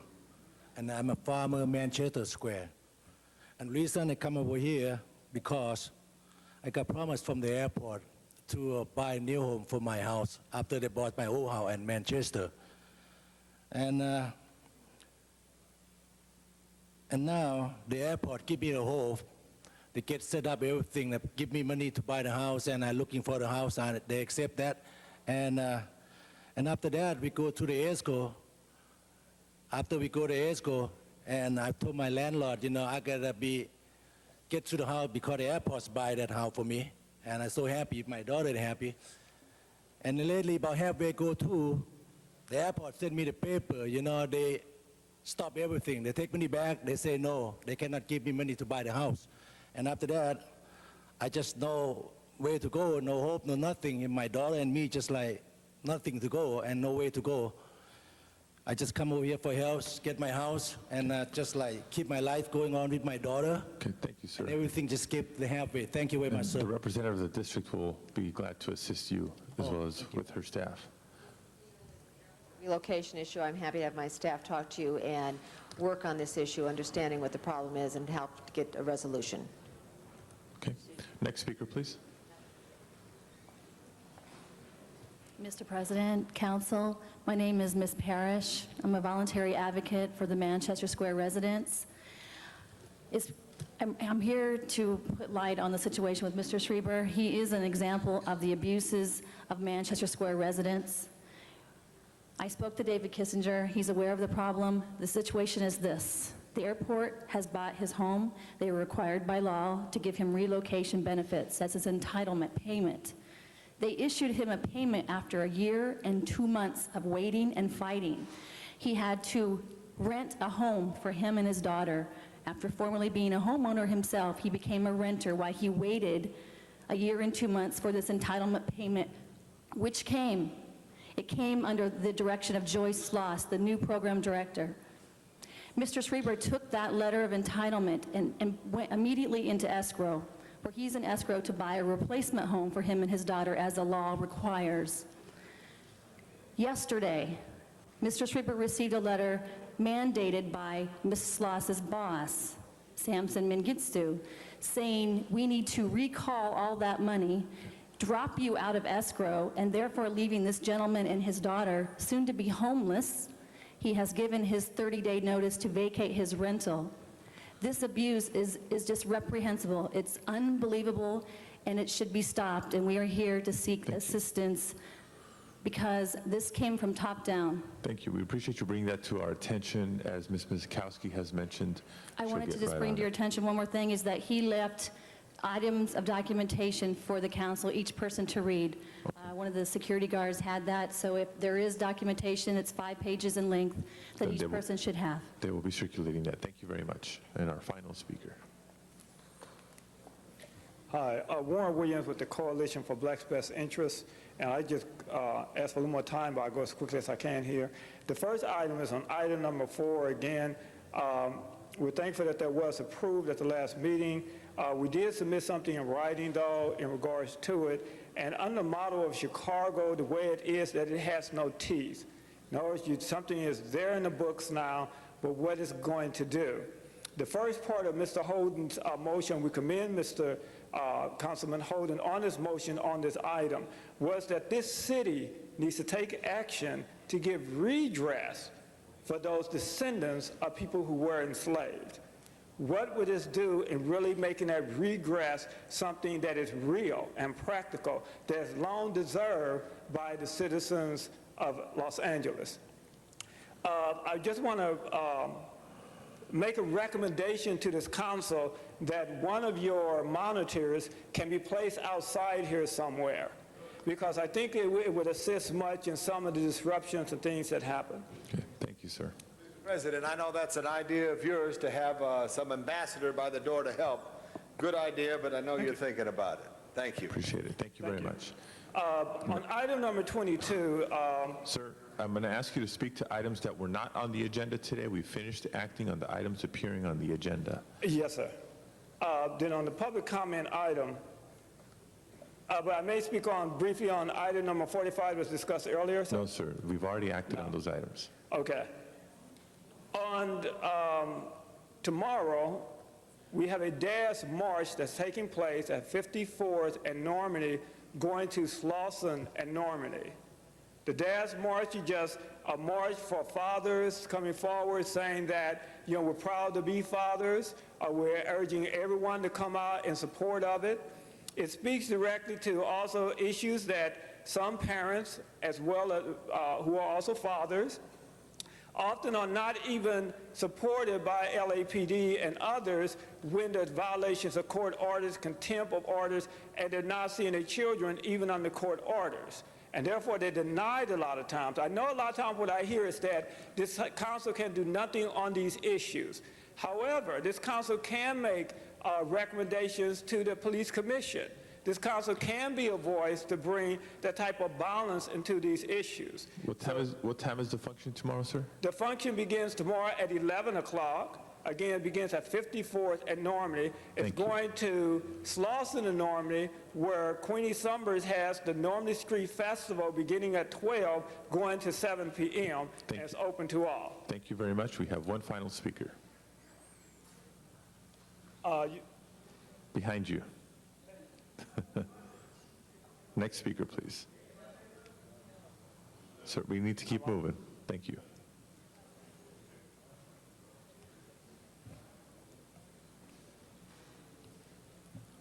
Carol Hassan, Westchester, Los Angeles. I just came from the reception for Councilwoman Ruth Galaner. I presented her with a flapping bird I made using the paper folding technique of origami to thank her for her leadership on the regional approach regarding airport traffic, and particularly for her pushing the utilization of Palmdale Regional Airport, an airport the city of Los Angeles has owned for decades and which currently has no flights coming out of it.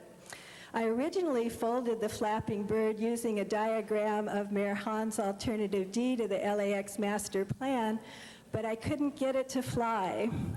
Now, I'm not going to speculate on the meaning of that.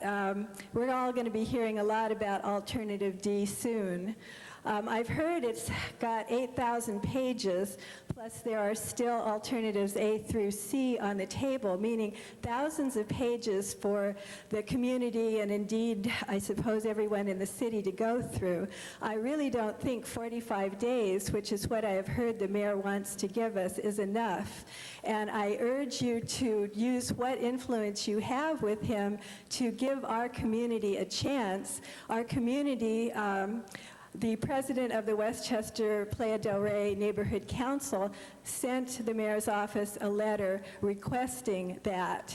And I really think it's only fair that we get that. And I have, on a separate thing, a suggestion. Perhaps at the Board of Airport Commissioners, every other month they could provide us with an update on the progress that is being made on the regional approach, not just making LAX bigger. Thank you very much. This concludes public comment for today's meeting. Madam Clerk, next item, please. Council has motions for posting and referral, Motion shall be posted and referred. and that clears the desk, Mr. President. Members, are there any announcements today?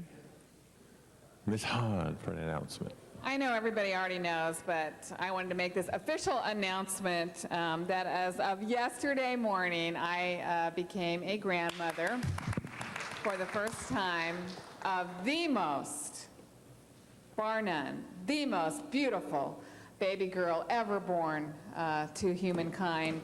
McKenna was born yesterday morning to my daughter Katie and her husband John, and we are all extremely excited and proud. But she is really the most beautiful baby girl ever born. Congratulations to the city's most recent and youngest grandmother. No, really. Mr. Holden. Mr. President, members, I want to announce that my seatmate, Janice Hahn is my grandmother.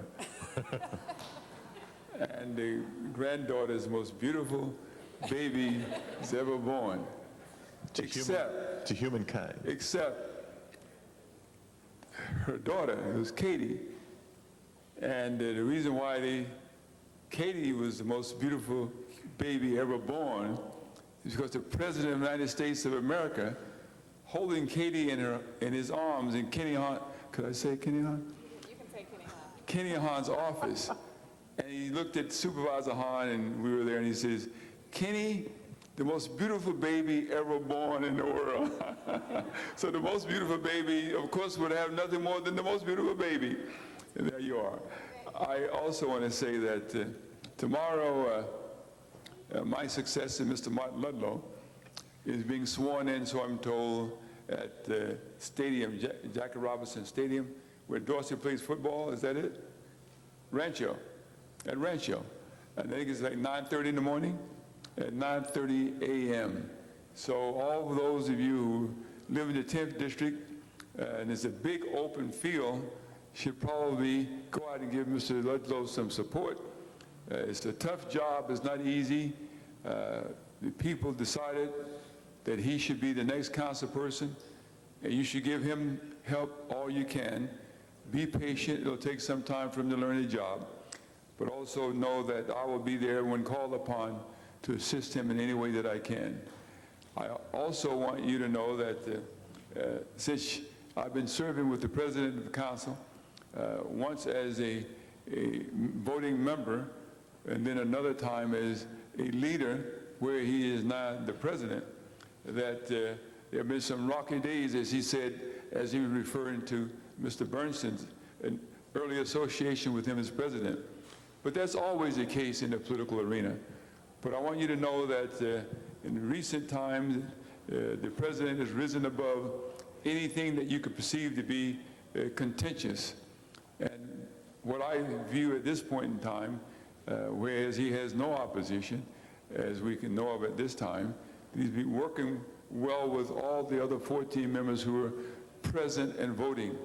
I would hope that the new members, when they come aboard, would take the time to get to know the President as we have. Although you're going to have opposition, although you're going to take positions that are different, that they may, a good chance they'll get to know him well enough to take the same position. We have other people here who work with us who are equally qualified, and that's why they were elected, to serve in that and also leadership positions. But those who lead have chosen a leader, at least during the time that I've been here, even though you know where I was initially, but I'm with you today.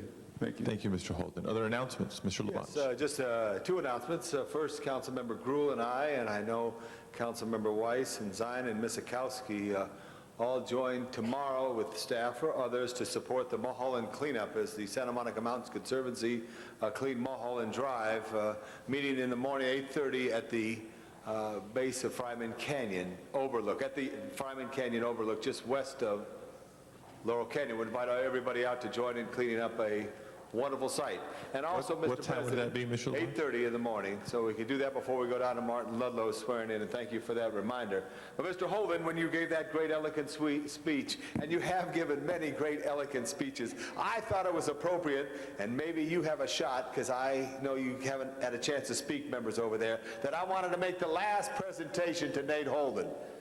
So Janice, would you please join me, since you're a seatmate, and present to Nate 42 public speaker cards that you could have and you could prepare to fill out with your name as you come back, and you can know that you can always speak. Janice Holden, as your dad taught us all. Okay. Mr. Labange, what did we ever do to you? No! We can learn from Nate. But I want to just say this again. Tom, 42, that is far too many. Can you do something about that? Yeah, I know there's 42 weeks in a year. I don't know what it is, 52 weeks. I want to also say, Nate, I want to thank Nick Pacheco. I want to thank you again for your service to this city, Nick, and what you've done and what you did at the Pueblo, which is so important in reviving the heart of the city. But also I want to salute my seatmate, Nate Holden, who truly has a one-of-a-kind individual who, as I said at your dinner the other night, has an absolutely great heart. So I want to thank you again, and thank you for the extra time, Mr. President, and there's 42 for you to take with you. See you.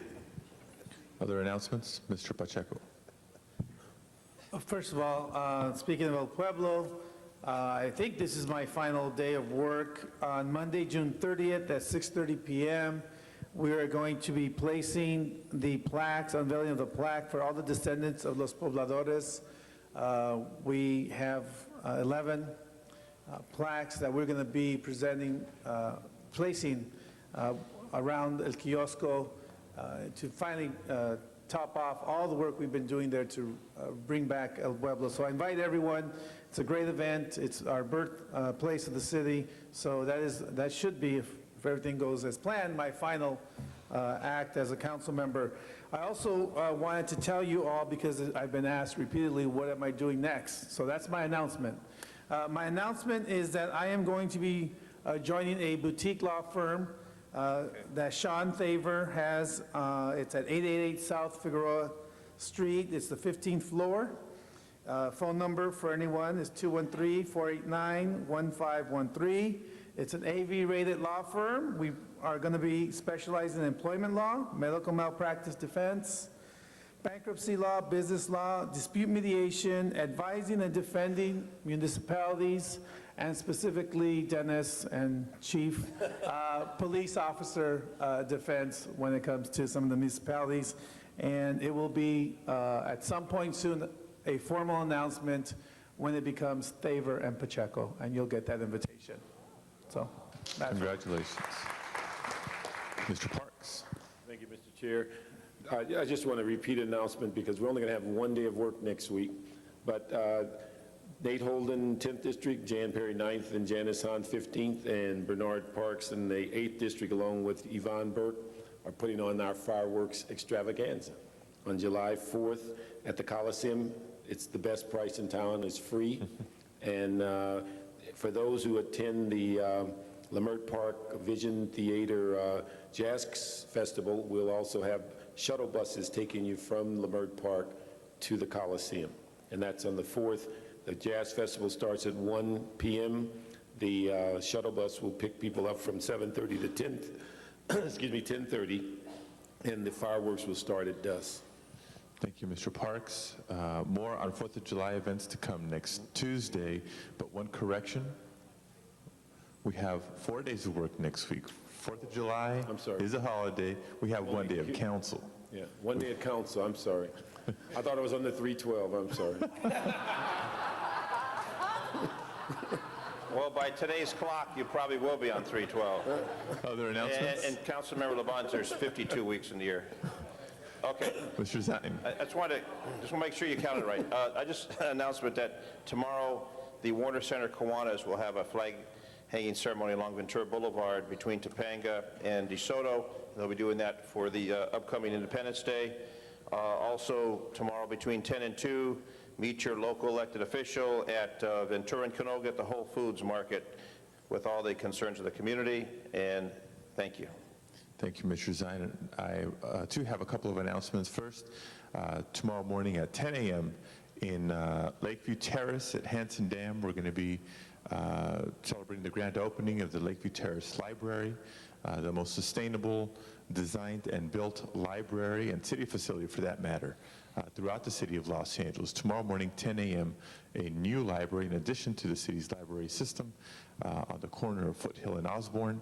For our residents throughout the valley and throughout the city, we hope to see you there. Also, the balance of the agenda or the schedule for the incoming members and their community inaugurations.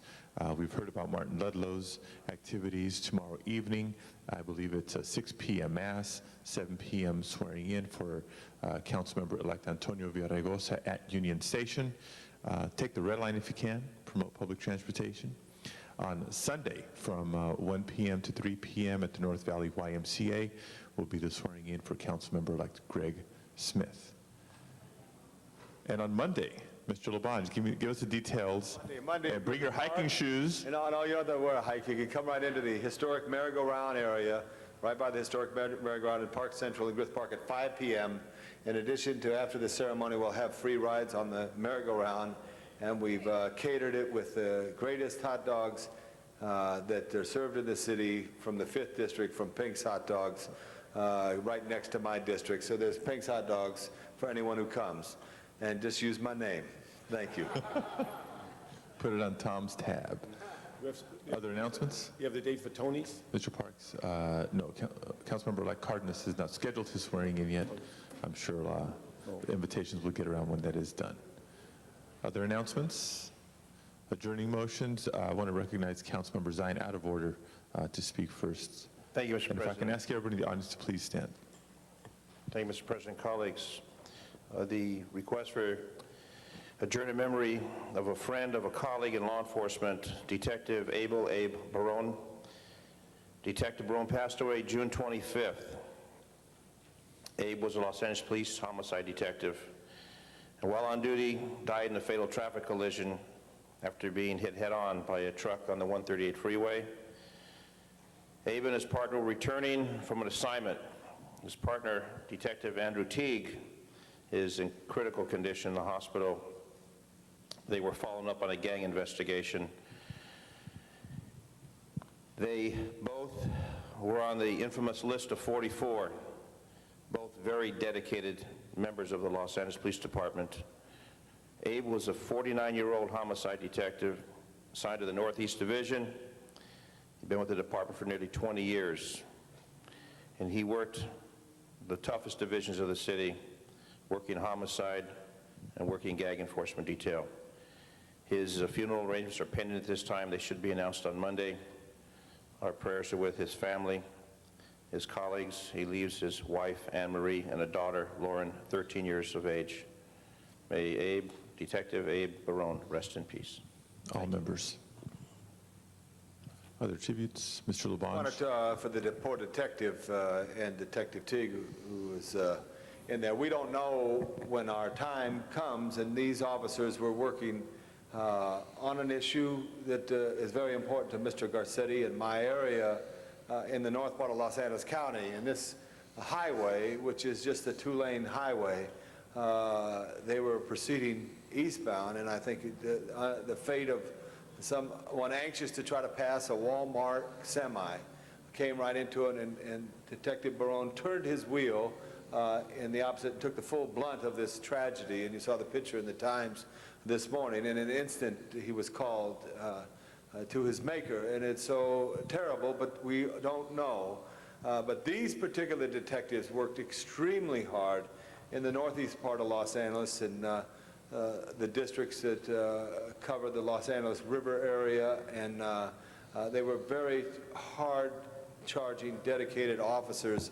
I joined with you, Mr. Zine, in your remarks. The poor family. He grew up in Los Angeles, Detective Barone, and went also to school with Becky, our own Becky, at Creative Services at Garfield, and was shocked, as everyone was, when we learned of this tragedy. And I just think it's something we all should take a moment. I had an opportunity to visit the station yesterday, and it is, you would know as professionals in the policing business prior to being council members, how tough it is, just like when we have something here. So I just, all of us, and as you mentioned, Mr. President, adjourned in here, and I know the flags are at half-staff, and whenever the funeral is, I think it should be appropriate that as many of us could go to salute this detective, because when you hear why they were doing what they were doing, you'll know how special these officers were and how tragic it was.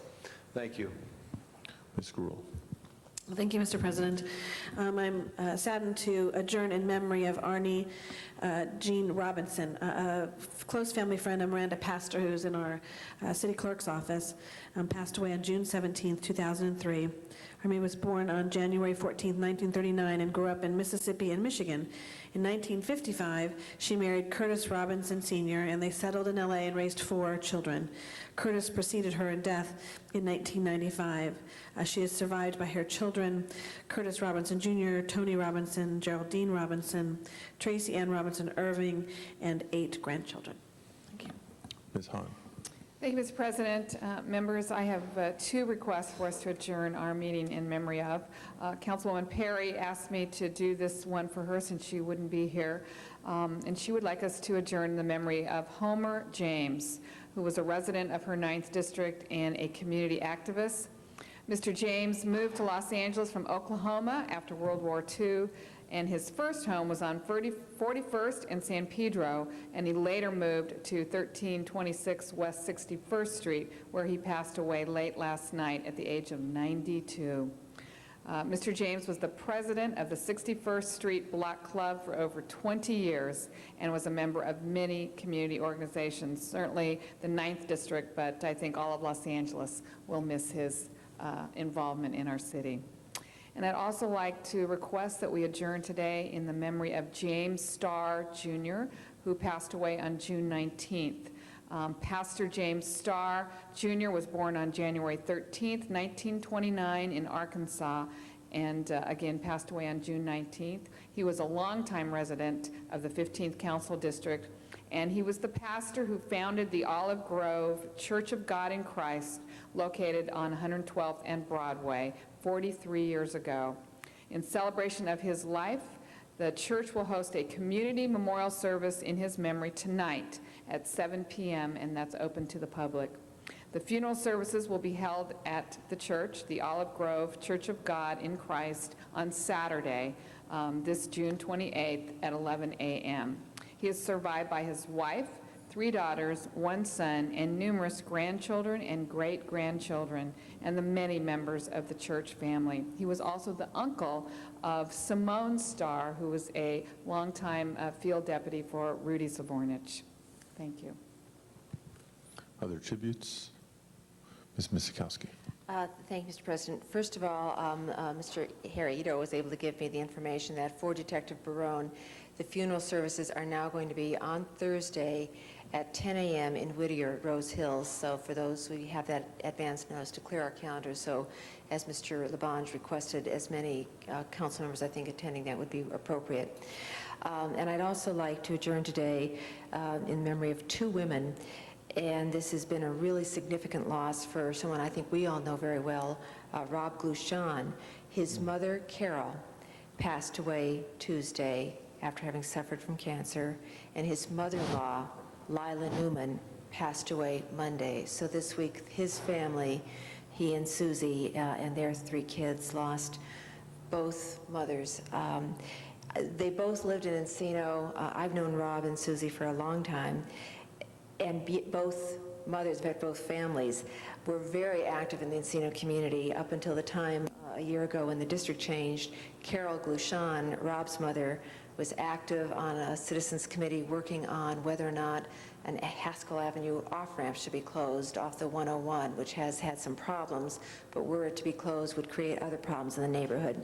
And Lila Newman and Carol also were very active in the Encino Traffic Hillside Community Plan, which really has been the largest effort by the city's Department of Transportation Neighborhood Management Planning Group to really work with the community to collaborate and come up with ideas. And Lila is survived by her husband, Bernie, and both of them are survived by their children and many grandchildren. And I know in particular our hearts go out to Rob and Susie, having to have, both of them, as I say, both of them had been suffering from cancer, and yet were both active up until the end, both in their children's lives and in their community's lives, and they will be very, very much missed. All members. Other tributes? Seeing none, then before we adjourn the meeting, just one final thank you and farewell to our outgoing, our retiring colleagues, Mr. Holden, Mr. Pacheco, and they're not here at the moment, but Mr. Burnton and Ms. Galanter as well. We appreciate all you've done for the city of Los Angeles, and we know you're just a phone call away. Madam Clerk, please call the roll.